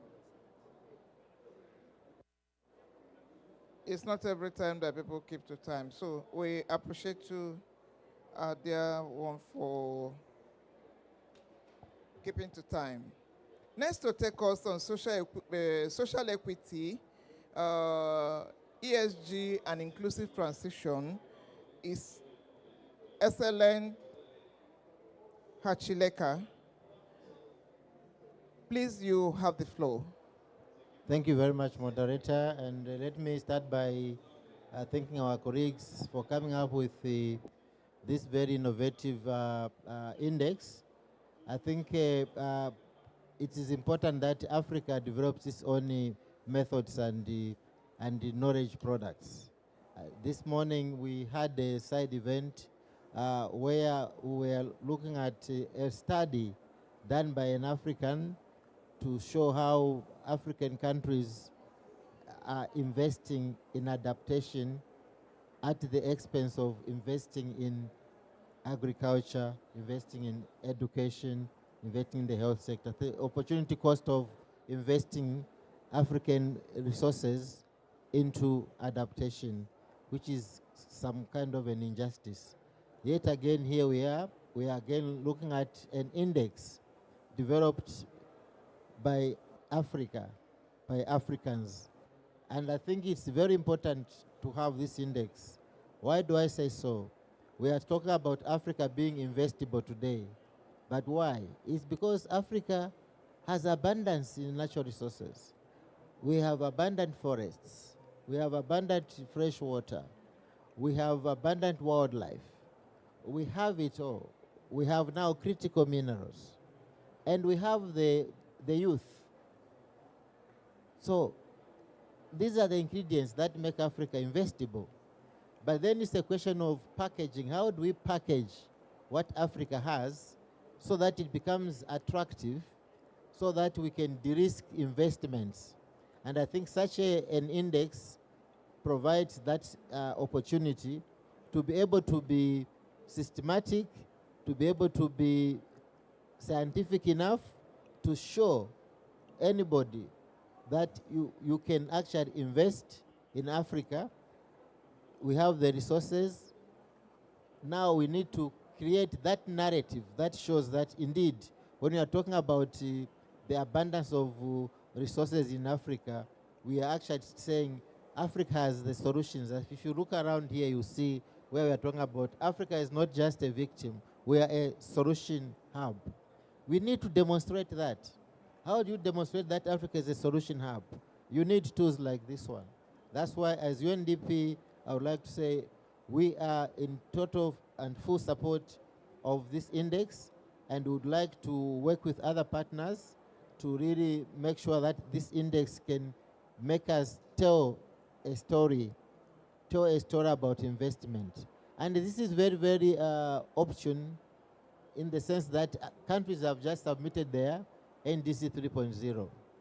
And as UNDP, we've been pushing and working with governments and other partners to ensure that the NDC 3.0 are investable.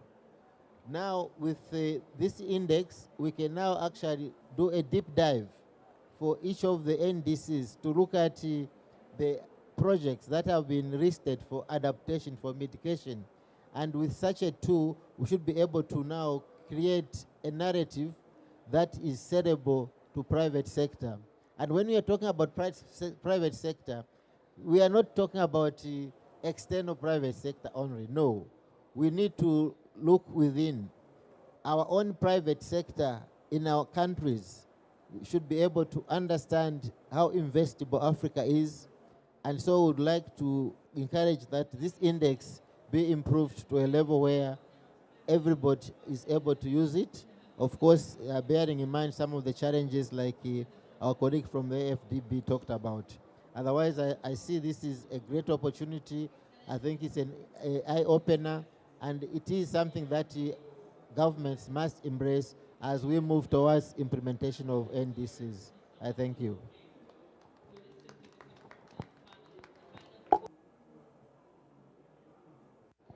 Thank you so much, sir, for another wonderful insight. You see, different perspectives are coming, different views, and he has told us.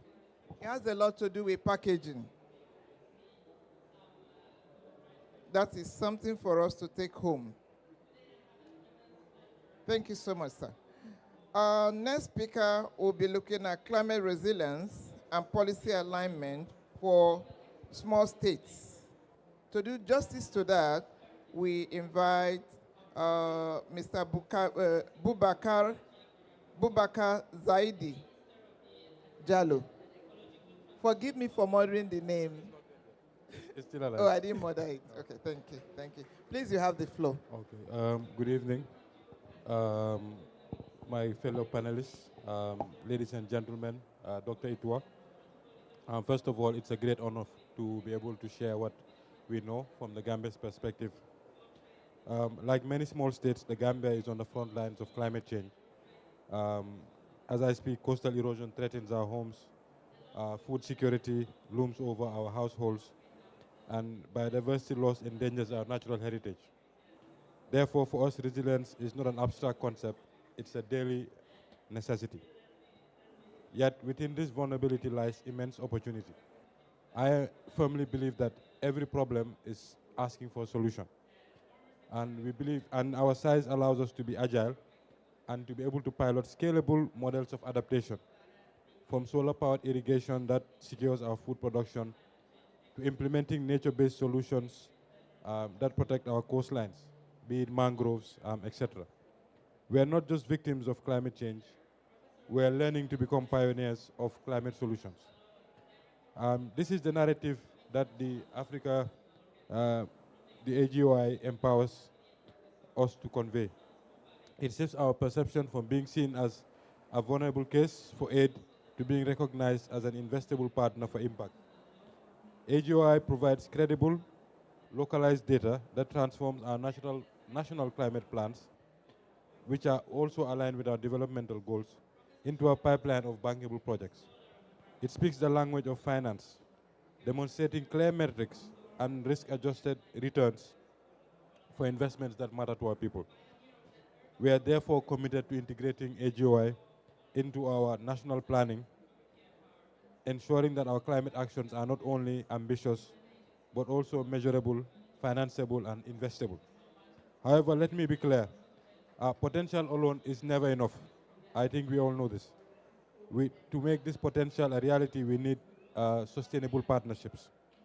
Therefore, on behalf of everyone here, I'm calling on the Brazilian COP30 presidency, with its focus on equity, inclusion, and South-South cooperation, to champion this initiative. We urge governments, our developmental partners here present from the UN systems, as well as from the African Development Bank, philanthropies, and the private sector especially, to provide the resources necessary to scale this tool across Africa. Supporting this index is a strategic investment. Why? Because it means unlocking sustainable finance for millions of people. It means creating jobs for our youth.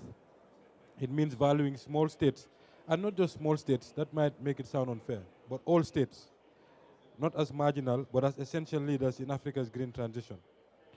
So in conclusion, I leave you with this.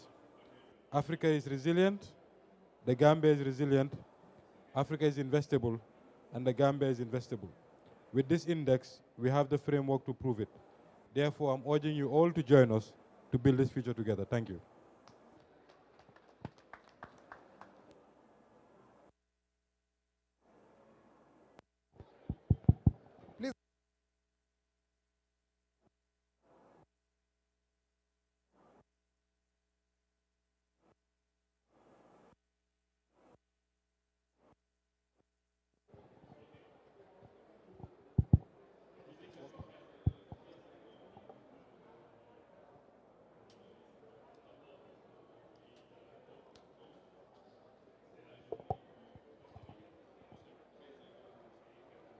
Before we close this session, ladies and gentlemen, we've listened and we've heard the discussion.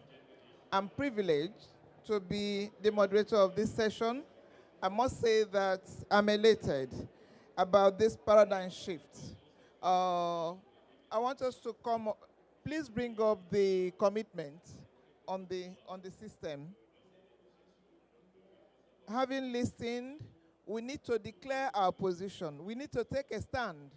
We're not here to just listen. We're not here to just walk away or throw up our arms in the air and give up. It calls for commitment. It calls for action. It calls for decision. We've heard about packaging. We've heard about realignment. These are words that we have come up today, all in an effort to ensure that Africa is investable. And we need to reaffirm our commitment to that position, which is a paradigm shift, which is a new theme from where we are, the position we had always taken of vulnerability, to one that says that we are investable, to one that says that we have something to offer the world. They can come invest in Africa, they can come invest in Nigeria, and will not have any moment of regret. That is a new thinking, and that is what I want us to, we want you to go away today with, not to look down on yourself, but to look up. So these are commitments. I want speakers to probably take this pledge as a way of validating our commitment to this.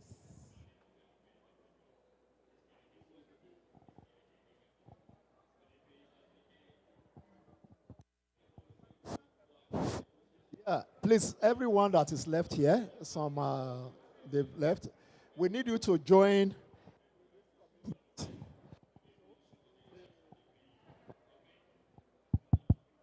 It's a question of all of us to read this. Our collective commitment, ladies and gentlemen, Together we are firm. Would you like to say that? Together we are firm.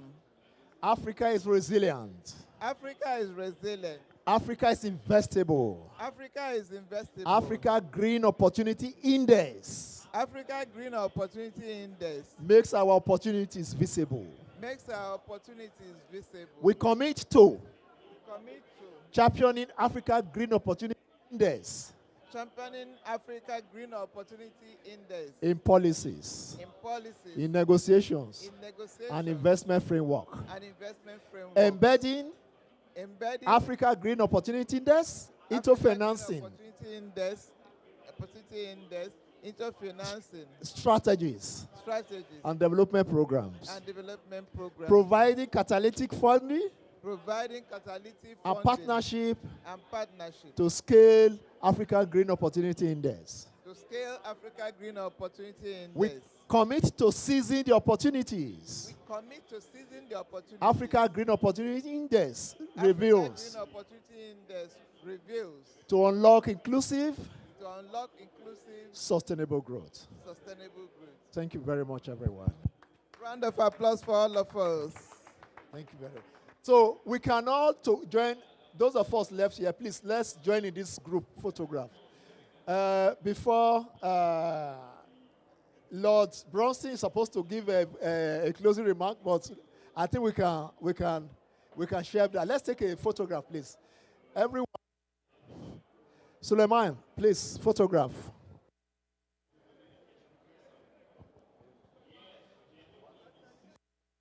We need so maybe you come to the middle. Okay.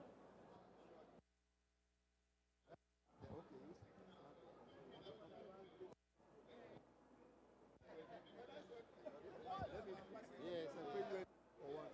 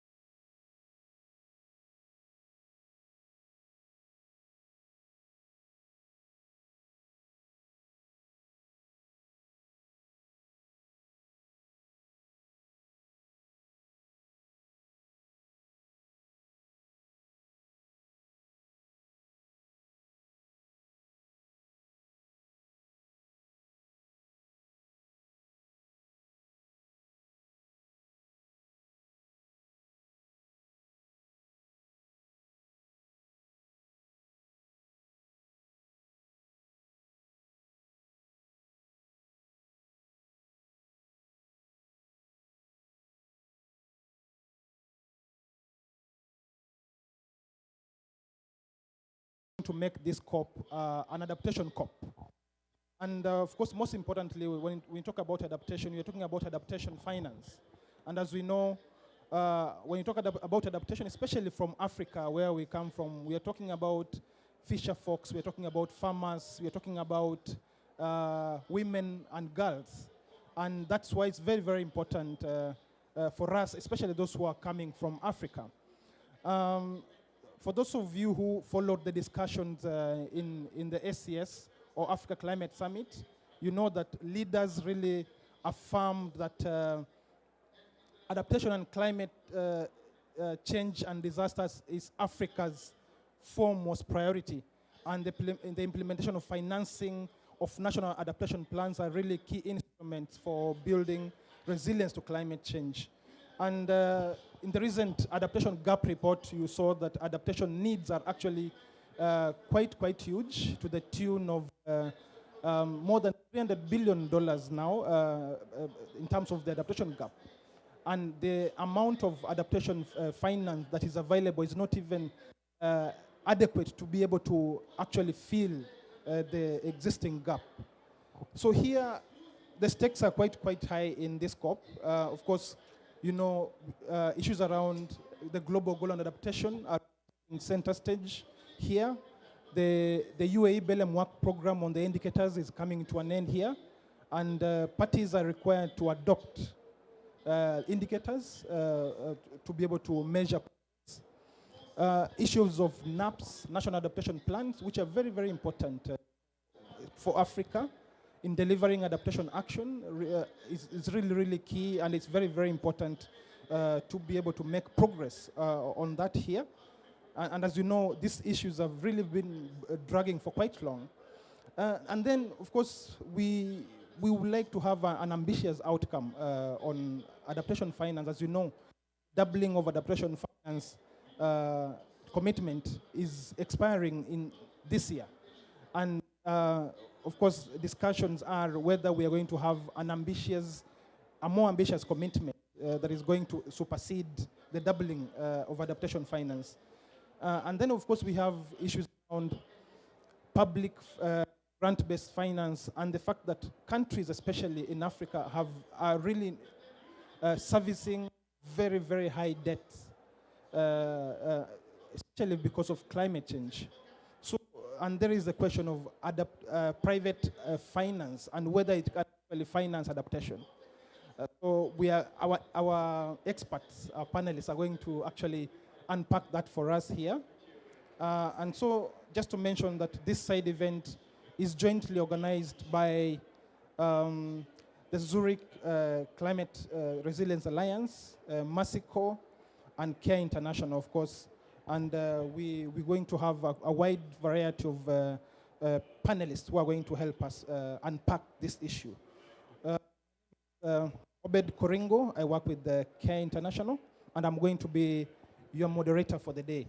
So before we begin, or as we begin, we would like to start with a keynote speaker. I would like to invite Mr. Olumide Idowu, who is the founder and CEO of ICCDI Africa. Olumide is also known as Mr. Climate. So he is going to tell us where this Mr. Climate actually originated from. And Olumide is going to help us to really paint, to provide a long-term perspective by bringing in the intergenerational aspects on why adaptation finance for Africa is needed now. So, Mr. Olumide, your work has really consistently highlighted the critical importance of youth leadership and intergenerational collaboration in climate action. So we would like you to really help us understand why adaptation finance for Africa cannot wait, and why the long-term implications are, what are the long-term implications are, and what is stake for future generation. Thank you so much, and over to you, Olumide. And please, let's clap for him. Mr. Climate, welcome. Thank you.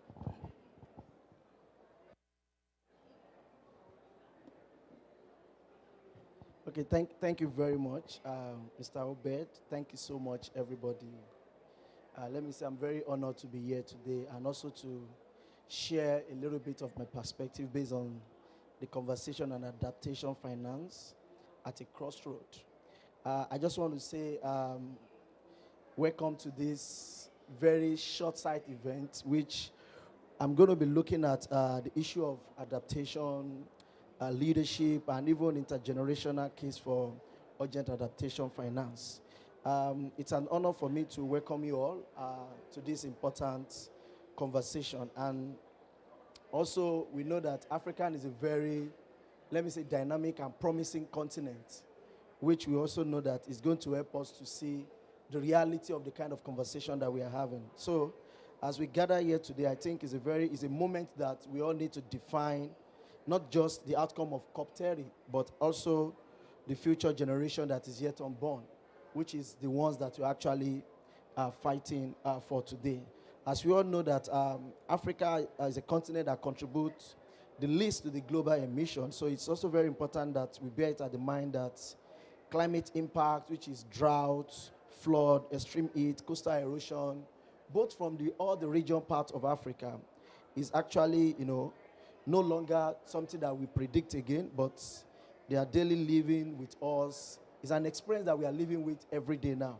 So it's very important that millions of people across Africa or across the continent, they're also affected with this. So I also want to also emphasize that the recognition of the adaptation finance, as we see at the crossroad, is also to see that the choice we are going to make here in COP30, whether it's in the hall or whether it's in the negotiation room, we need to actually know that there's going to be a lot of political commitment, which all of us have been seeing right from the beginning of the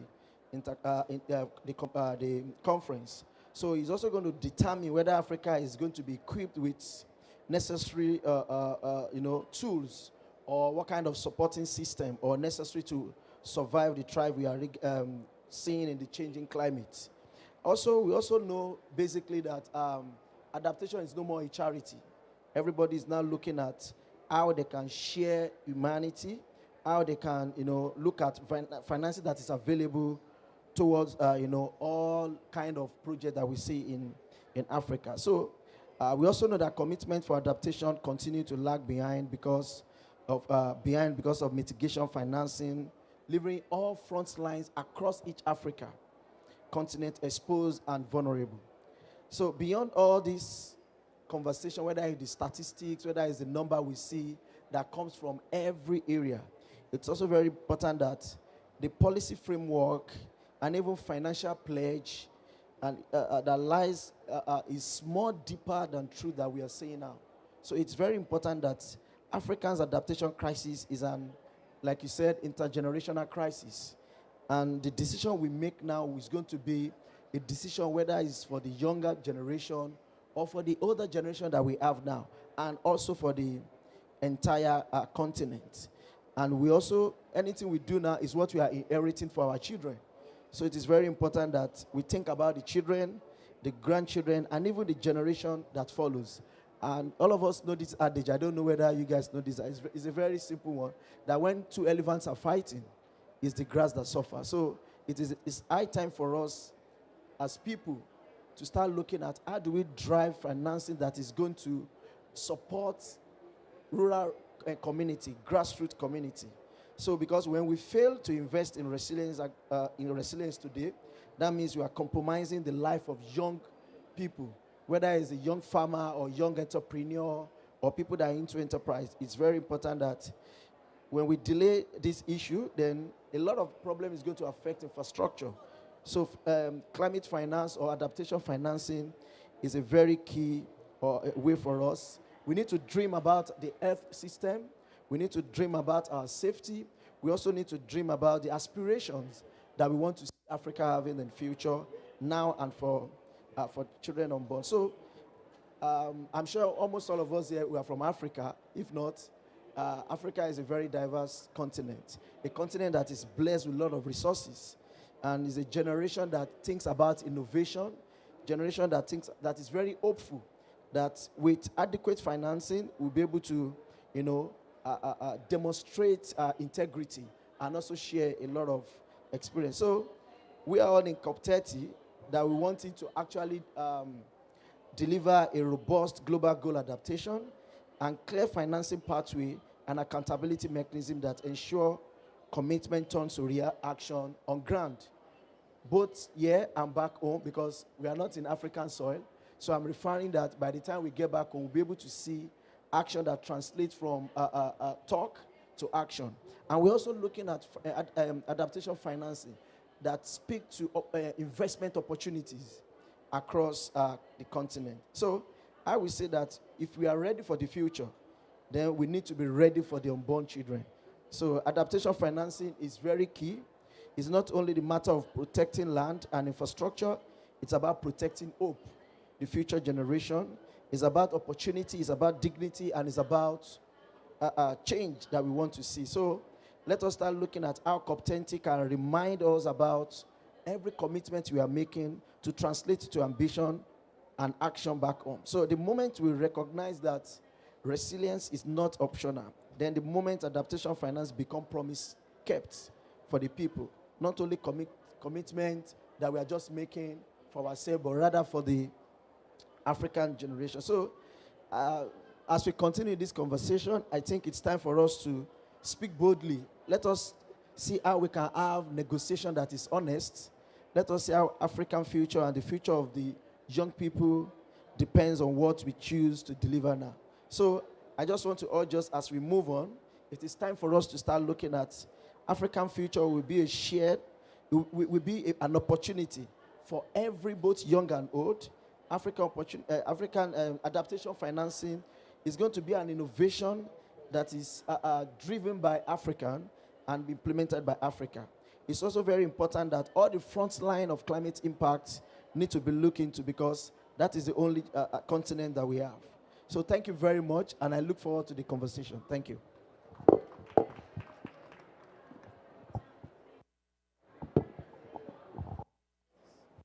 Thank you so much, Brother Olumide, really for grounding us in the long-term and intergenerational realities of adaptation. And of course, you've reminded of very, very pertinent issues. Of course, first of all, by really recognizing, helping us to recognize that adaptation really finance is a very, very important aspect that really needs to be given prominence here at the COP. And we need a lot of political commitment. And adaptation also is not charity. Adaptation actually, and adaptation finance is a justice, climate justice issue. And it's no longer, it's not a charity issue. And of course, we need countries, especially developed countries, who are really the main culprits of climate change, to really be able to take accountability and be responsible and really contribute their fair share when it comes to adaptation finance. So after that very exciting remarks on intergenerational aspects, I would like us now to turn to our panel, where, of course, we're going to explore what is required both politically, technically, and practically to be able to secure and deliver, of course, an ambitious adaptation finance in Africa.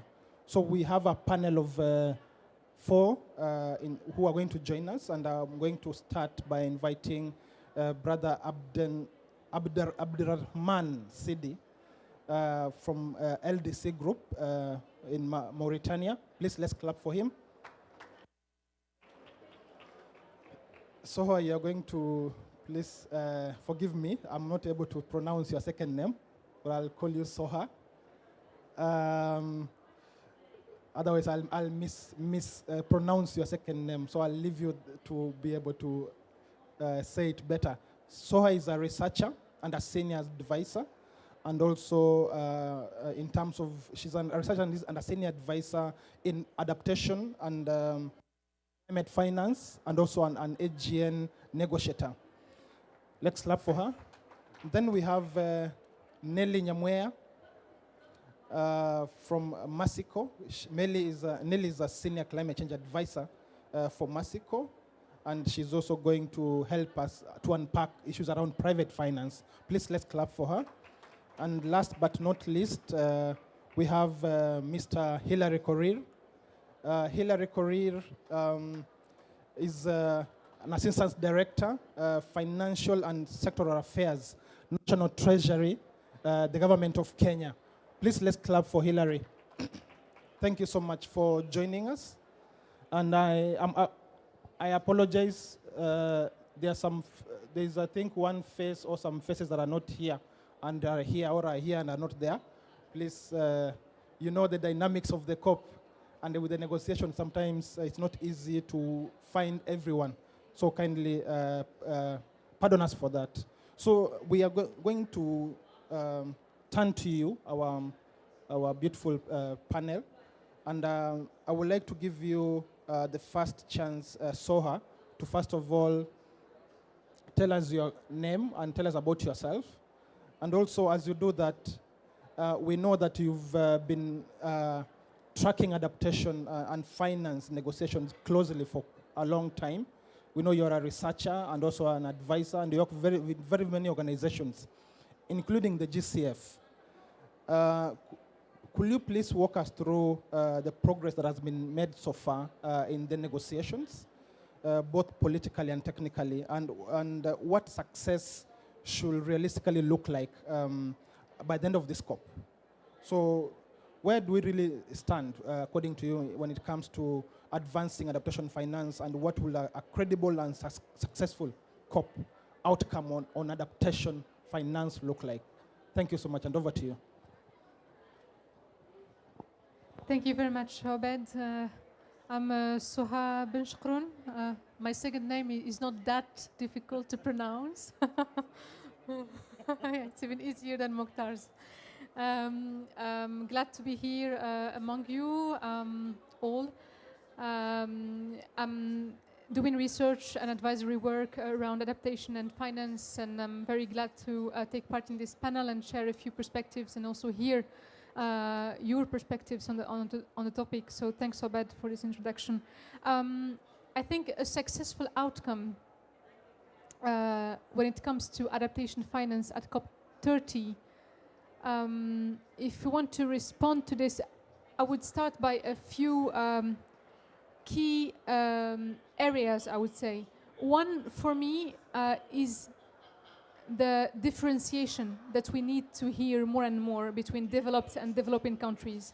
I think this is key in the way we frame the adaptation finance problem.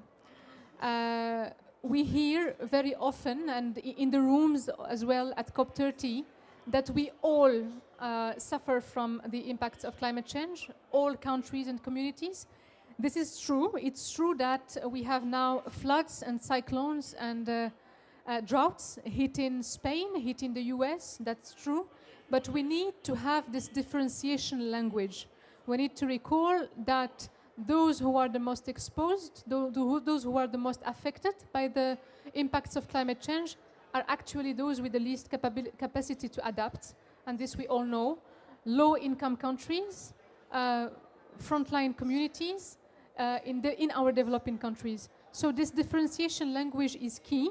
Of course, it's been a fight for long years, but it's important to recall it because if we have a dilution of historical responsibility, this is simply leading to a wrong framing of the whole adaptation finance problem, and this is not serving us developing countries. So I think this is one first key point to secure a successful outcome at COP30. Second one, I will touch very briefly on this because I know Nelly, my colleague, and others will expand on the private sector discussion. But just to say that as we hear at COP30 that adaptation must translate into investment opportunities, and this is and remains a discussion that is a bit, I would say, controversial, at least for some, I would say. Of course, we can't reject the private sector. There is an adaptation finance gap, and the private sector has a role to play in bridging this gap as well. This we cannot deny. But it's very important as we talk about translating adaptation into investment opportunities to ask ourselves what kinds of projects, adaptation projects, do we need to involve the private sector in? Are we involving the private sector in big infrastructure projects in our countries? Are we involving the private sector in sensitive, vital adaptation sectors like water access? Which kind of private sector is this? And what are we doing to promote local private sector? I think these all are questions. What are the measures also and safeguards that we need to have at social and environmental levels when we talk about private sector involvement in funding adaptation? Recalling as well that the private sector has no obligations whatsoever under the UNFCCC.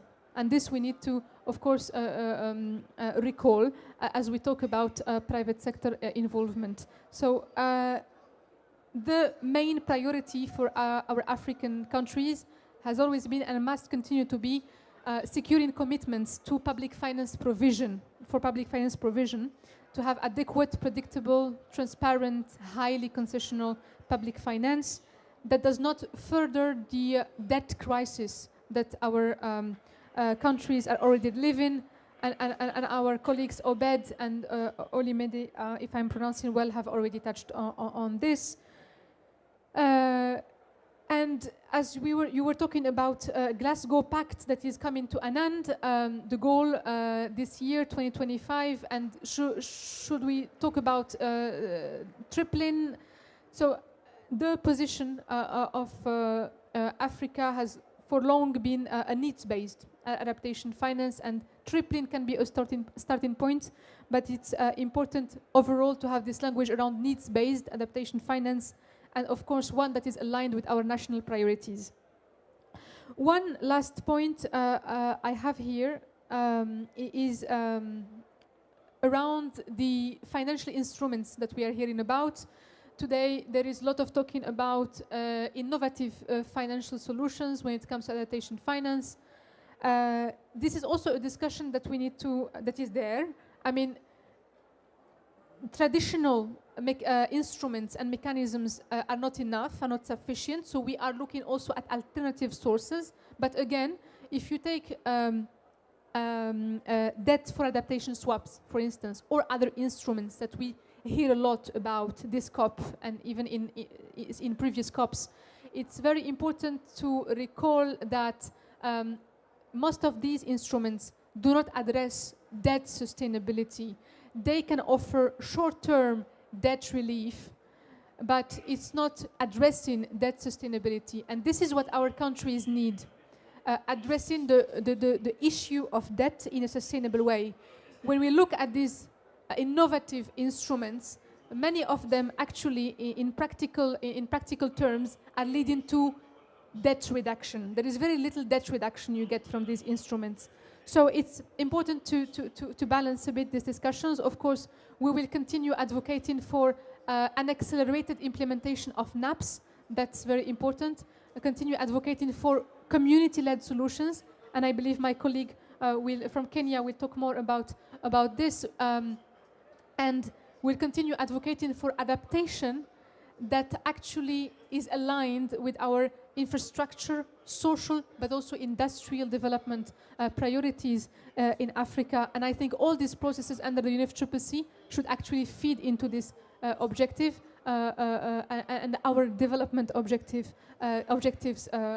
in particular, whether the GGA, NAPS, or other processes. Thank you. Hope I was not too long. Thank you so much, Soha. I think that's really spot on. But if I may ask you one question, from an AGN perspective, what does success, maybe just in one line, on adaptation look like here at COP30? What will it look like? In one line, in one statement. Yeah, being able to secure or at least get closer to the objective of a needs-based adaptation finance that aligns with our priorities and that is country-led. I would say that this can only be shared by, all of our 54 African countries. But yes, in one line, I hope I. Thank you so much. made You've, it. you've Thanks. responded to the question. Thank you so much. Of course, very, very great input, intervention there. Of course, you've reminded us that differentiation is really, really key. And of course, the principle of equity and CBDRRC is very, very important when you talk about adaptation. And you've talked about the private investment or private finance, and of course, we need to be clear on what sectors we invest on. And of course, we talked about the need-based finance and of course, innovative instruments. And now this leads me to my brother, Abdurrahman. You've heard, what Soha said, and I know the LDC is pushing for the tripling. We would like, of course, you to expound more on that, and probably where can we find sort of like a compromise, or like how, because if you're not united as G77, then we may end up not achieving anything at the end of this COP. So how do we work together with AGN to be able to come up with a position on an ambitious commitment on adaptation that works for all of us? But having said that, maybe you can, I would like you to really, from the LDC perspective, what do you see are the key critical elements still missing to secure ambitious adaptation finance at this COP? And where, what are those negotiation gaps, for instance, and what signals and commitments are really necessary for sort of vulnerable communities to be able to benefit from an ambitious outcome in this COP? Over to you. Thank you. Thank you so much. I'm really very happy to be with you today and to join this conversation with the distinguished panelists. I will just first give a bit of context here, that in the third and the fourth letter of the COP presidency, they said that this COP is a COP to enhance multilateralism and to bring back faith and confidence of people in this multilateralism. I think the multilateralism under the UNFCCC is based on what we call the CBDR, the Common but Differentiated Responsibilities, and that was a language that we started with either in the Convention or in Paris Agreement. So also what we're bringing is solidarity here, as a community, as a global community. And as saying that, from that sense, I think we need to know that LDCs, which is not very different from Africa, you know that in LDCs we have 44 countries, 32 of them are African. So we're basically talking about Africa and other countries just having some other economic criteria that brought them to be LDCs. So LDCs are the countries that are the most vulnerable to climate change and the least prepared to be able to defend these challenges, defend themselves against these challenges. And we need to secure supports to be able to go together, especially for adaptation, because in Paris Agreement we've started a goal on goal and the temperature goal in Article 2. In the same text we have Article 7 talking about the global goal and adaptation, but we have worked too much on the mitigation one, which is something good, but we have left out the adaptation dimension, which is really interesting. We got back to this discussion 2021 to 2023 and then 2023 to 2025 in the UAE framework. So now we are talking especially about GGA and indicators of GGA, and there is a lot of pressure to are we adopting list of indicators in this COP or not, and how is that linked to finance? I think we all hope that we come together and to take over on the difficulties that we are facing now in the indicators and adopt indicators. That's already good to assess our progress in terms of the adaptation, which was something we were struggling to do. But let's be clear here that indicators are not solving people's problems. They are not like responding to people's priorities back home, especially in communities in LDCs. They are just another metric in the pathway and another way of serving this process, but it's all about the means of implementations to the global goal and adaptation. And of course, when talking about means of implementation, we are talking primarily around climate finance for adaptations, among others, among technology transfer and capacity building to these countries. So the main discussion is around the means of implementations indicators. You know that we have 11 targets. 4 of these targets are dimensional targets, speaking specifically to these talks. So as you said also, we are in LDCs, we have a position for this COP, and that's something concrete that we can count on the success of this COP to, if we got this, I think we'll be having something on adaptation if we triple the doubling that was in Glasgow.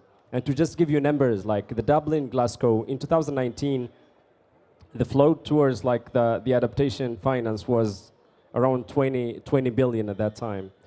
So the doubling will be 40. So tripling the doubling will make us in $120 billion. That's a number we are asking for, and we have that in a text that we are negotiating now.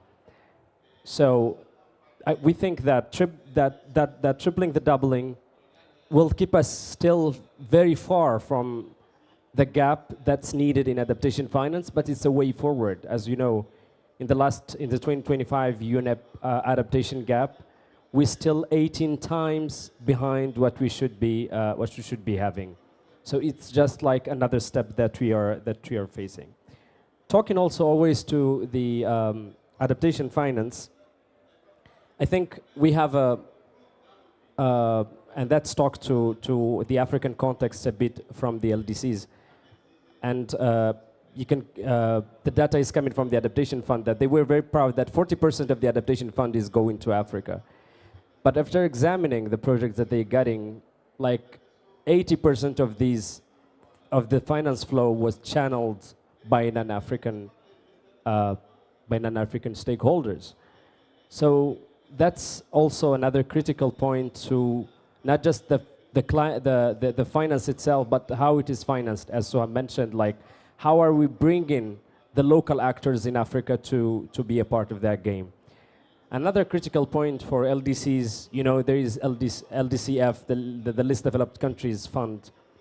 And unfortunately, for the 2 years in a row, we've been postponing the pledging conference of LDCF, which is something very sad. This fund was established to serve the least developed countries, serve their priorities in adaptation specifically. A lot of projects were submitted, approved, but there is no fund to finance these projects. So another call that LDC is making here for in terms of finance, that we are calling for a $3 billion for the LDCF by this COP. This is for us another indicator of success of this COP. If you could able to refill the LDCF with that $3 billion to speak to the least developed countries' priorities in this COP. I thank you.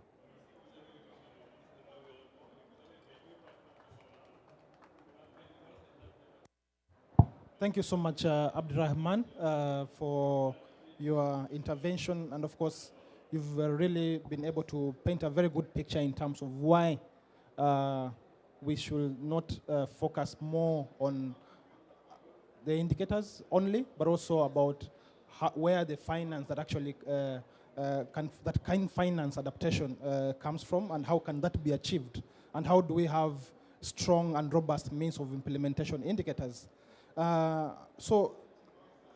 Abdurrahman and Soha, I'll come back to you probably later in terms of, because Africa is being branded as a key blocker in the progress for the discussions in the GGA. I'll probably like you to weigh on the rationale behind why Africa or the G77 or some groups within the G77 are saying that we should actually not focus. The indicators are not fit for purpose. Not all indicators are fit for purpose for adoption here, and of course pushing for sort of like a roadmap or a further work for refining. I don't know what you think about that, but I'm sure people would like to hear and you setting the record straight in terms of what is the actual position and what is the rationale behind the decisions or the discussions or the positions that either LDC or the AGN is taking in the negotiations so that they can support it. So allow me to go to Nelly. Nelly, you've heard a lot about private finance, and there are those that are saying private finance can finance adaptation. There are those that are saying private finance cannot fill the gap. I know the Zurich Climate Resilience Alliance did a report recently, and of course it has reinforced what many already observe, that public finance still remains the backbone of adaptation, while of course private finance plays only a marginal role. So are you able to unpack this case, and of course what does the limited role the private sector plays in terms of how financing adaptation and really how financing instruments must be structured going forward? So Nelly, please help us to unpack that and set the record straight. Thank you so much. Thank you, Obed, and thank you to my fellow panelists who've already alluded to a couple of things that we need to be cautious of when we're talking about private sector climate finance. So I'm Nelly Bosibori, I work with Marsico, and I'm happy to share today some of the findings of our report, which is really focusing on unpacking what the private sector finance can do within this big adaptation funding gap that we have. Obviously, currently I think there's a lot of calls around, speculation around what private sector can do to fill in the huge funding gap that is there. And this is all happening in a context where adaptation needs are increasing, yet aid budgets are reducing, sovereign debt levels are rising, and really the fiscal space is tightening, and therefore there's increasing hopes that probably the private sector finance would be able to bring in the much needed support to cover in the gap that is there. But what has been missing to date really is tangible evidence, data to really unpack and for us to understand what does this actually mean. What is the scope of private sector to be able to provide financing in this adaptation space? So our report really focuses, it's a reality check that really presents opportunities, but we've also taken some time to understand what are the barriers, what are the challenges that could be faced in working with private sector finance. And also we do provide policy recommendations, which I'll be speaking to shortly, around what the low-hanging fruits are for this to be a reality. So, and obviously, as Soha and my other colleague mentioned, this evidence is very crucial in these UNFCCC processes. This, of course, would inform the BELEM roadmap to find a pathway to the 1.3 trillion, and then obviously deliberations on implementing the NCQG, and obviously discussions on achieving the global goal adaptation, including developing a new global commitment on adaptation. And so when we are looking at the adaptation needs of developing countries, we based our analysis on the UNEP Adaptation Gap Report, which of course highlights around 320 billion per year that is needed by 2035. And this figure is based on publicly expressed demands from countries. So this information is coming from the country NAPs, information is coming from the NDCs, and it has been aggregated to that amount. But I think what is really missing from this conversation is what it really means, especially when you're talking about the private sector. We have to be very careful to be very clear around what is adaptation funding and what is adaptation financing, because these two terms are usually used interchangeably, but when you're dealing with the private sector, they do have different meanings, and we have to have clarity around that. So when we're talking about financing, really, we are looking at how the money is being made available, and of course, we are looking at whether the money is coming from either public sector or private sector. And this is money that would be used in providing upfront money for adaptation investments. But when you're talking about who funds the adaptation, the funding, we're ultimately looking at who pays for these adaptation investments. And our analysis has identified that most of the adaptation funding is actually provided by developing countries who have to provide money from public budgets to provide returns on these investments that have been made. So it's very important for us to have that clarity, especially when we're talking about private sector finance. And just maybe to give an example to put all this into context, is like for areas that have high rising sea levels, you could have a coastal protection scheme as an example, and you could have the private sector providing upfront financing to cover the initial heavy investment of the coast. But then the long-term funding costs to actually run the project and implement this would have to be coming from the domestic public budgets. So in this case, the private sector finances, but then the program is actually being funded by the developing country itself. So back to the findings of the report. We have some very key things that I would just like to highlight. I mean, in general, there is a role for the private sector, as Soha already alluded to, but it's also for us to understand that they have a role in financing, so not the funding side of things, just the financing. Very important. And so this means that the funding gap still exists already. And then when you're talking about the UNFCCC principle of common but differentiated responsibilities, it's critical for us to really look at these adaptation investments that could be channeled through the private sector to really understand how these models work within the CBDRD framework. So if you have the private sector profiting from an adaptation intervention that actually the developing country has to provide the funding for, there is a moral question that rises in terms of who is actually funding the project. So that also has to be looked into further, so that as we are recommending private sector finance as one of the opportunities for funding, or for plugging the funding gap, we also have to be very careful to ensure that the ethical questions are being addressed adequately. So in terms of the number, based on the 320 billion that is needed per year, our report has estimated that the private sector finance can only cover 3% of this number, which is a very low figure of about $8 billion per year. This is just a drop in the ocean, and obviously it's not able to cover the scale in terms of what is needed. And why this is not working out, why this figure is so low, obviously is that for developing countries, adaptation benefits are often public goods. Of course, this does have an effect in terms of the investment returns, which the private sector are shy of coming into this space and making significant investments. And then also that there's also like regulatory uncertainty, weak governance structures in developing countries that, of course, has an impact in terms of how the private sector appetite and risk appetite to invest in such countries.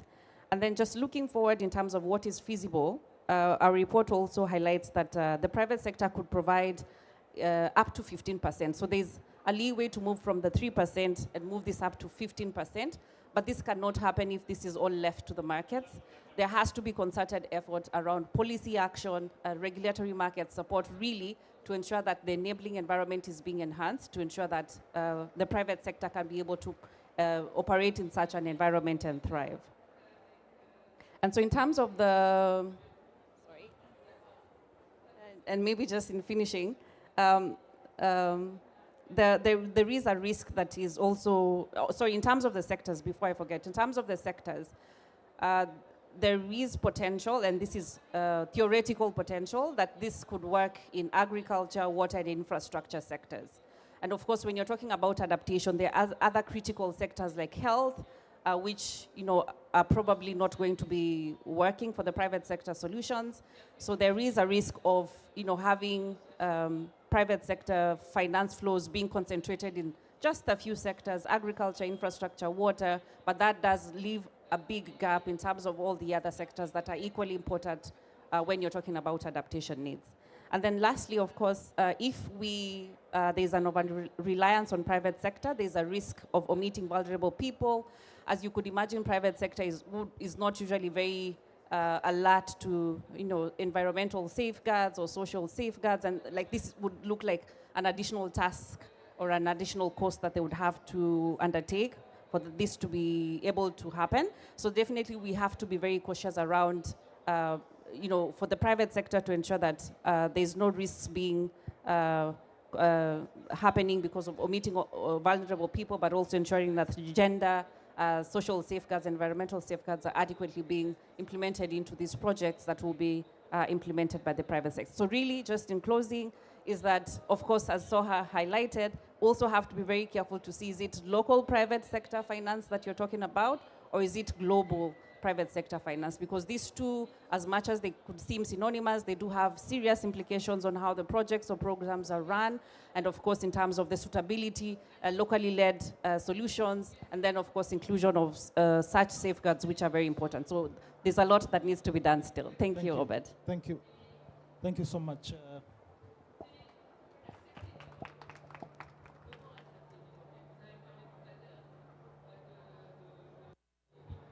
Thank you so much, Nelly. Please, let's clap for her.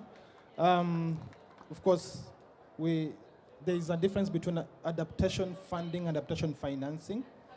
And we talked about, we need to be clear on which sectors we are really financing, or financing through private financing. And of course, the role of, or the potential of the private sector really covering the gap of up to 15%. But of course, the bottom line is we still need public finance amidst all of this. So Hilary, I hope you've heard what they have said.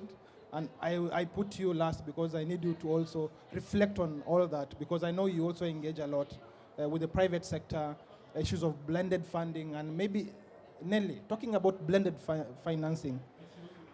Your report, I know I've asked you this question before. Your report says that sometimes the gains that we think that blended finance actually brings may not be the case. And it goes ahead to say that for every $1 of public finance that is actually invested, we only get 0.5 cents of private returns.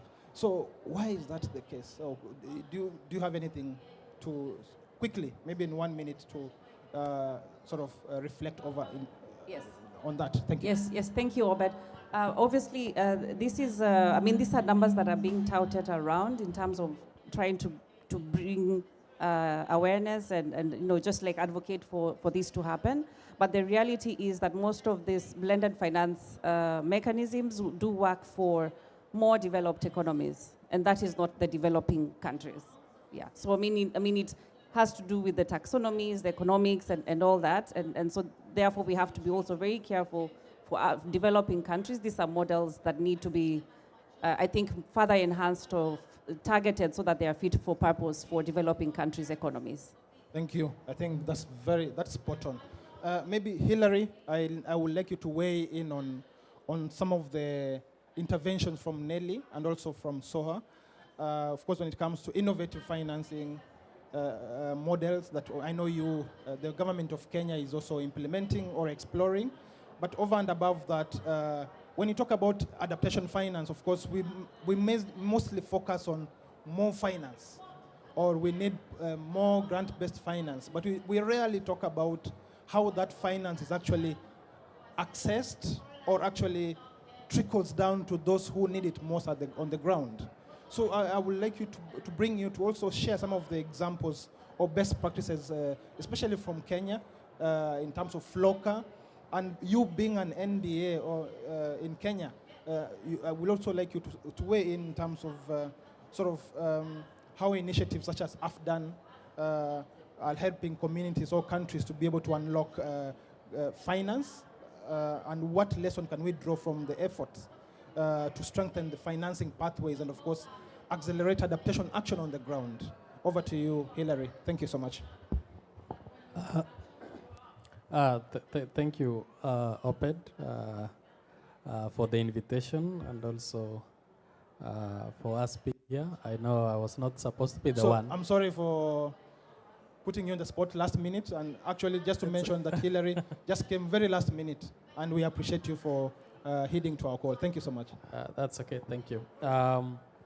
First, as mentioned, I work with the Ministry of Finance, the NDA office in Kenya. We have a unit, a climate finance unit, that is coordinating climate finance actions in the country.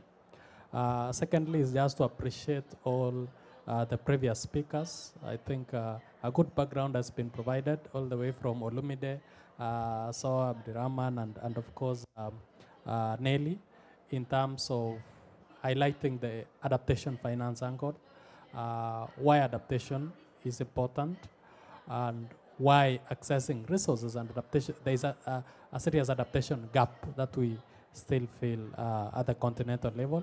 I know a lot is happening, even in these meeting rooms, touching on adaptation finance, adaptation actions. But as we say in Kenya, things on the ground are different.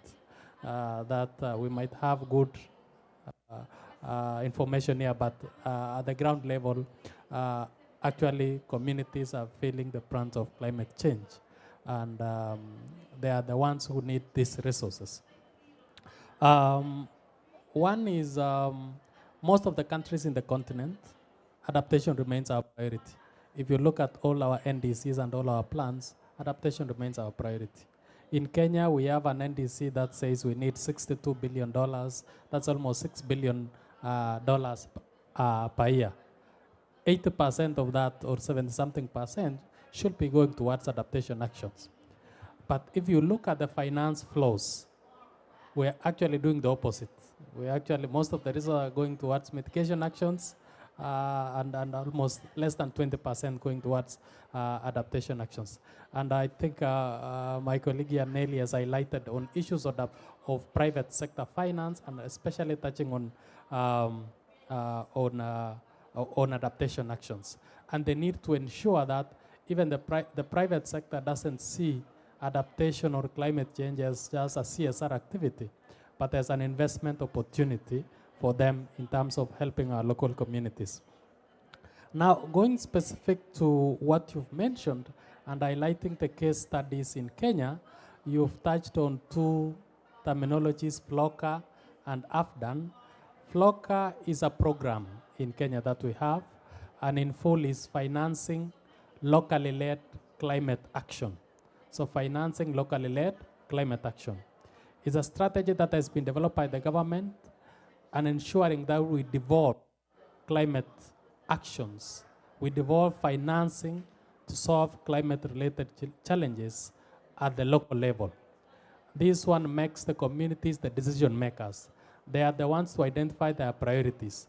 They are the ones to identify their climate risks through what we call participatory climate risk assessment.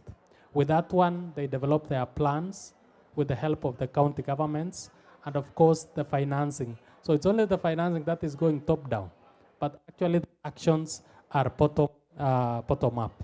So it's an innovative model, multi-sector, multi-donor, where we decided to mobilize resources from a number of donors, put all those resources in one basket, and then have the communities accessing. Out of the resources, we had a target of mobilizing almost $1.3 billion. We've mobilized some resources now. We're in the phase of doing the phase 2 of that program. And here, we've been able to incentivize our subnational level governments to build institutions. When I talk of institutions, we are talking of committees at the community level, talking of institutions at the subnational governments. We're talking of county climate change units. Our Climate Change Act in Kenya mandates all government entities to have a unit dealing with climate change. So we've been able through that program to ensure that communities and the counties have institutions. And with that, they are able to plan, they are able to budget, they are able to mobilize resources, and they are able to identify their priorities. So that is at the subnational level. He's also mentioned something called AFDAN. AFDAN is something that was established by some countries in the continent. It's African Climate Finance Designated Authorities Network. It's a network of NDAs. And we're talking of not only the NDAs of GCF, but also authorities within GEF, authorities within adaptation fund, so that we can be able to be to enhance coherence, we can be able to be well coordinated, we can be able to champion for one cause as a continent. A lot is happening in the negotiation rooms in terms of we need this, we need this, but actually when you go to the implementation phase at the country levels, the country ownership is a different story. And if we don't work as a group during the implementation and mobilization of those resources, and then we'll not be talking of issues of country ownership and ensuring that we have financing flowing to the continent. And that means that if somebody brings a proposal, a multi-country proposal, if I reject it in Kenya, and then my colleague in Rwanda should be able to reject it, or say this project is not aligned with our priorities, and so on. So how are these specific intervention, that's initiatives that we have in Kenya? I know countries in the continent also have similar approaches. How are they helping to advance and enhance climate finance and especially adaptation finance at our country level? One is that we are enhancing coordination. We're enhancing coordination in our approaches, coordination at the continental level, but also coordination at the national and subnational level. It means we are building institutions, we are building systems, we are building frameworks at the subnational level. And I think it's something that is being replicated. For example, the FLOCA program, we've seen it successively being implemented in other countries in the continent. Secondly is that we can be able to build readiness, we can be able to build capacities, because capacity is one of the means of implementation. When you have programs and initiatives that unite us at the implementation phase, and then we are building the capacities not only also at the continental level, but also at the national level, and of course at the subnational level. And most importantly is that we are able to align our priorities. As I mentioned, the FLOCA program, it is the communities that identify those priorities, and we are able to finance those priorities. So it's an important perspective. And finally is we are able to catalyze what we call partnerships and co-financing. In the FLOCA program, we've been able to incentivize counties to allocate their own resources. 5 years down the line, counties were not allocating resources for climate action. So environmental dockets were actually underfunded. Right now, they are financing, they are allocating 2%, 1.5% of their development expenditure for climate action. It's because of the incentive that is being provided. You do this, so performance-based. You perform, you get resources. And with that, we can be able to enhance sustainability of financing and climate action, and especially adaptation actions at the subnational level. Thank you. Thank you so much. Please, let's give them a good clap. I wouldn't want to really sort of repeat what you've said, but I think the Kenyan example is a good example on how really finance is trickling down to the communities and actually delivering locally led adaptation action. And as you said, we have counties, and counties are subnational governments at the county level, and communities are taking part and parcel of actually defining their priorities and implementing locally led climate action on the ground. So at this juncture, we don't have much time. We thought by now we'll have finished, but the conversation has been very, very nice, if you agree with me, really. And we really thank our panelists for giving us very, very good insights. So I would like to now give you the mic. If you have any questions, and if you have any interventions, this is your chance now to sort of ask. Hey, everyone wants to. Okay. Okay.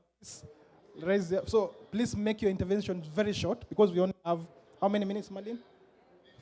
10 minutes. Yeah. And be specific. Introduce yourself. Be specific on the question who you are directing your question to, so that they can also respond very quickly, and we finish. Thank you so much. Thank you. Thank you so much to the panel. My name is Amaya Vijayasinghe. I work for CARE UK as a climate and resilience advisor, more on the program side. rather than the policy arm. But obviously, we're concerned for all the connections. My question actually is, we've spoken about governments and public finance, we've spoken about private sector, but there's also organizations like ours where we are having to face this rapidly changing funding environment as well. And so I'm gathering that it might be Nelly and Hillary who might know more of this, but I invite reflections from all panelists.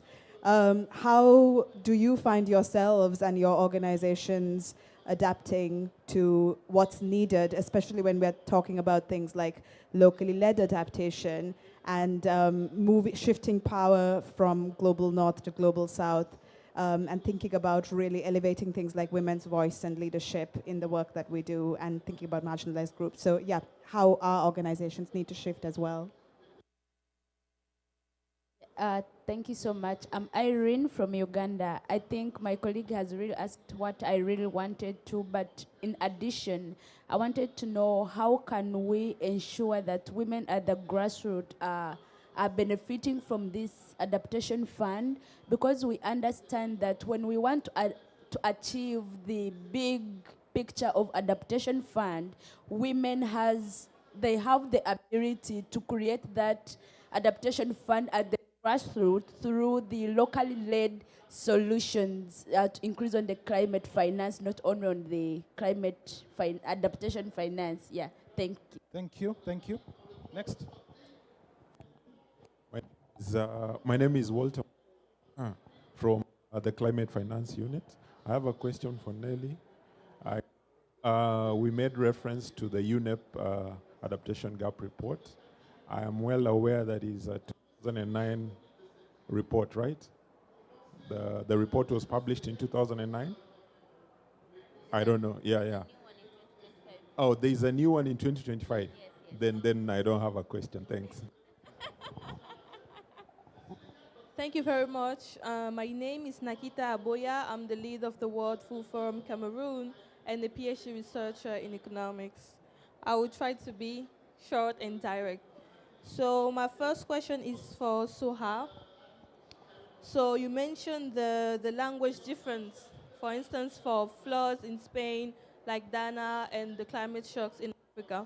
So what is your concrete suggestions? You mentioned that there should be a clear difference between both shocks because these are two different regions with people more affected than one another, and the differentiation between the concepts of vulnerability and resilience. So my question for you is, what exactly are the languages you will suggest to differentiate both?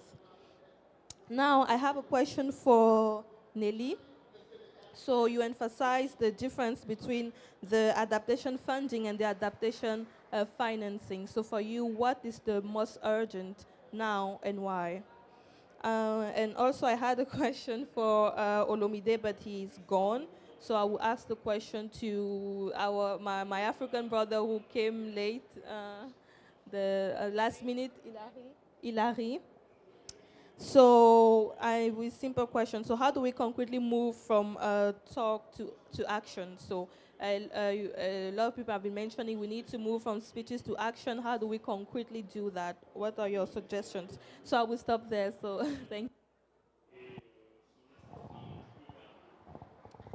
Thank you very much. My name is Chikondi Mkawa. I'm from Malawi, working with CARE. My question is that practically everything that has been shared, there is need for financing. The LDC, the AGN, they're pushing for more money.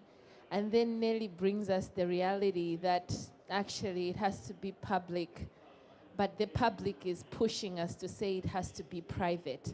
So what is it that we really need? Because if you talk to governments, they'll tell you private sector has to come in. So let's be practical here. What should be the way forward? If it's only 15%, then who finances the 75%?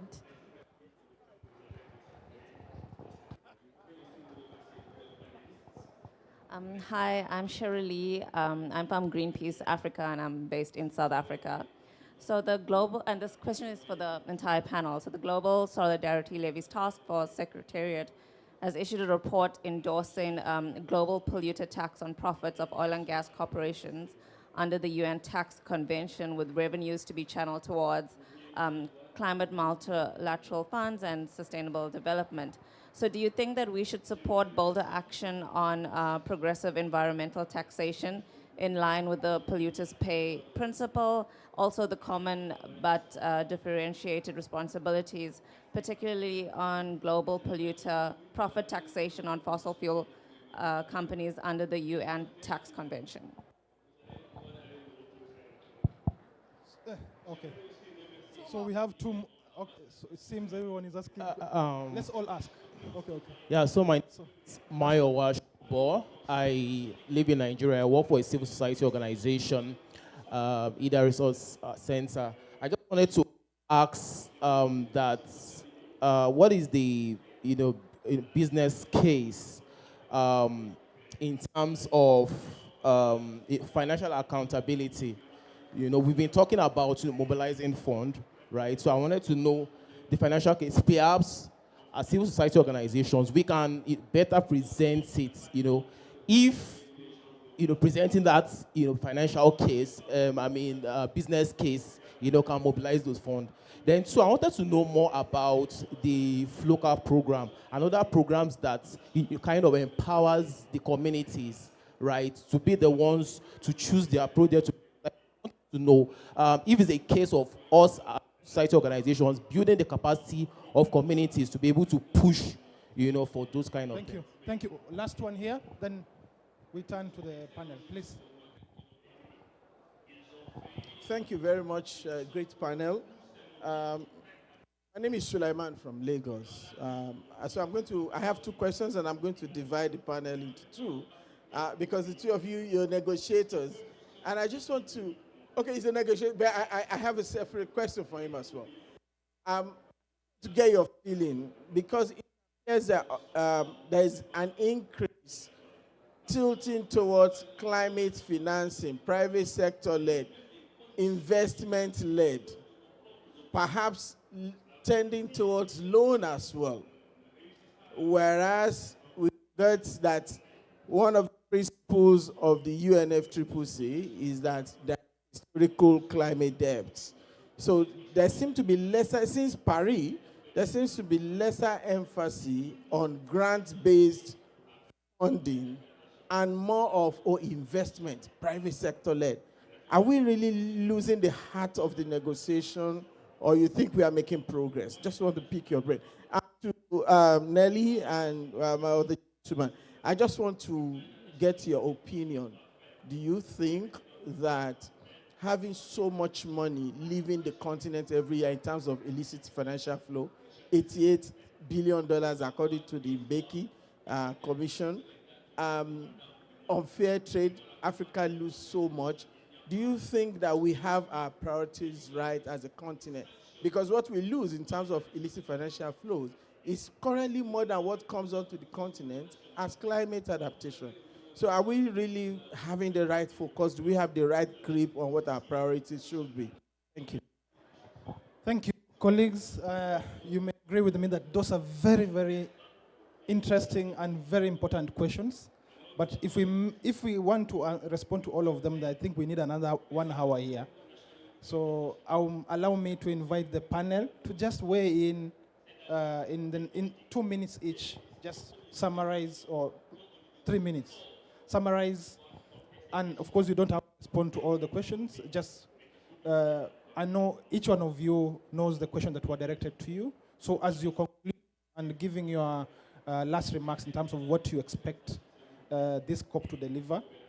And then Soha and my brother, you can also weigh in on the indicators in just 1 minute. Because people always ask me, why is Africa taking the position they're taking? And this is, I think, a good forum to be able to clarify as to why probably Africa is not necessarily blocking the progress, but probably trying to be the voice of reason.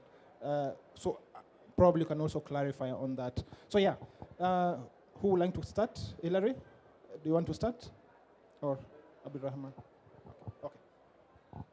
Thank you so much. So quickly on the GJ, like we had a press haggling today, and a lady with the mic came to me. Why are your DCs blocking us from having like indicators this year on GGA? So I think it's just like reading English from the right or reading Arabic from the left. I'm feeling that it's all about the like what can if we celebrate the indicators and had indicators, how is this actually solving our problems? We have a responsibility to make sure that we got indicators that really assess our progress in adaptation. It's not just a set of indicators that we just have to adopt. We have to see and to assess which indicators are we adopting exactly. We still have a lot of problems. Our domestic budgeting, we are shifting completely the talk around adaptation if we adopt these indicators.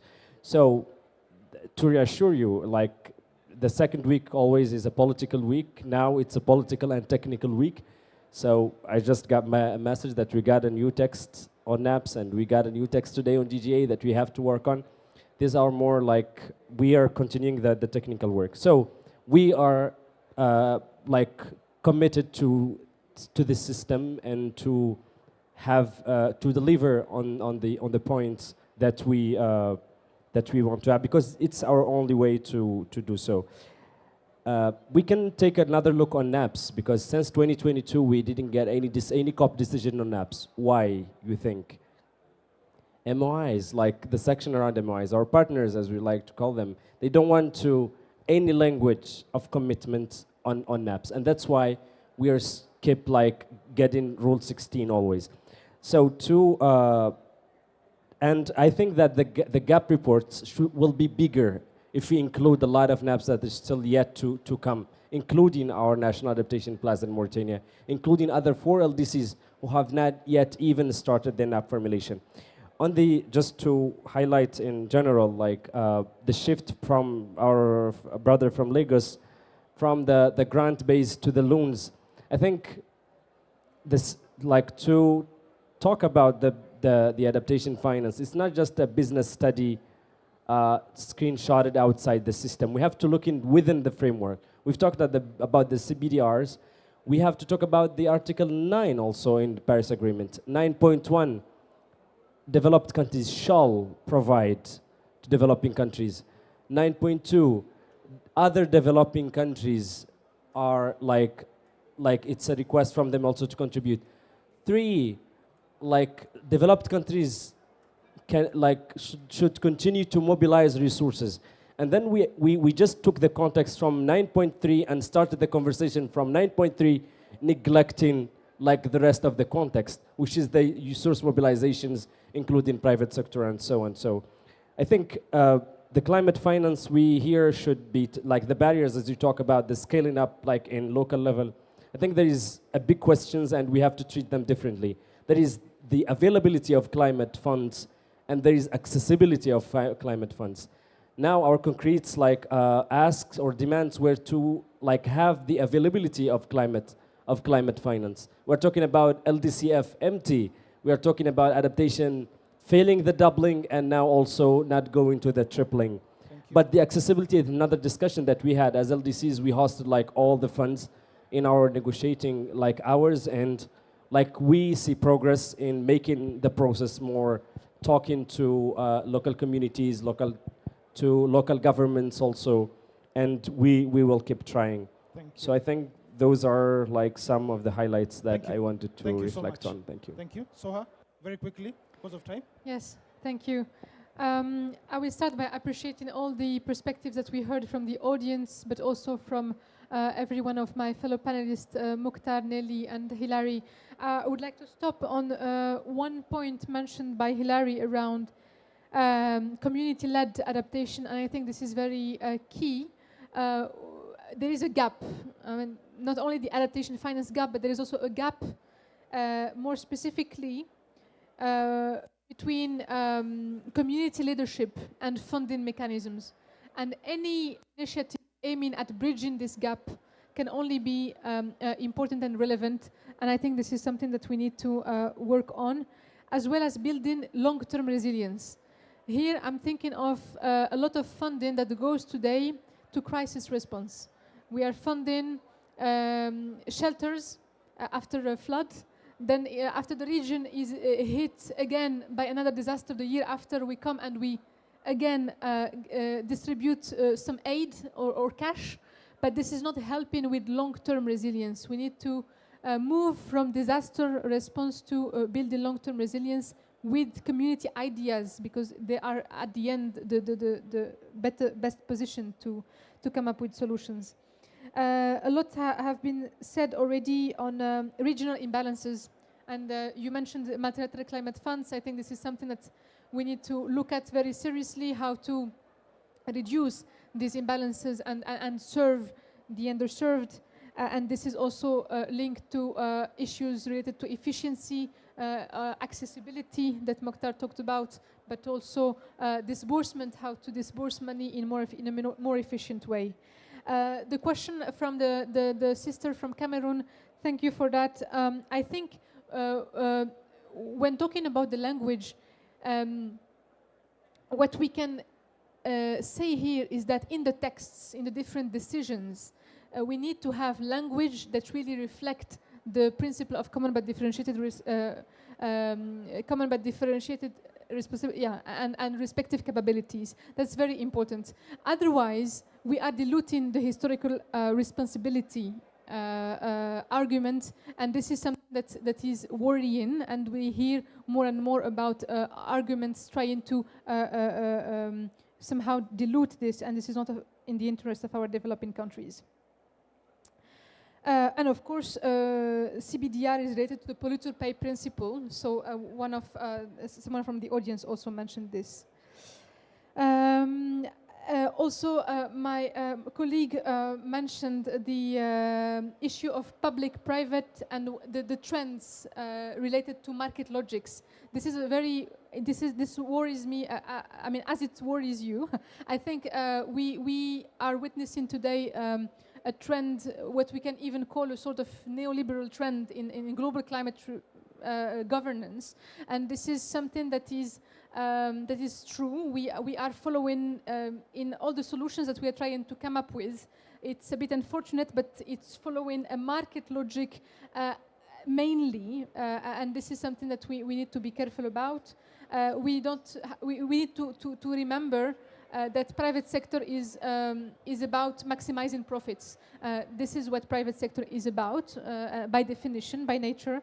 So some that are skeptical about this, I think, have good reasons to be, and we need frameworks to accompany this whole discussion.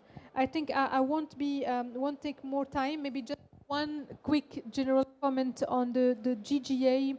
Unlike last year, I'm not following very closely. I'm more in other rooms this year. But I would say that in addition to what my colleague has mentioned, there are divergences within G77. There was a proposal from ILAC to remove some indicators. Whether other groups and countries and parties will be converging quickly towards a list of indicators. This seems a bit difficult this second week, but I think what matters is to have a meaningful list of indicators at the end. It's not about additional reporting obligations and burdens. This is an issue that we should be careful about. It's not about having a simple list and say, here it is, we have a list now. It's about the implications behind and how this list can contribute to effectively reduce the adaptation finance gap we've been talking about all this session. I think some of the parties also have a concern about domestic resource mobilization. This is one of the reasons. So there is a difficulty converging. I would say a hope would be to have this indicator list. I think that the purpose would be to reflect our poverty reduction, our inequality reduction objectives in this list of indicators. As Africa, this is something that matters to us, and if we can reflect it, I think that would be the best gain from this the whole GGA process. Thanks again for the question. Thank you so much. Nelly? Please, let's clap for Soha. Thank you, Sohar. So, I mean, there was a lot of questions, very important questions that were raised around, what are our priorities? There's a financing gap, there's a public funding gap. So, I mean, what should be prioritized more? But I think for me, the numbers are very compelling. I mean, even if you're combining the private sector flows with the public finance that is there, we still do have a gap. So for me, it's not a matter of what comes first. It's really being able to identify targeted and fit-for-purpose solutions for specific adaptation intervention. So that means working to ensure that there is private sector that works, including local private sector that is being integrated into adaptation interventions, but also that there's public finance that is then able to de-risk some of these private sector investments. And then when you're talking about being able to scale the private sector investments, when you're talking about blended finance, then the issue around public financial management comes into play, because I mean this is a space that is a little bit a challenge for most developing countries, but yet it does provide a big opportunity in terms of being able to create more public funds that then are able to de-risk private sector investments, and then by essence, that way you're able to scale private sector investments. So for me, those two funding sources are complementary. We need them both, but then they have to be really tailored, really specific to the context, so that we ensure that the solutions that we are suggesting or working toward are fit for purpose and that they work. Thank you. Thank you so much, Brother Hilary. Thank you. As you crown it all.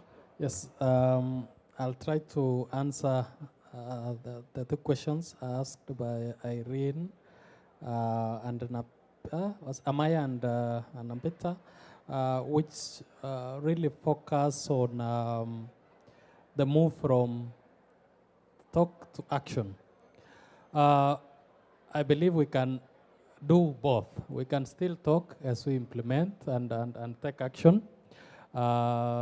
Because talking gives us ideas, talking gives us money. One is how do we transition all these talks now into actions as we continue talking? One is we need to put our houses in order. We need to put our houses in order as a continent or as countries.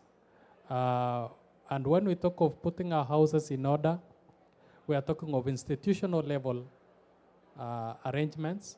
We are talking of policy arrangements. And we are talking of capacity enhancement across our countries. When we talk of institutions, I think I've highlighted how we've structured in our country. Right now, almost everyone in Kenya, including my grandmother, knows about climate change. It's because of the institutional level arrangements that we've laid out.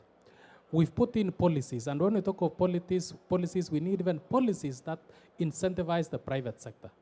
We've put in place a policy called Green Fiscal Incentive Policy. It's a policy to incentivize the private sector to invest in climate action. And we've, of course, identified the priorities. One is to bring coherence in how we provide incentives. If we say, this year we are giving you solar, a tax incentive on solar, an investor should be able to invest knowing that this incentive will be here today, it will be here tomorrow, and of course next year and so on. Not this year we've given you an incentive, next year we've demonstrated and removed that incentive. So that coherence is important. Thirdly is that we need to move towards a programmatic approach. When we talk of programmatic approaches, that's like the program that I've mentioned, not as individual projects. I know all of us have different projects and so on. We need our projects to be talking to one another. We need to move towards a programmatic approach. And move also, I know in the negotiation rooms, we don't want to talk about innovative mechanisms, but I think talking not as a negotiator now, we need to explore those options. We need resources in our countries. We need resources at a sub-national level. There are guarantee mechanisms that we are establishing in our countries. We are exploring new financing arrangements, green bonds. How do we ensure that those green bonds actually, the proceeds of those bonds actually go towards adaptation actions? Because for some countries, that are in the middle income countries, the grants are dwindling and the donor space is changing. So how do we adapt to those changes and so on? And finally, on the other question that was asked, I think I've just probably repeated some of them. We need to evolve our institutions. The landscape is changing. There are a call for reforms at the global level. We also need to reform our institutions at the subnational level. We've talked of reforming the World Bank, reforming others, and also reforms even within the UN systems. But we also need to reform our institutions. Some of our countries, I know some institutions that have money, but they have not reformed their institutional arrangement until they don't have a challenge of money, but a challenge of expenditure. So how do we ensure that we actually advance? And of course, continuous capacity building is essence. The landscape is changing. Some of the things I learned last year are different from this year. We need to continuously capacity build, both at the technical level, but also build awareness continuously at the global level, at the subnational level. On the issue of environmental tax, I might not be able to answer it properly, but we've tried in Kenya, but we were not successful. We were met by resistance by agencies. So at times, other public interest should not go beyond other sovereign interests also. Thank you. Thank you so much. Please, let's give a proper round of applause to our panel here.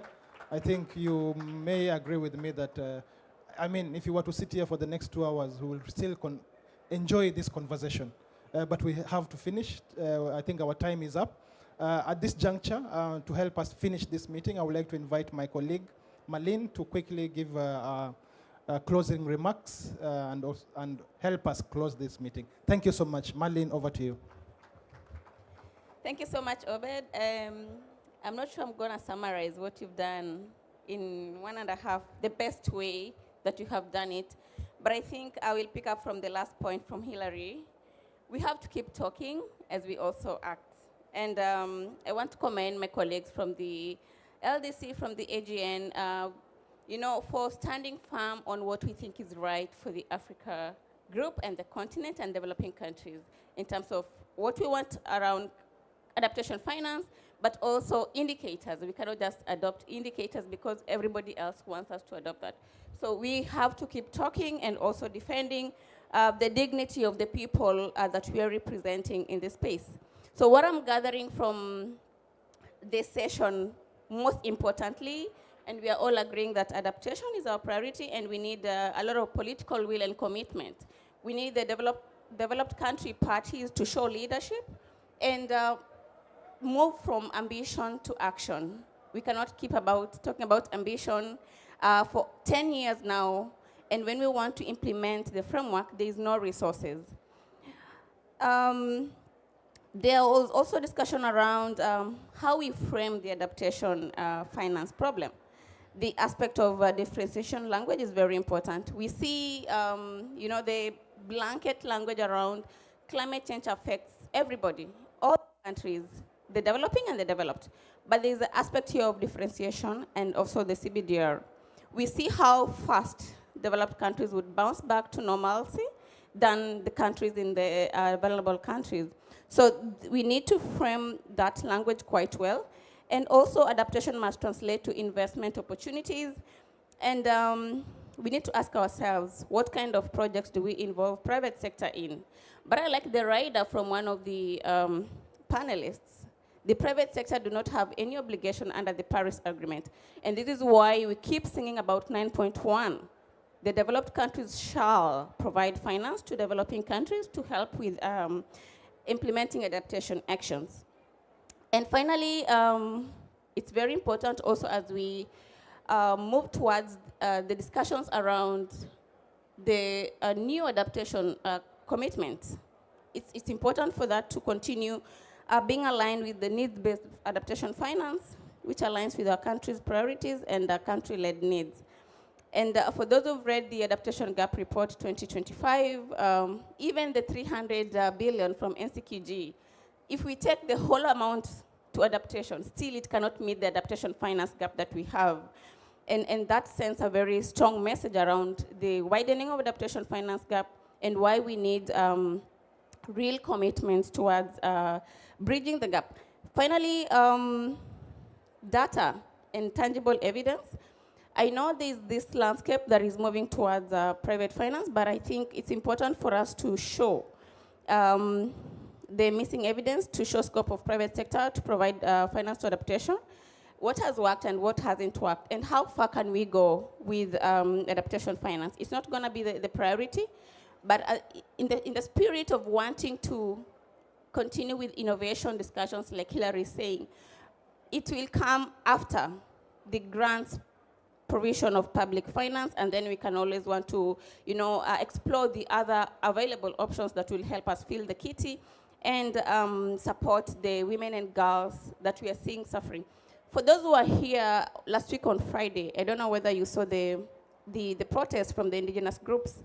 I saw little children, I saw little girls with arrows, with their moms, and that was a very strong message for me, and I hope the presidency and other people really see the need of why we need to ensure that the vulnerable communities are really protected and finance is provided for adaptation action. I want to close with the point around FLOCA. So after all is said and done, we need to ensure that we are allowing the communities to take lead in all these discussions, all the actions. Let us find the money and allow the finance to flow to the local level and allow the communities to plan, to budget, and to implement. We transfer the power to the community so that they can be able to, they know what they need to do. We don't need to do everything for them, but let's ensure that there's appropriate, effective finance flowing to the local level for the communities to be able to do what needs to be done. And yes, we are seeing a lot of climate adaptation finance going to the local countries in loans. There's a report that CARE did with Oxfam. 1 out of 3 adaptation finance, 2 of those is loans. And that is, we are seeing a lot of countries in developing countries really having, the inflation has gone so high because they have a lot of debt that are paying back because of the loans they're taking to address climate risks. So I want to close there, and yes, we can talk and talk and talk about adaptation finance, but I think you have really helped us and fueled us for the remaining 3 days to keep fighting for what we know is right and what we need to support the communities to adapt to the impacts of climate change. So I really want to thank you, our fantastic panelists, for the great conversation, but I really want to thank the participants for being here up to this moment. It is past time, but you're all seated and listening. So thank you so much for the commitment, and let us take this commitment further to the negotiations for the remaining 3 days. Also, yeah, I want to thank our partners. I'm being reminded, Masiko, the Climate Resilience Alliance, and everybody who's helped make this happen, especially our panelists and also the attendance here. Thank you so much and have a good evening. And let's keep fighting. The 3 days remaining are very important for us, right?